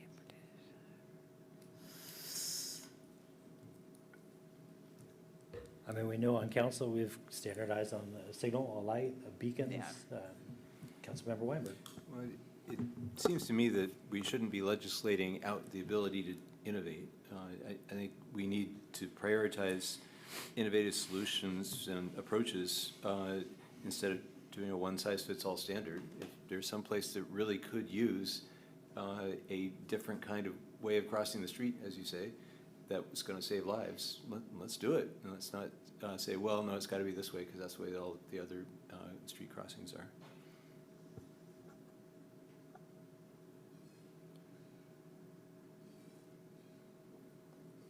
Okay, any other questions, comments? Yeah. Councilmember Anderall. So I don't know what standardized means. Does that mean one size fits all? Or does that mean based on traffic volumes, size of the street, number of pedestrian crossings? Because, I know citizens have in the past asked us, could I please have a flashing light, a beacon at my crosswalk in my neighborhood? And we said, no, your traffic volumes or the nature of your street doesn't justify that as it would in town center. So I'm a little bit, I'm not opposed to this, but I'm curious about what standardized means. Well, I think that, if I'm not mistaken, there are all sorts of details for intersections in our, and I don't know if it's in our code or it's someplace. And because I recollect that there's been a discussion about what to do on 24th and 72nd. And that's the treatment that we did there was different because of those conditions. And we used a detail there that would be different from a detail that we'd use on a regular crossing. So I'm not too bothered by standardized because there are all kinds of standards that we use depending on, what the circumstances are.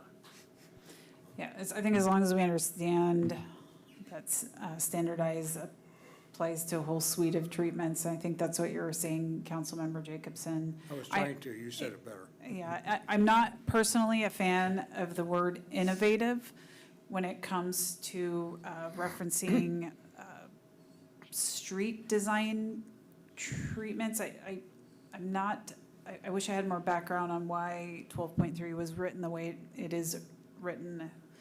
We focus on safety, we focus on appropriate treatment for site, location, safety needs. We don't get cute and creative when it comes to safe crossings. So this one, I think I'm fine with Mayor Neese's change. Adam, was there any background on this that we're not aware of? No, I think that this was derived from a countywide planning policy, but the consultant that prepared the updated draft isn't with us tonight, so I'm not 100% on that. Well, the countywide planning policies are focusing on enhanced walkability, right? The ability to get to and from on foot safely. Mm-hmm. Right, so I don't think that the amendment would present a problem with the CPPs. Okay. Okay. Any other discussion? All right, those that want it, it'd be a thumbs up. Pass. All right, next, CC 82, Councilmember Reynolds. Straightforward. Just want to make sure that we have adequate bicycle facilities, parking facilities at city parks and customer-facing city buildings. I think in the parks now, there are a number of parks that don't have any bicycle storage facilities at all, city-facing buildings. I think we have them at City Hall and at the community center, and that may be about it, and I think that's unfortunate.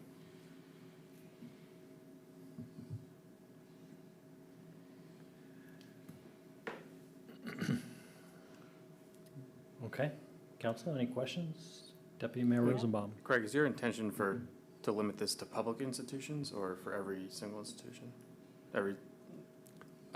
I intended that to be, for this one, to be City of Mercer Island, government buildings. The City of Mercer Island is a government entity buildings. If you can suggest alternative wording to make that more clear, that would be I good. think you'd have to take out commercial then, right? Because we don't have commercial. Are we on CC 82? 82. I'm on 82, I believe. Sorry, Yes. I lost the place there. Yeah, you might be on the wrong one. Yeah. Oh, sorry, yeah, okay.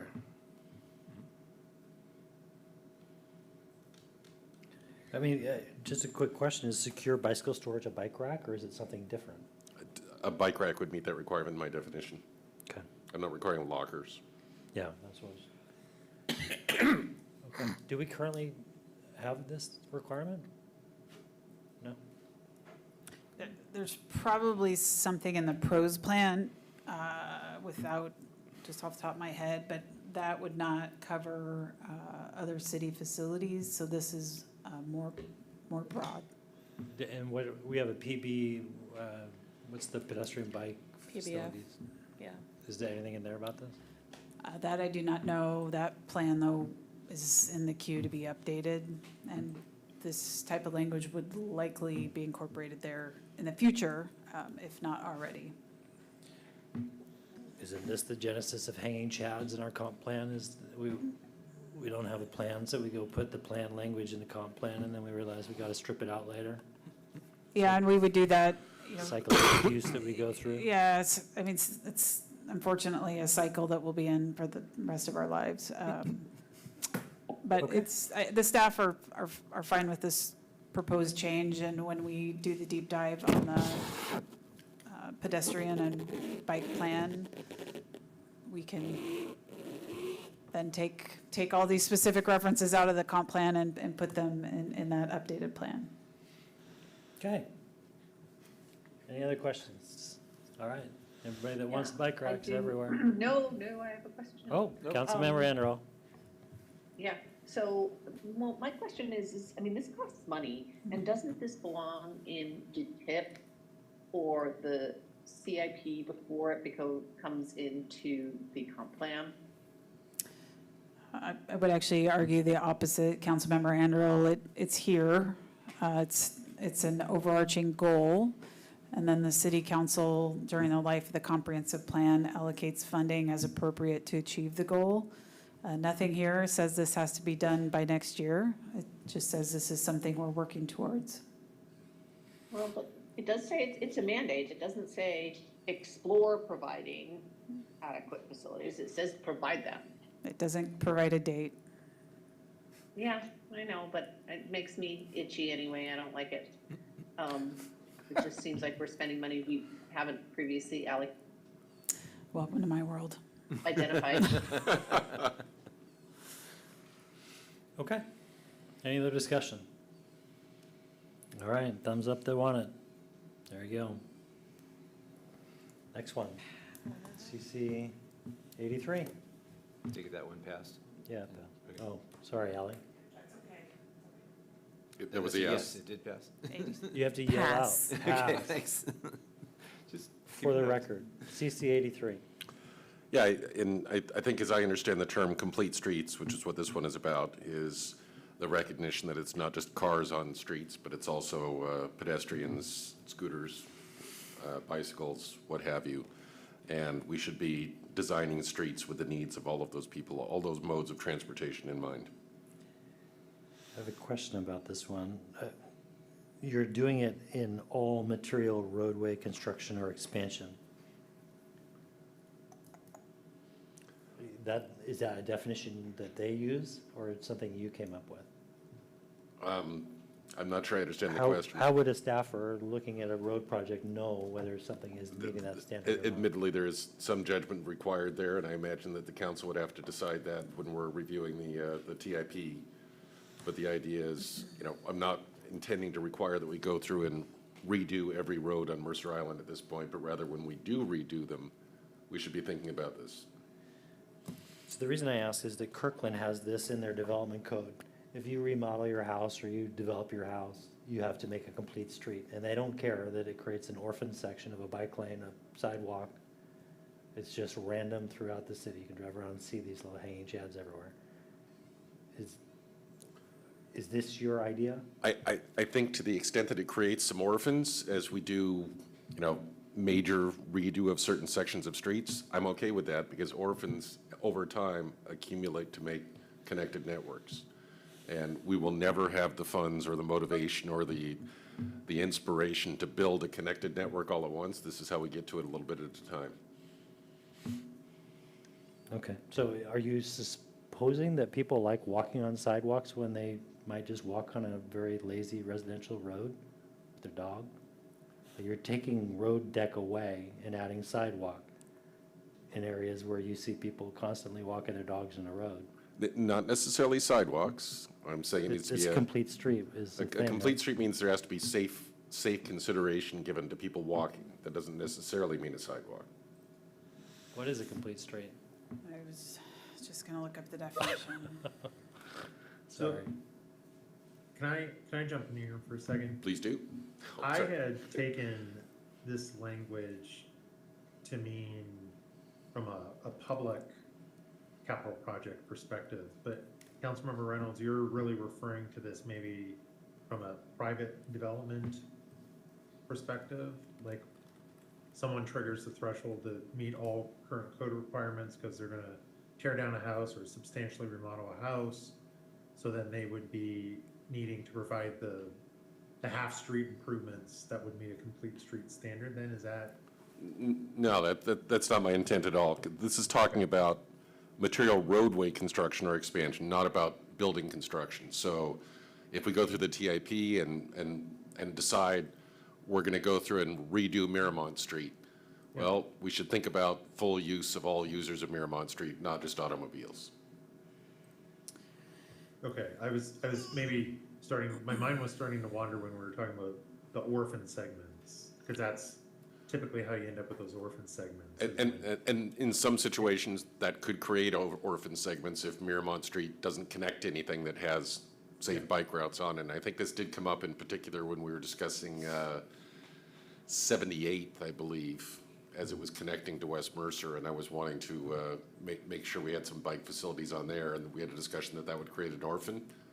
I'm okay creating orphans, because that gets us where we need to be a little bit at a time.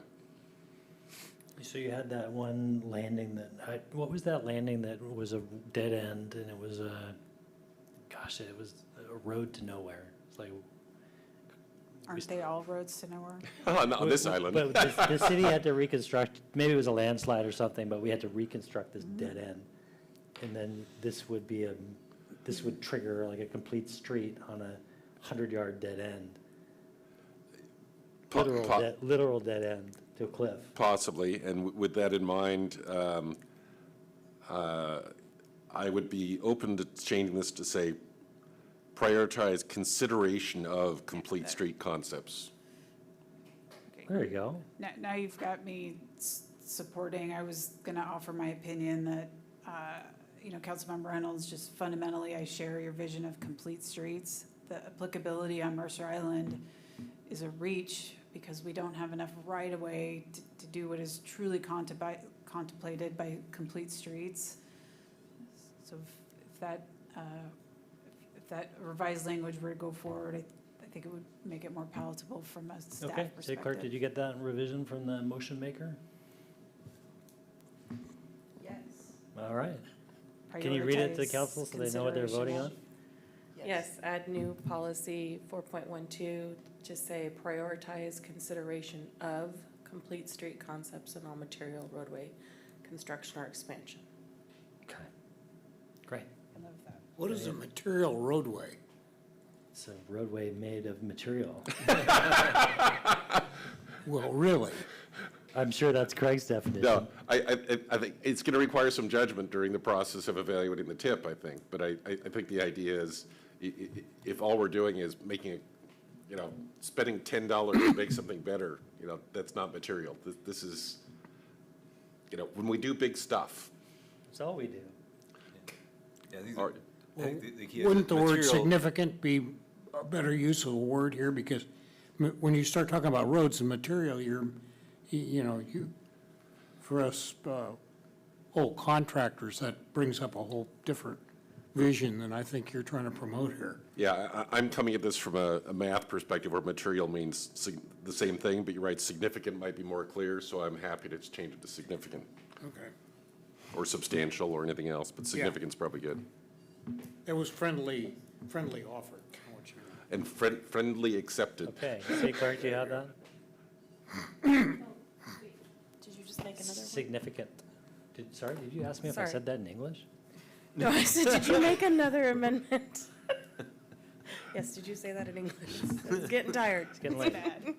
Getting late already. Okay, you said significant is added somewhere? Instead of material. Okay.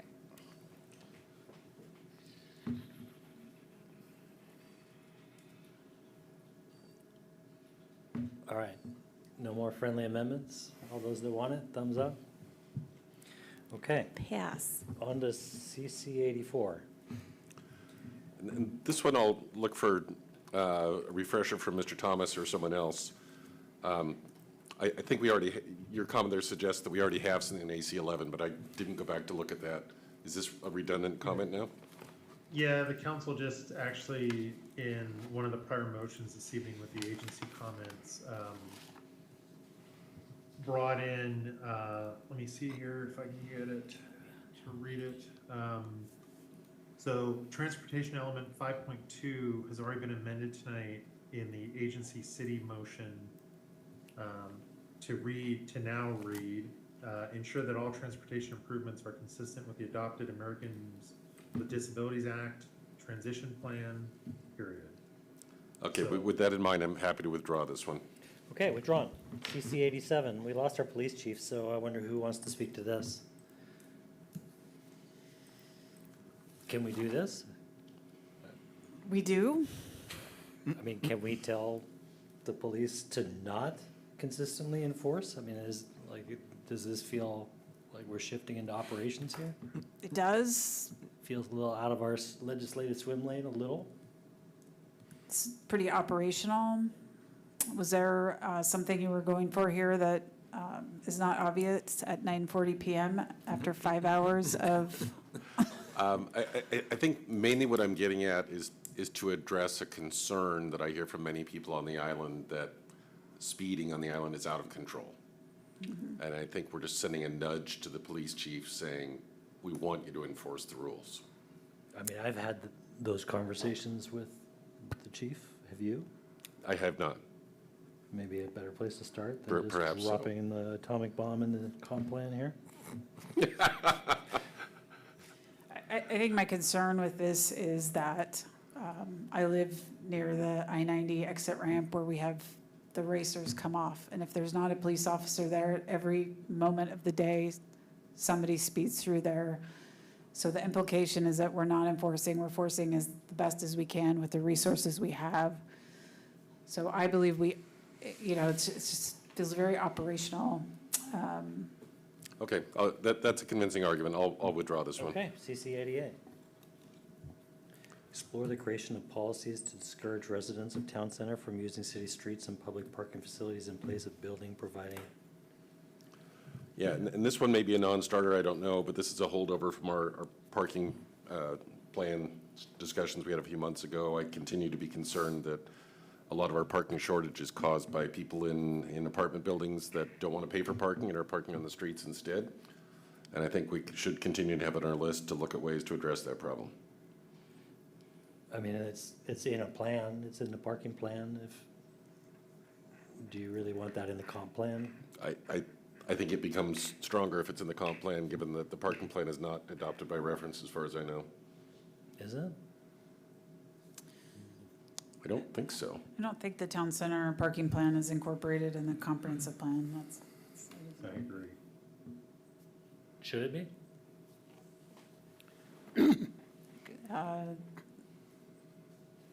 It could be. Is there a reason that we would not want to do that, Jeff?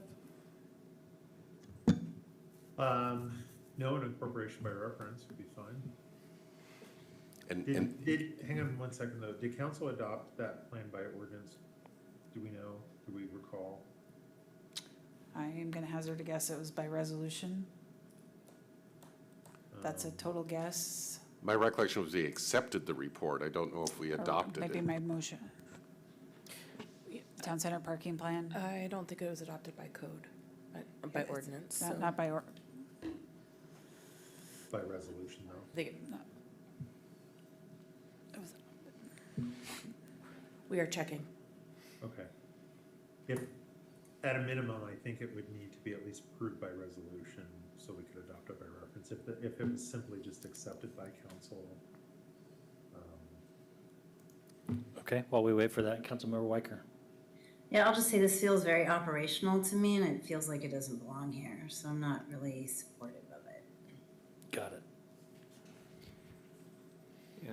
And one thing that strikes me about this is that I wouldn't blame somebody for parking where it is cheapest for them to park. I think if we're seeing overuse of street spaces and underuse of garage spaces, Not necessarily the fault of the parkers, as much as we need to try and make it economically more of a toss-up in order to get more people to park in the garages. So I guess the wording of discouraging multifamily residents from using on-street parking doesn't feel right to me. It feels more like we should be creating an ecosystem where both get utilized, but both the on-street and the covered spaces get utilized. I don't think it's any one person's fault necessarily as much. Well, it's going to be interesting to see how many Seen-Wow residents are willing to pay $300 a month to park a car. Well, that's my point. I mean, if the street spaces are free, then you're always going to have, Exactly. cars lining the streets with dust on them, because it doesn't cost anything to park there. But if it becomes more of an economic toss-up between the two, then there's going to be more utilization. Well, that's the thing, is this doesn't say that. It just says discourage residents of town center from using. If they come home for 5 minutes, get the dog and leave again, they don't want to pull in the like, it's all uses. And what I'm hearing is like overnight storage or long-term vehicle storage or overnight, it's not all behavior, it's certain behavior, but this covers all behavior. Councilmember Reynolds. Just, as a slight counter to that, it's saying using it in place of building provided parking facilities. So I'm interpreting that to mean they're doing this because they did not pay to rent a building-owned parking space. So the sporadic use would not really come under this, from my view. And I'll also note, it doesn't say in a particular way on how we're going to discourage it. Certainly people will do what's in their economic best interest. I accept that. But I'm just saying, okay, perhaps we do this by implementing 2-hour parking on the streets. Perhaps we implement this by making paid parking. There could be a variety of different ways which would make people make the other economic choice. Got it. It's the level of detail that's in the parking plan, but we don't know if we can incorporate it. Well, I'm going to suggest that we consider substituting this item for incorporation of the town center parking plan by reference into this document. It was adopted by motion, not resolution. The attorney is sitting next to me reminding me that legally they do the same thing. I think the reason Jeff is preferring something adopted by resolution, it's because we reference the resolution number, so there's a handy thing in the comp plan that we tie to. But I'm happy to work with staff on how to incorporate that plan by reference. And what I think it does, because Councilmember Reynolds, this theme is in the town center parking plan in numerous ways.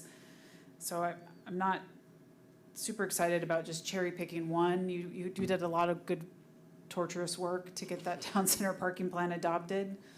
If the council would like us to look at that, I'm happy to bring it back on the 17th as with the suggested, although I'll defer to you. Yeah, if, based on your assurances that it's in the plan now, and I can't recall either way, I'm happy to replace this with incorporating the other by reference. I cannot say that those exact words are in the plan. I can tell you that on theme, the plan was looking at maximizing parking utilization for town center businesses through a whole series of tools. Well, for now anyway, because we'll have another bite at the apple in 2 weeks, if I'm not mistaken, I will alter my suggestion to be one to adopt the town center parking plan by reference.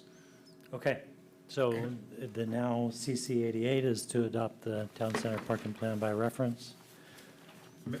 Mayor? Yes. Could we move this one to the ad hoc committee and sort this out later this week and then come back with a clear recommendation on the 17th? Fair enough. Craig? I'm okay. Do you want us to vote on that, Ally? Just then, we probably do need to have things teed up for, we have a final motion that puts additional Correct. items on them. Correct, it'll be part of that Okay, motion. so thumbs up to move this to that list that's going to get remanded. Pass. All right. So CC 88 will be in that motion, please. All right, that gets us to the next one. After CC 88, we go to, could we really be? No. No. 147 is 2 lines below it. 147. Okay, CC 147, this is yours, Councilmember Weinberg. Hold on.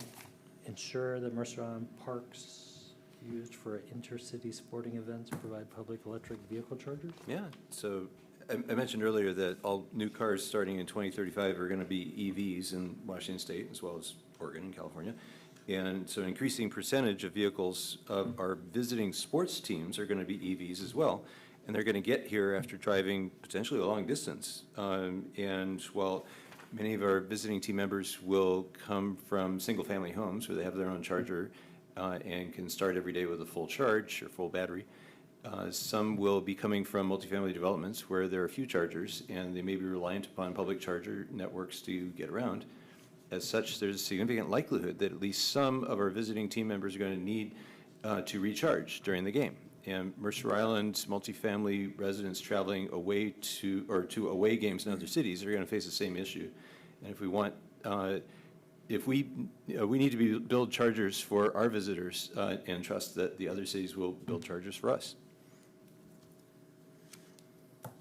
Mr. Mayor, may I respond? Sure. Councilmember Weinberg, I believe this is already covered in the Climate Action Plan. TR 1.1, EV charging infrastructure plan, specifically calls out development and implementation, blah, blah, blah, in collaboration with PSE that guides expansion of EV charging capacity throughout the city. The plan will include analysis and recommendation on the facilities and infrastructure required for the city and the Mercer Island School District to meet 2030 and 2050 fleet electrification goals. The plan will also include a readiness and capacity study to evaluate increasing EV charging at commercial and residential properties citywide. There is a second goal, TR 1.2. It's much shorter. It's called electric school buses. Engage the Mercer Island School District on the development of the EV charging infrastructure plan to ensure site readiness for bus and fleet electrification. So what I heard in there was infrastructure EV for a plan for building EV infrastructure throughout the city, and I heard about coordinating with the school districts and planning for EV school buses. What I didn't hear was chargers in parks for visitors. And I think what I'm hearing you say is that the right place for such a change is in the Climate Action Plan and not in the comp plan. The word citywide is included in that first goal. It has always been assumed by the staff that that encompassed park facilities. All facilities will be studied for the addition of EV infrastructure. What I'm advocating for is that this planning work is called out. It's something that we're actually trying to figure out how to fund to begin work in the next biennium. And I'm concerned that I support your idea. Let me say that. I wonder if we're getting too specific because this work says look at everything. Look at everything. I guess if there's an idea that isn't explicitly covered in the Climate Action Plan, and the Climate Action Plan says look at everything, and if I'm concerned that a specific idea like putting chargers where there are grandstands might get missed if we're looking at everything. I'm wondering where's the right place to suggest that? If it's not in the comprehensive plan, are we going to have a place where we reopen the Climate Action Plan and look at adjustments to it? Your EV charging infrastructure plan will look really similar to your PROS plan, other planning work we've done, where we will drop all the ideas in and work it at that detailed level. That's where this belongs, in my opinion. If the council feels that what you've suggested should be here because it needs to be at that level, I will look to you all for that. Okay. So I think what I'm hearing you say is that the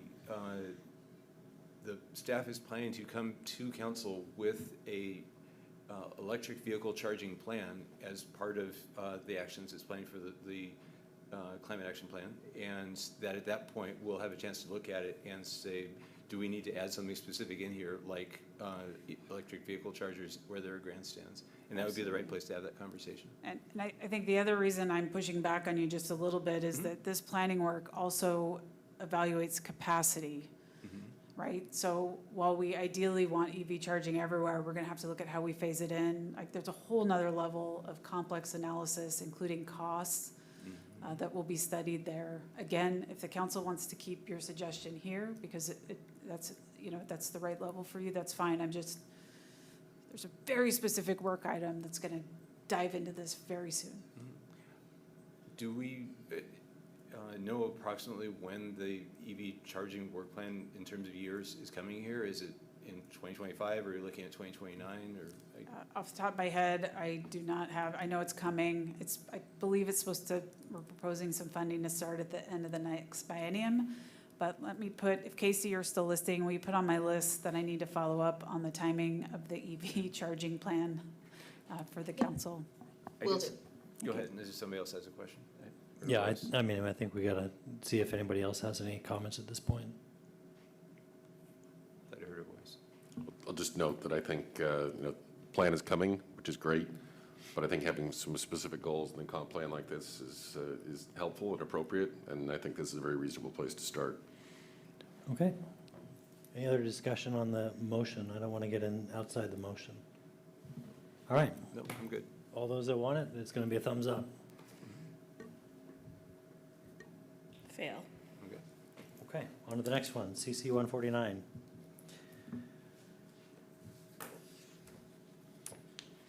And was this one me as well? Yes.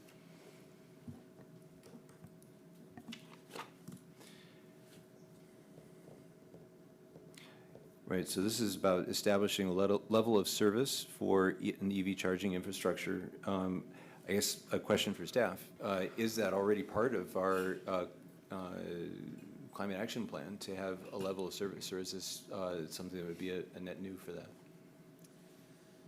Your goal on the EV charging infrastructure plan does not specifically use the term levels of service, although that's something we typically incorporate in that type of planning work. So I could go either way on this one. I don't know enough about EV charging infrastructure plans to even opine right now on what that would look like. One thing, there's only 2 fast chargers on the island, and they're in a parking lot in front of a grocery store, and they've been offline for like 6 months.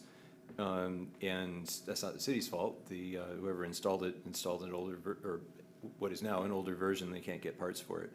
But I think that having some kind of a level of service standard saying, if it's been offline for a certain amount of time, you got to install something that's going to work rather than just having it wait forever for parts. That's kind of what I'm trying to get at. And I know that there is a federal standard of 97% uptime for any chargers at least that are built with federal money. And I think that there are several different states that have started to adopt the 97% standard as well. Likely there's going to be something like that in Washington State. So I guess I'm trying to figure out here is, do we want to at least create a container into which this standard, which is likely coming our way from the state, for it to reside? Or do we want to wait until the state comes to us with that? I think it might be better to have that in our electric vehicle charging plan from the start, rather than having to build it in later. Okay, any other discussion? Any other questions? All right, all those that support it, thumbs up. Fail. CC 96. I think that one was me. Yep. And just trying to clarify what the rates and fees would cover for avoidance of doubt, that I wanted to cover debt service as well, and also not just maintenance of these facilities, but necessary upgrades as well.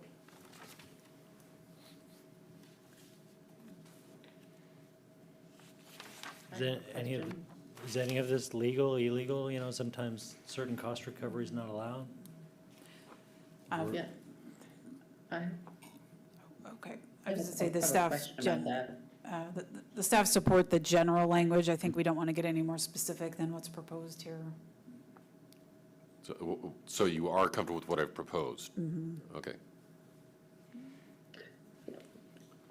This is Lisa. I'm not comfortable with that because we just voted on issuance of bonds for upgrading utilities. And so I don't really think we want to structure our rates and fees for the city operated utilities with the goal of recovering all those costs, including upgrade, because the upgrade, as we heard, necessarily needs to be spread, generationally, so that not just the present ratepayers pay for the costs of those upgrades.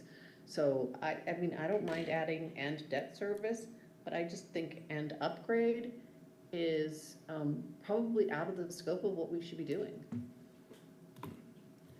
I think this also intrudes somewhat on what the utility board does. And as in my second year of being with that assignment, they're pretty careful about what they do with this whole thing and spend quite a bit of time, along with the time the staff spends, with regard to how to price utilities. And I think we, unless or until at some point that they don't do the job, I don't see why we're including this here. Okay, Councilmember Weicker.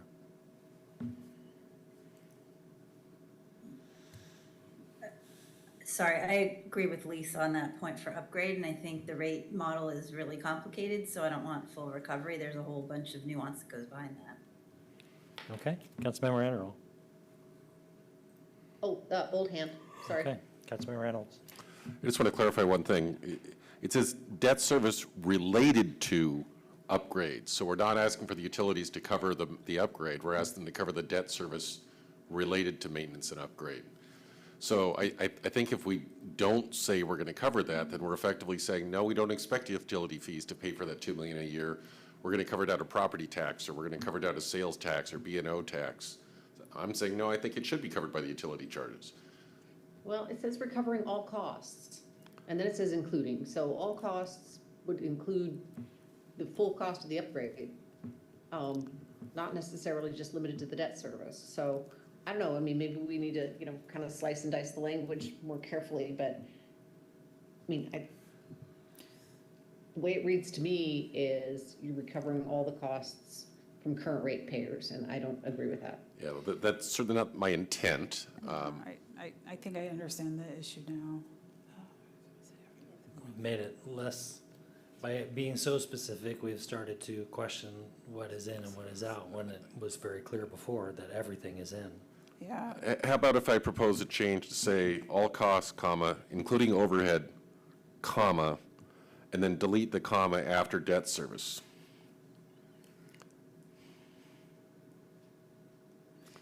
So it's including overhead and debt service related to the extension of services, blah, blah, blah, blah.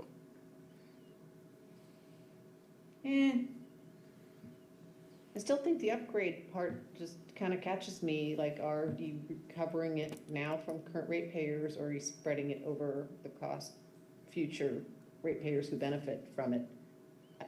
Right. I think with that grammatical change, it would be making clear that it's the debt service related to those upgrades that you're asking the ratepayers to cover. And that's what we just voted to do tonight. Okay, any other discussion? Questions? All right, everybody that wants it, thumbs up. Fail. All right, CC 123. This is striking a reference that was put into utilities element, strike 1.6 and reference the cap if necessary. This was this natural assessment management definition that was put in, maybe at the Planning Commission. And Mr. Mayor, if I may, I happen to have the climate action plan open here. You have a whole section, to your point, on natural systems, which provides detailed goals related to utilities, water conservation incentives, green stormwater infrastructure, gray water reuse education, and I could keep going. Yeah, and so what I'm striking is a simple sentence that was added by a planning commission. Consider natural asset management as a part of utilities management. And it feels very out of place here. Okay, Councilmember Weinberg. A question for Director Thomas. Could you share with us what you believe the intent of this policy was when it was discussed at the Planning Commission and its potential benefits to the island, as well as the potential environmental costs were we to strike this? Well, I think some of the context behind it was, as I answered via email to you earlier today, Councilmember Weinberg, is the natural asset management. The question you had posed to me was this about vegetation management? My response to you was, in consultation with staff, was that it was broader than that. And the example I think I gave was wetlands, maintaining wetlands that are on public property, for example, have a longer term benefit of perhaps not needing to install as much stormwater infrastructure in a particular area because wetlands are doing their job that they're naturally inclined to do if left to function and be maintained appropriately. So I think what's happened here is some of this Mayor Nice's language that he's found here goes into some other things as well. So, but that was my response to you earlier today when you posed that question over me. So are you saying that if we were to retain the natural asset management language there, that it would have a benefit of, like what you were just sharing, that the management of the wetlands would enable us to save cost and effort in the management of our stormwater system? Yeah, now that I'm scanning this italicized, I'm not sure if it's italicized on your screen, may not be. Now that I'm reviewing the language there that's in the column G, I mean, I think that language from the cap is really addressing, it's a much more expansive response than what I provided you via email earlier today.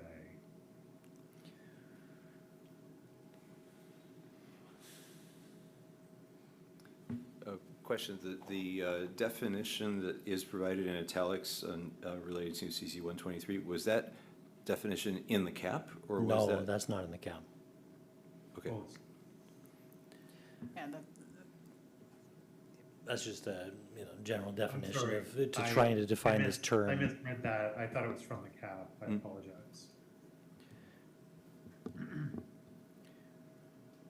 So I guess a question for Mayor Neves. Are you concerned that if we include this natural asset management clause, that we might be opening a very large can of worms in terms of a lot of different things we have to manage? Well, when you think about utilities in Mercer Island, we have a lake line that runs into the lake bed. You know that, you're on shore. We have sewer going across the lake bed. We have PSE coming across 2 lake bed crossings.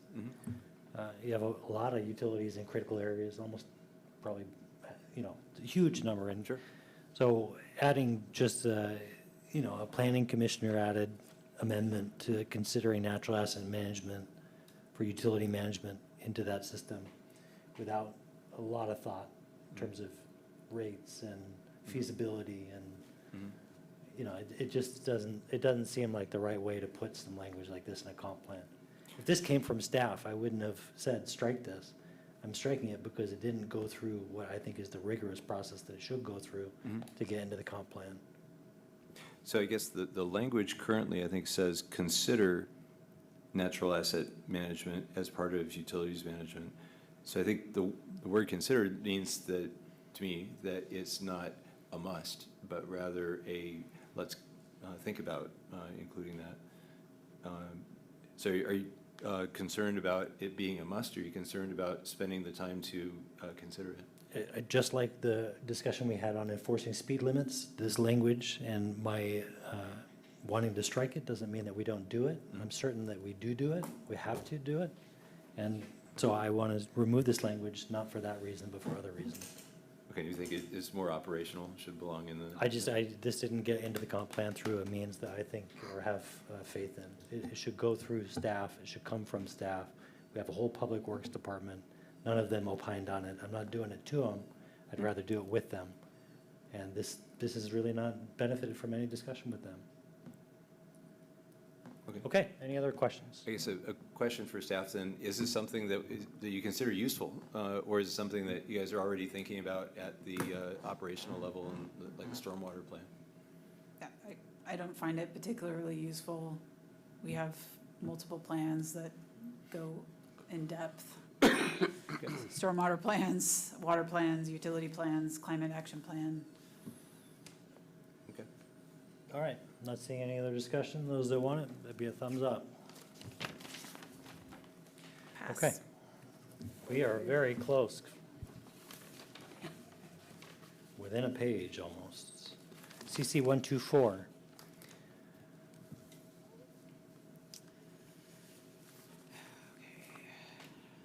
Yeah, this is other language about utilities. Consider implementation of programs and projects to reduce non-point source pollution from existing development.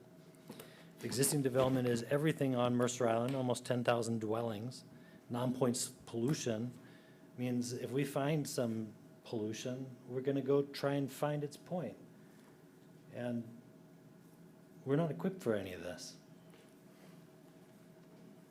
Agricultural runoff, pesticides, fertilizers. Like, you can find these plumes of these things in the lake if you wanted to. You just go sample it. What are you going to do? Become a detective and follow that up every water course, every storm drain, every... We have a non-point pollution in our park on 40th and Island Crest Way, killed all our landscaping. We're trying to find this stuff. We don't need a policy that tells us to go find this stuff, but if we have to, if we're going to let the planning commission insert language like this that without consulting the departments to do this work, you know, I'm not for that.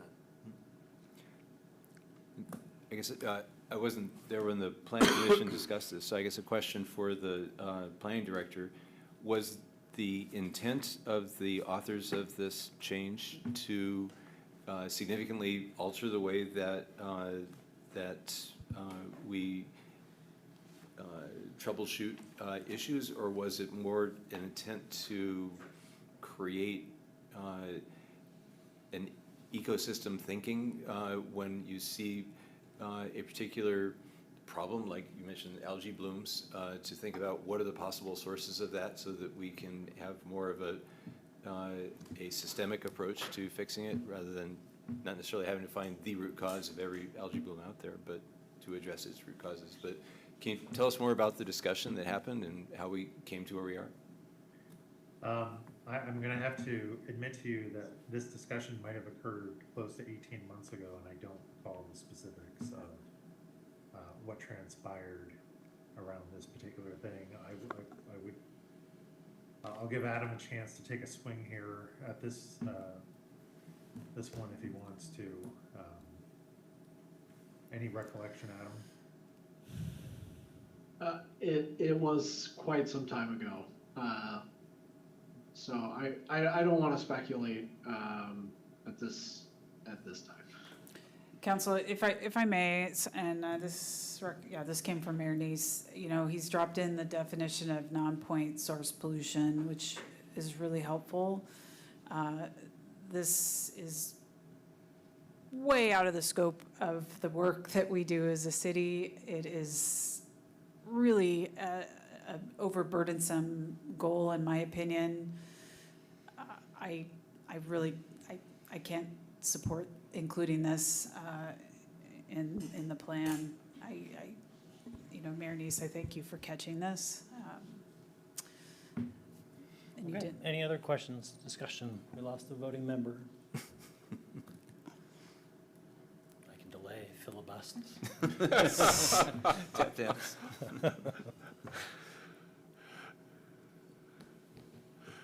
We could have Jess Thomas tell us about MPDS permits. It'll be a quick conversation to tell you what I know about them, because I've never processed one, so. Well, look, I have faith that I have 4 people that are still in the room that agree with this. Those that support this, thumbs up. All right. Pass. All right, there you go. We're striking 4.5, right? It is stricken. CC 135, Lisa and Jake. It seems like a retained 7.2, so maybe you're bringing something back? Yeah, well, it's just the planning commission proposes to strike the policy 7.2 regarding the city shall encourage PSE or the current provider to make, I think, natural gas service available to any location on Mercer Island. And I don't see a legal or policy reason to adopt, to strike this at this point in time. They are a natural gas and electric provider on the island. Anyone is free to obtain service from them. I think we know in many respects that natural gas is cheaper than electric. And I don't think, unless there is some sort of a legal mandate on the use of natural gas, why we would change this policy at this point. Okay. So, Councilmember Weimer? well, state building codes require that the primary heat source for a new house or one that's being significantly remodeled has got to be as efficient as a heat pump. And natural gas should continue to be available for existing gas customers. But for the sake of the environment, we should not be encouraging more. In fact, I think we should be discouraging it in new locations. But I do think people that currently have natural gas we shouldn't cut it off. But I think this policy explicitly says encourage it. And I don't think that is really in alignment with our climate action plan. Okay. Any Well, other questions? it's not just for heat, though. You can use it for cooking, and it's more efficient, and it's a better source of fuel for cooking and other things. And, furthermore, a lot of electricity is generated by burning natural gas. So I think it's kind of hypocritical to, be deleting this policy at this point in time. I don't know anybody that prefers electric fireplace. Do you, Ted? You still have a fireplace? Gas one. I do. It's great. Family loves it. Yeah, gas fireplaces. I'm with you. Okay. All right, so voting for this amendment will restore gas fireplaces in a sense, at least the ability to have them. We'll continue to encourage. All right, any questions? All right, anybody that wants to restore this, it'd be a thumbs up. Pass. All right, we are getting very close. Goodness. CC 98. Just note, this was adding a new policy, and our experience with the water main break this year and other problems we've had have reinforced in my mind that we are very vulnerable, dependent on a single source of water, and I'd like to have us at least explore options for backup beyond what we have. And the examples I gave there are possible examples, but not necessarily anything else we should explore, not necessarily limiting or definitive, just explore options. Question here. Yep. Deputy Mayor Rosamond. Jesse, on something like this, how should we think about this as a work item versus a work plan item versus a comp plan component?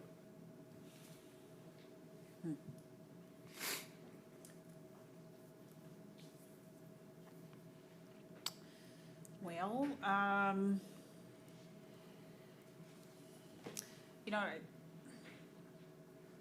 I don't know, I've spent more time in the EOC in the last year dealing with water emergencies than any other emergency on the island.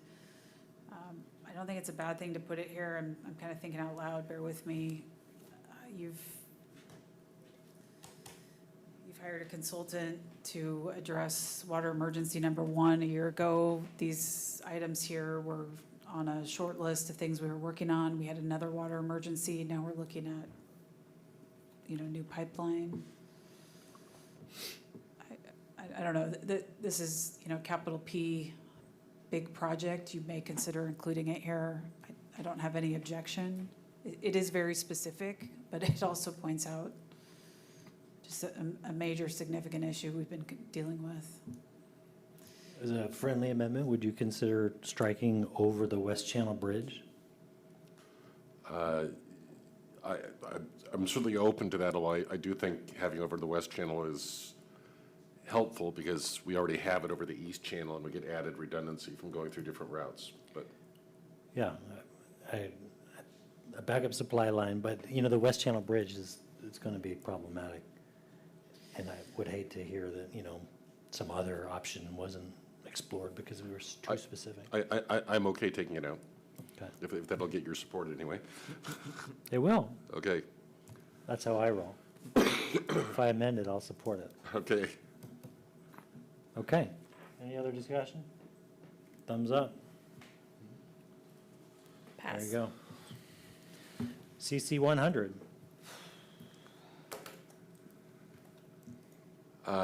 Not much to add there, other than I think this is consistent with the cap, and I think we should be doing all we can to encourage home energy generation.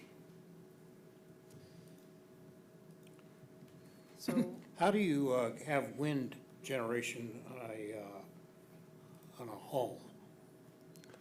There are, well, first off, I'm going to note that we're not necessarily going to require any or all of those, but encourage the installation of them. But yes, you can have wind. There are home windmill tools that can exist. They're probably not feasible on Mercer Island, but they do exist. And geothermal does exist. I have that. I have solar also. Mr. Mayor, Yes. City Manager Bond. Councilmember Reynolds, I'm just going to pick at you a little bit here. There's a whole section in the Climate Action Plan, which you all are forcing me to refresh on tonight, called Buildings and Energy, where you've detailed out 12 actions, which read differently than what you have here, but you have solar energy storage and grid resiliency, building code updates, solar panel expansion, green power program. Again, I'm concerned that we're writing new goals and we're either going to be in conflict with the climate action plan, or we're going to be like duplicating. And it's, my same comments apply for CC 101. Okay. Any other discussion? Not seeing any? Those that want it, thumbs up. Fail. Okay, CC 101. Not sure I have much to add beyond what it says. Okay. I guess one thing I wanted to ask about 101 is that we've got several buildings that we got to replace or rebuild in the near future, some of which are already being, already starting to think Venn diagrams of, what goes where in there. And if we say, well, it's coming in the climate action plan, there's going to be a plan for that coming later about how we're going to solarize city buildings. Is that going to be too late? Is this building, like the new public works and public safety building, going to be already baked before that plan comes out? And so does 101, CC 101 actually help to ensure that that is a factor included? Okay, any other question, discussion? That was a question, I guess, for staff. Is there any advantage to having 101 in the comp plan in terms of the timing associated with the public safety and public works building? I mean, if we want to put solar systems on the new public safety and maintenance building, that will be a design decision. I think your climate action plan, again, it's not as specific, but it points to the ability to do all of these things. So there's nothing here that says, that limits you from being able to do that. Okay, so I guess not having 101 in there means that it's not as clear of a priority from the council to have power sources or on-site power generation than if we did have it in there. So I guess I'm trying to figure out if it's at all helpful to the design direction to have it in there. I'm going to be honest, I don't think it is. These are very detailed design decisions that live building to building. And as we get into the design discussions, you have a climate action plan that very broadly addresses buildings and energy. And all of these items on the table for consideration. Does something in here tell me to do that, to put solar energy in the public safety and maintenance building? No, that language is not in the climate action plan, but the door is open for it to be considered. Okay, thank you. Okay, all those that want it, thumbs up. Fail. CC 102. Yeah, this one is a longtime passion of mine. There are various groups around the region that are exploring creating a new public utility district. And I think public utility districts would be a great advantage to Mercer Island residents. We remove the stockholders as a stakeholder in this, and so that has the potential of creating lower rates because we don't have to pay for somebody's profits. And secondly, PUDs have a greater ability to choose, or for us to control where they get their power from, including buying green power and hydroelectric power and other sources of power that are not as carbon intense as PSE, who will make their decisions solely based on a profit motive. And I'm not committing us to create a PUD, nor am I creating us to even support a PUD, but rather just to explore the possibility of supporting a PUD. Okay. Any questions? No questions, but I'd like to speak about this 102 and 104. Okay. Yeah, I'm not just lightly opposed, but violently opposed to expending 1 penny of city money or staff or resources on exploring either of these options. I think it is absolutely horrible public policy to take public money to compete against, private industry. I think that the public utility district would lose magnificently against PSE in terms of economies of scale. I don't even think we need to study it to know that. And the same for, fiber optic facilities. We've got a couple of cable providers. We've got satellite providers on the island. Why we would take public funds to try to compete against investor-owned utilities who have a profit motive, yes, but who will also have a motive to provide good service to attract and retain customers. It just seems to me to be a monumental waste of public money, and even studying it is not anything I could get behind pretty much ever. Okay. We also ought to look at Jefferson County that had a PUD, and they're 10 years into it. They have terrible service, and it's cost them a fortune. And the other thing to think about is, if you want to replace PSE, sign up for several $1 billion because you have to buy all of their stuff. And it's stuff you've already paid for through your rates. And I mean, economically, this is just insane. Okay, well, let's not characterize it. We have a motion on the floor, and if everybody's ready to vote for it, thumbs up if you want it. Fail. Okay, 104. Do we have a lot of discussion on this? I'll just note that we've received a number of emails for this on council over the years, or at least I have. There are a number of communities around the country that do have publicly owned fiber optic networks. I think the status of internet service and cost on this island is out of control. And I think this is an option for addressing what is, to me, a public good. And internet service is every bit as much a public utility as power and sewer and water are. And I think it's time we start treating it like that.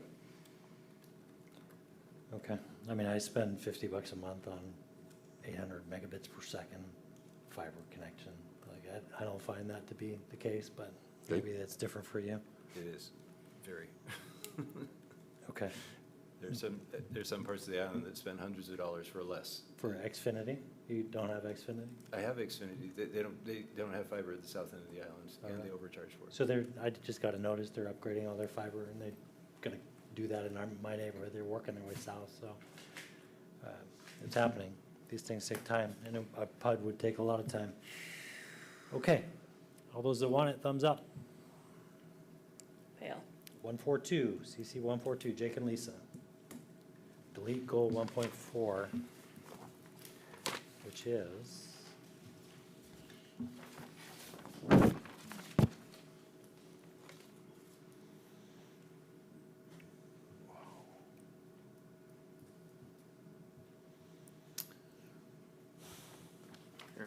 so all the way down here. 2.7, prioritize areas near transit, is it that one? CC 144? No. 140, CC 142. It's about Yeah, here it is. two-thirds of the way down the page. The city should provide affordable and equitable access to public services to all communities, especially the historically underserved.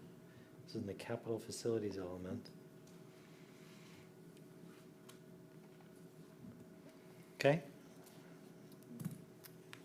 Jake or Lisa, you have any comment on this? Well, apart from not understanding what this means, affordable and equitable access to public services to all communities. I mean, you're talking about police, we're talking about fire, what are we talking about, water, sewer? I mean, I don't know what the genesis of this whole thing, this one is, and I'd be curious to know that. Is this something the Planning Commission came up with? Adam, was this a staff recommendation in the original draft? Oh, you're on mute. I don't believe this was staff generated. I'd have to take a look at the draft real quick, but let me look that up real quick. So I think what makes this a little challenging is the capital facilities element. It literally refers to buildings. We made some recent amendments that you adopted earlier in the meeting that tied the buildings to services. But that element doesn't get into operations. So this, again, I think we support the notion here. It's just a little bit odd to me. Feels out of place. It does feel out of place. Yeah, I think that's kind of where, we didn't put a rationale in, I think, for deleting it, but I think that's where we were coming from too. I mean, until the city proposed the amendment on services in the capital facilities, it really talked about only buildings. And it doesn't talk about services this way. It talks about a building providing services. Yeah. Like a court, like a police station.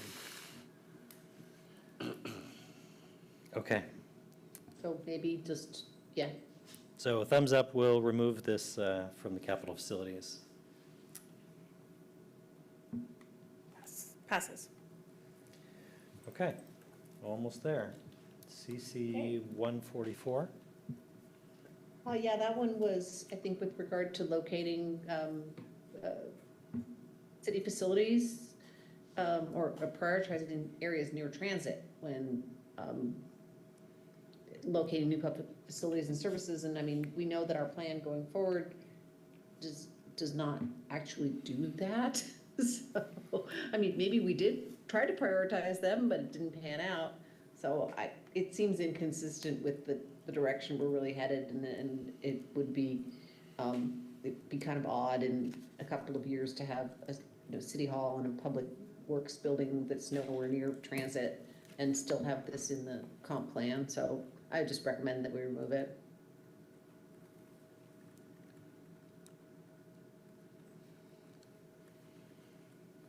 Okay. Silence from the city manager. Do you want to comment on that at all? Friendly amendment, maybe say consider prioritizing, leaves the door open. Yeah, we're still in the process. I think I'd be fine with that. Yeah, you've. Or not, Jesse, you tell me. Well, sorry, I'm having voices in my head talking to me about what's the right thing here. You have given direction in terms of the siting of a new building, a replacement building on a currently owned site that is away from your, I will call them your primary transit facilities in town center. It may be appropriate to remove this or modify it because I don't want us to have a conflicting comp plan goal with your new building plans. Okay. Any other discussion? What was that, Councilmember Anderl? Well, I was gonna say, it just seems like, if we do end up prioritizing locating near transit, it's fine if we don't have it in the comp plan. We can still do it, but if it's in the comp plan, it kind of fences us in a little bit. So I still think, I agree, it's probably better to take it out. I mean, I think future councils are going to really prioritize where there's land that the city owns. That's just going to be the constraint. Councilmember Reynolds? Well, I acknowledge what you're saying, Mr. Mayor. Just want to note that prioritize doesn't mean that's the only factor.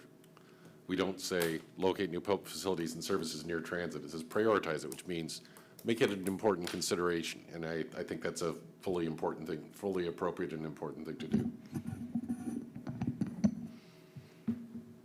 Okay. We're so close. Ready for a vote? Yeah. All right. Everybody that wants this, the thumbs up. Pass. All right. CC 114. Mayor Neese, Is that right? my apologies. Is that to delete that goal? Yeah. Okay, not amend it. That's right. 114. Yeah, I just think that on 114, we live on an island, one of the few areas around where the city boundaries and the school district boundaries are the same. And I think it's to everybody's advantage to look for opportunities to seek economies of scale by building facilities in common, to the extent practical, as noted.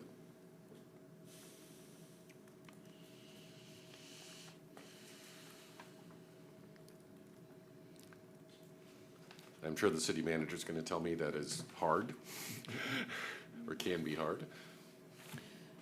I don't object to this one. It speaks to a vision and opportunity, not a mandate. Right. Okay. Everybody that wants it, thumbs up. Pass. Okay. We're at the last one here, right? No, we have a whole other slate. Don't scare them. Forgot about those. Just try to keep you honest here. CC 170. Oh, my goodness, the last See? one. See? Yeah. So I get, well, the staff's comments are very clear that we are directed in various policy and planning documents that I don't know if they're binding on us or not, to address areas with higher racial and social inequities. But we have evidence, amply in the record that our city is not affected with disparate racial and social inequities. So it does not seem to me to be a goal or a policy that we need to have. And it to the extent that we don't have higher racial and social inequities, you could cause a person to question, what exactly are we doing here? I mean, does this, are we trying to address people who want to visit the city from outside the city, who are coming from areas with higher racial and social inequities? Do we have an obligation or a burden toward them? This just seems unnecessary and confusing. And I think the racial disparity impact map and the land use element supports deleting this particular section, 1.3. Okay. Any staff comment on that? It seems like a compliance type. Yeah, in our staff comments, we reference the multiple policies here that we're speaking to parks and recreation and open space areas. And the reason this was put in is because we did not cover this subject matter when we updated the pros plan. And so while Lisa, you continue to make valid points on these topics, the staff recommendation is to include it for compliance. Okay. All right. Understood. Sorry. No, I just said understood. Okay. All those that want it, thumbs up. Fail. Okay, then I'm gonna need the lists of the carryover elements. City Clerk, could you read that back to me so I can find those? CC 16, CC 44, CC 31, CC 125, and CC 145. Okay, so we start at 16.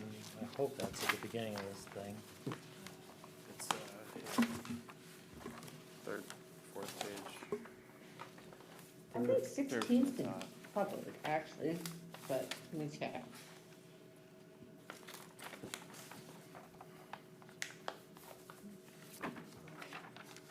Is it on third or fourth? It's on the fourth page. There it is, top of the fourth, third item down. This is Elisa, Jake. I feel like we addressed this in the context of another motion somewhere along the way, This didn't was we? non-substantive. 52. Yeah, we addressed it in conjunction with, I think, one of, Celine was suggesting we delete 8.11. It was 1812. Oh, 1812, okay. So this proposal would affect two different policies, and previously when we were discussing CC 52. 52, we addressed policy 1812, but that still left policy 1811, which here the comment is to replace people in with residents of in policy 1811. Right.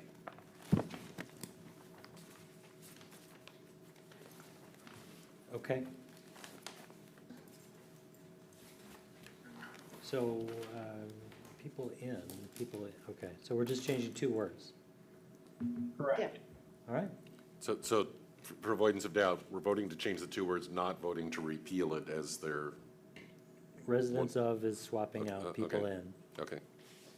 Well, yeah, no, people in is deleted and resident of is, because I think that's the residents of the island are the people to whom we owe our allegiance, not necessarily random people on the island. So the amendment as it was printed in the spreadsheet says goal 18.11 and 18.12 delete unless required by state law, and if required, amend 18.11 to delete people in and replace with residents of. So I think inherent in that, in the text of that is the question of, is 1811 required by state law? Could we possibly get a reading on that? We recommend retaining 18.11. I think somebody confirmed, we've already agreed to strike 1812. Yeah. Okay, and so then and I think staff could agree with the recommended revision, which would read 1811, ensure all residents of Mercer Island have a clean and healthy environment regardless of race, social, or economic status. Okay, any other discussion, comments? All right, if you want it, thumbs up. So what we're voting on is just the replacement of those two words. That's not- right. Okay. In 1811. Pass. Okay, next one is 44, CC 44. Gotta find it, whoever finds it first. 3 lines Oh, down. Celine, it's yours. It's right in the middle of the next page. Mine, strike 5 occurrences of courage with allow in the land use section. Good grief. Well, that's kind of vague. Adam, can you help us find that, figure that out? Yeah, let me find the reference here. I'm in favor. Who submitted that overly broad suggestion? I did. We're all trying to figure out who's responsible for that. Do you want to cycle back to that one at the end of the last couple here? Well, Adam fix that out. Told him I'd buy him lunch if he had my amendment as the last one. 31, CC 31.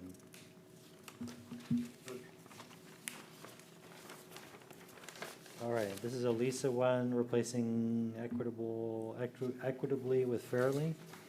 Yeah, I have to see the language. Strive to increase class, race, and age integrate, is that one with, by equitably okay. Yeah, fairly. Fairly. I think, yeah, that was our only recommendation. Okay, again, this was in the non-substantive and the staff was going to docket it, so any questions? Councilmember Weinberg. So I would be supportive of this if we changed it to fairly and equitably, but I'm not supportive of deleting the word equitably outright. Mercer Island is a great place to raise kids, and we need to prepare our kids for a modern workforce. And academically, we're doing a great job of that.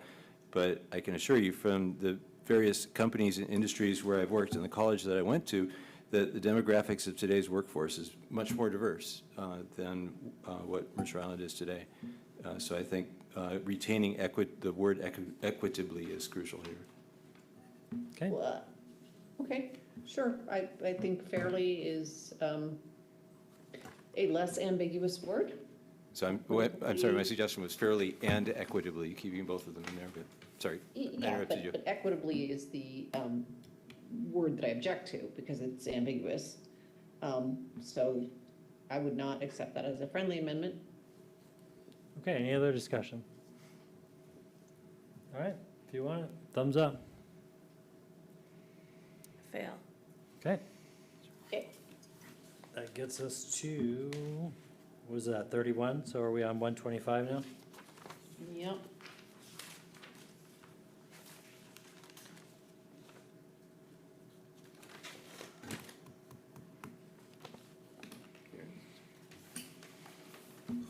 Okay, so this is a recommendation in the preamble of the transportation element that there are some deletions in the first paragraph. I can't see what they are because I don't have that in front of me.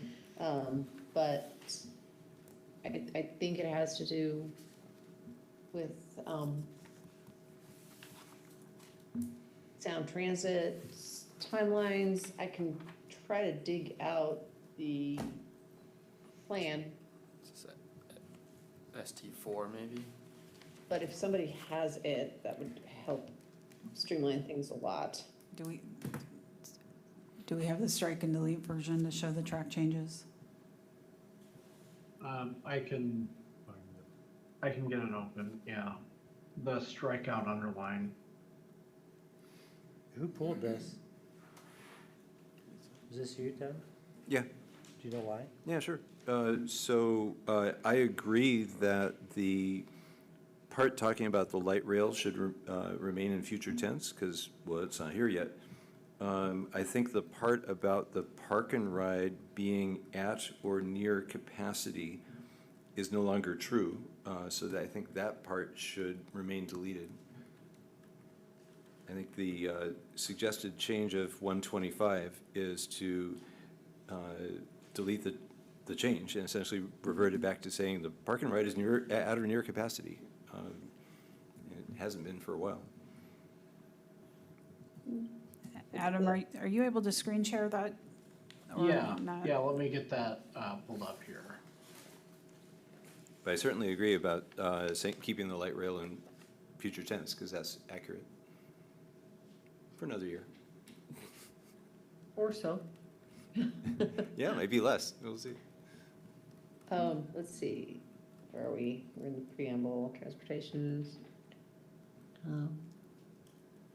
It's this section here, upcoming changes. I don't think that's it. Yeah, okay.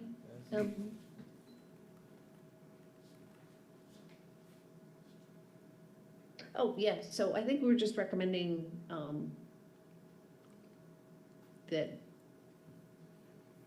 so there was a recommended change on the non-controversial, the non-substantive, was CC 133. And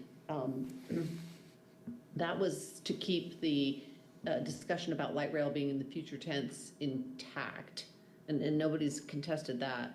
But I think what we, in 125, the first paragraph, yeah, we were recommending leaving it as is. Except for changing the first sentence, okay, Sound Transit East Link Light Rail Line scheduled for completion should be 2025. We'll change how Mercer Island residents travel and live. I think that sentence would still be true if we change the date. And then,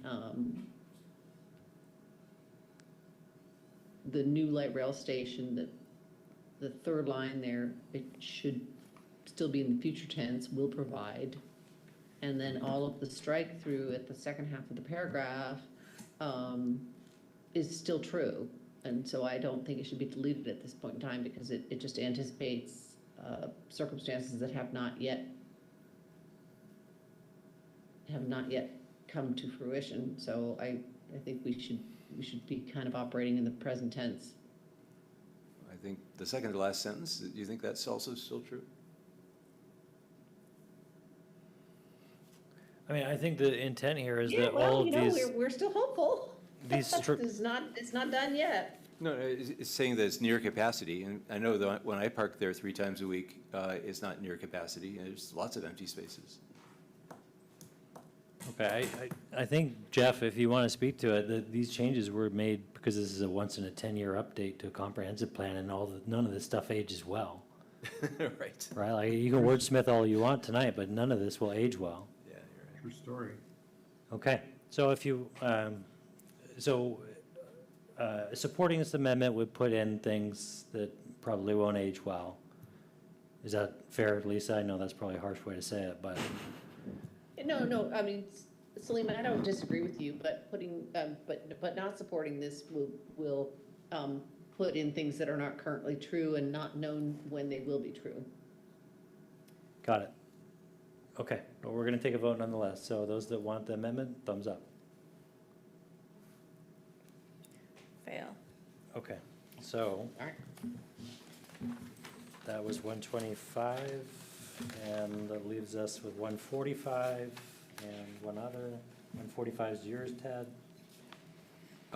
So I can withdraw it because I think we've already addressed it.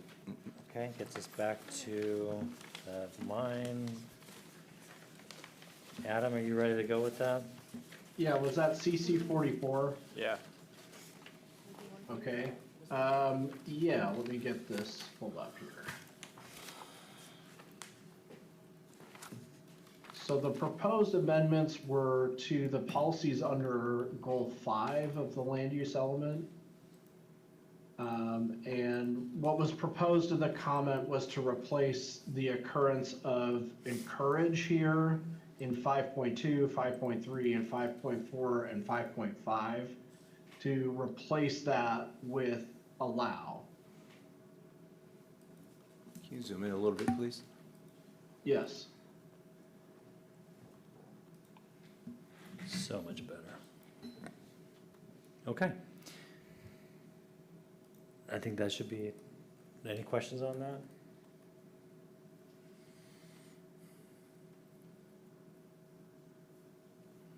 I think my thinking on this is that we tend to allow things. We don't tend to go out and really cheerlead these types of things.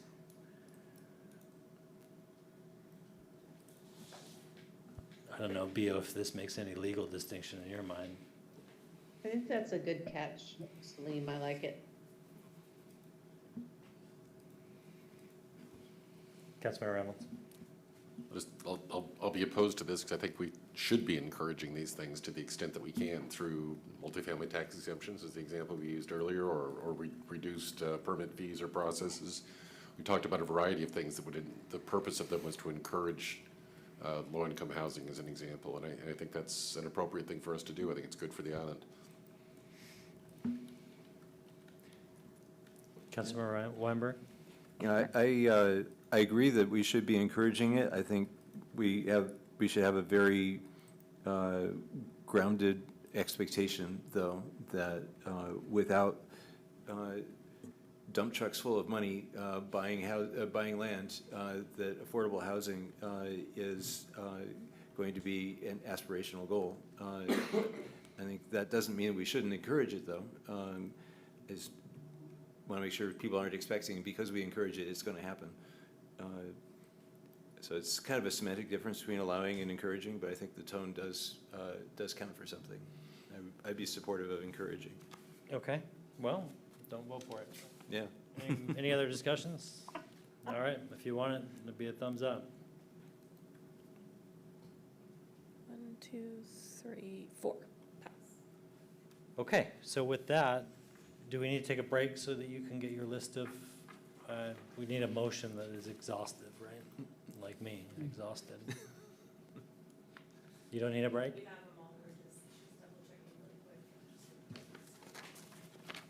Okay, while Sorry. that's happening, I'm gonna Mike. zoom ahead and see what we have next.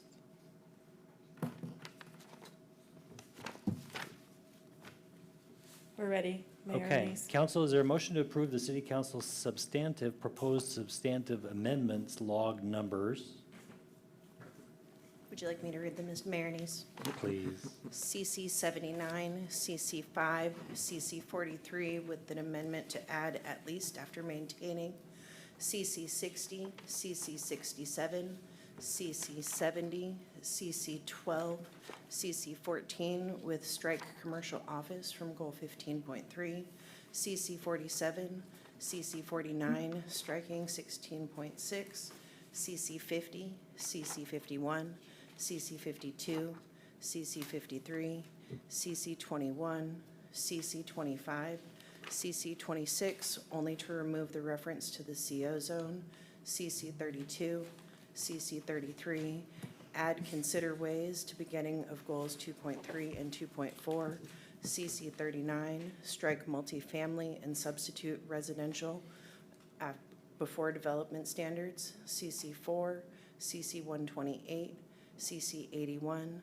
CC 129, CC 130, delete goal 5.4, CC 85, strike require adequate parking and other, and add evaluate before automobile, CC 119, CC 121, CC 82, CC 83, add in consideration of and change material to significant, CC 123, CC 124, CC 135, CC 98, strike over the West Channel Bridge, CC 142, CC 144, CC 114, CC 16, amend 18.11 to change people in to residents of, CC 44, as shown in Exhibit 3B.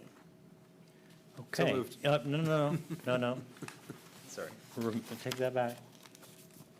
Okay. Because, all right, in Exhibit 3B. Correct. So moved. Okay. Is there a second? Everybody asleep? Can I get a second? Second. There we go. Okay, moved by Weinberg, seconded by Rosenbaum, Deputy Mayor Rosenbaum. Any discussion? Yeah, just, I was trying to cross-check with my list as I was going through that and not looking at the screen. I apologize. Did you read CC 43? Yes. Should be in there. Okay. Yes. And then one or two others that I may have missed as I was flipping through it. I apologize. CC 21, did you have that? Yes. Yes. Okay, so far it's just my note taking as we were reading things off. And then 124, 135, and 98. Did you get those? 124, 35? 135. Yes, on And both of 98? those. And yes. Okay, good. Sorry, I just wasn't keeping up with you. Okay, any discussion? City Clerk, please call the roll. Thank you, Mr. Mayor. Councilmember Weicker? Aye. Councilmember Weinberg? Aye. Mayor Neese? Aye. Councilmember Jacobson? Aye. Deputy Mayor Rosenbaum? Aye. Councilmember Reynolds? Aye. And Councilmember Andral. Aye. Thank you, Mr. Mayor. All right, motion passes. Now, somebody, City Clerk staff, remind me, we didn't remand anything additional to subcommittee, correct? There's one item that was remanded to subcommittee, so the motion would be, in addition to the proposed economic development elements, items already referred, move to refer City Council substantive proposed amendment log number CC 88 in Exhibit 3B to the ad hoc committee. All right, is that moved in a second? So moved. Second. Moved by Weinberg, seconded by Reynolds. Any discussion? Mr. Mayor, I just want to clarify that that was under the discussion to incorporate the town center parking plan. So moving, just as long as we understand what that discussion entailed. 88 was that, and that's going to the ad hoc? Yeah, CC 88 reads something differently, but the discussion we had was to take that up with the ad hoc committee, and Jeff's nodding, so I think he understands that, as long as we all agree. Why don't we do what we've done in the other amendments and say 88 and then just make reference to, How about we make it log number CC 88 to consider adopting town center parking plan by reference? okay? Does that meet your approval, first and seconders? Yeah. Okay, Thank you. make that more clear. City Clerk, please call the roll. Thank you, Mr. Mayor. Councilmember Jacobson? Aye. Councilmember Weicker? Aye. Councilmember Reynolds? Aye. Mayor Neese? Aye. Councilmember Weinberg? Aye. Deputy Mayor Rosenbaum? Aye. And Councilmember Andral. Aye. Thank you, Mr. Mayor. All right, motion passes, and that concludes that item of regular business. Thank you very much, everyone. It's 10:59 PM. And we now move to other business, the planning schedule, and we welcome City Manager Jesse Bond. I have nothing that needs to be covered at this hour. I didn't think you would. Any upcoming council member absences? Nope. Council reports, Deputy Mayor Rosenbaum? Nothing to report. I have nothing to report. Weicker? Nothing. Councilmember Weinberg? Nothing. Councilmember Reynolds? Yes, two quick things. One, big thank you to staff for all the great work they did on this. This was an incredibly complicated project. They did a great job of keeping things organized and on track and making it easy for us. And in particular, for dealing with the last minute issue with the strike-throughs, responding with about 30 minutes of notice on that, so thank you. And then secondly, I want to give a shout out to the utility staff for all the new water system and the metering issues. I had a water system problem at my own house, and it was fabulous that they're now able to give you residents of the island water usage by the hour at your house. And that enabled me to track down and identify the source of some leaks in my house. It was incredibly helpful, and I'm really glad we've done that. Thank you. Councilmember Anderl? Nothing to report. Councilmember Jacobson? Nothing. Okay, the next hybrid meeting of the City Council is scheduled for Tuesday, September 17th, 2024 at 5 PM. The time is now 11:01 PM. The City Council will go into executive session for approximately 60 minutes for planning and adopting the strategy or position to be taken by the City Council during the course of any collective bargaining, professional negotiations or grievance or mediation proceedings, or reviewing the proposals made in the negotiations or proceedings while in progress pursuant to RCW 42.30.140-4B, and to review the performance of a public employee pursuant to RCW 42.30.110-1G. As a reminder, City Council, please stay seated, and city staff has terminated the broadcast. Good evening. Thank you for joining us tonight.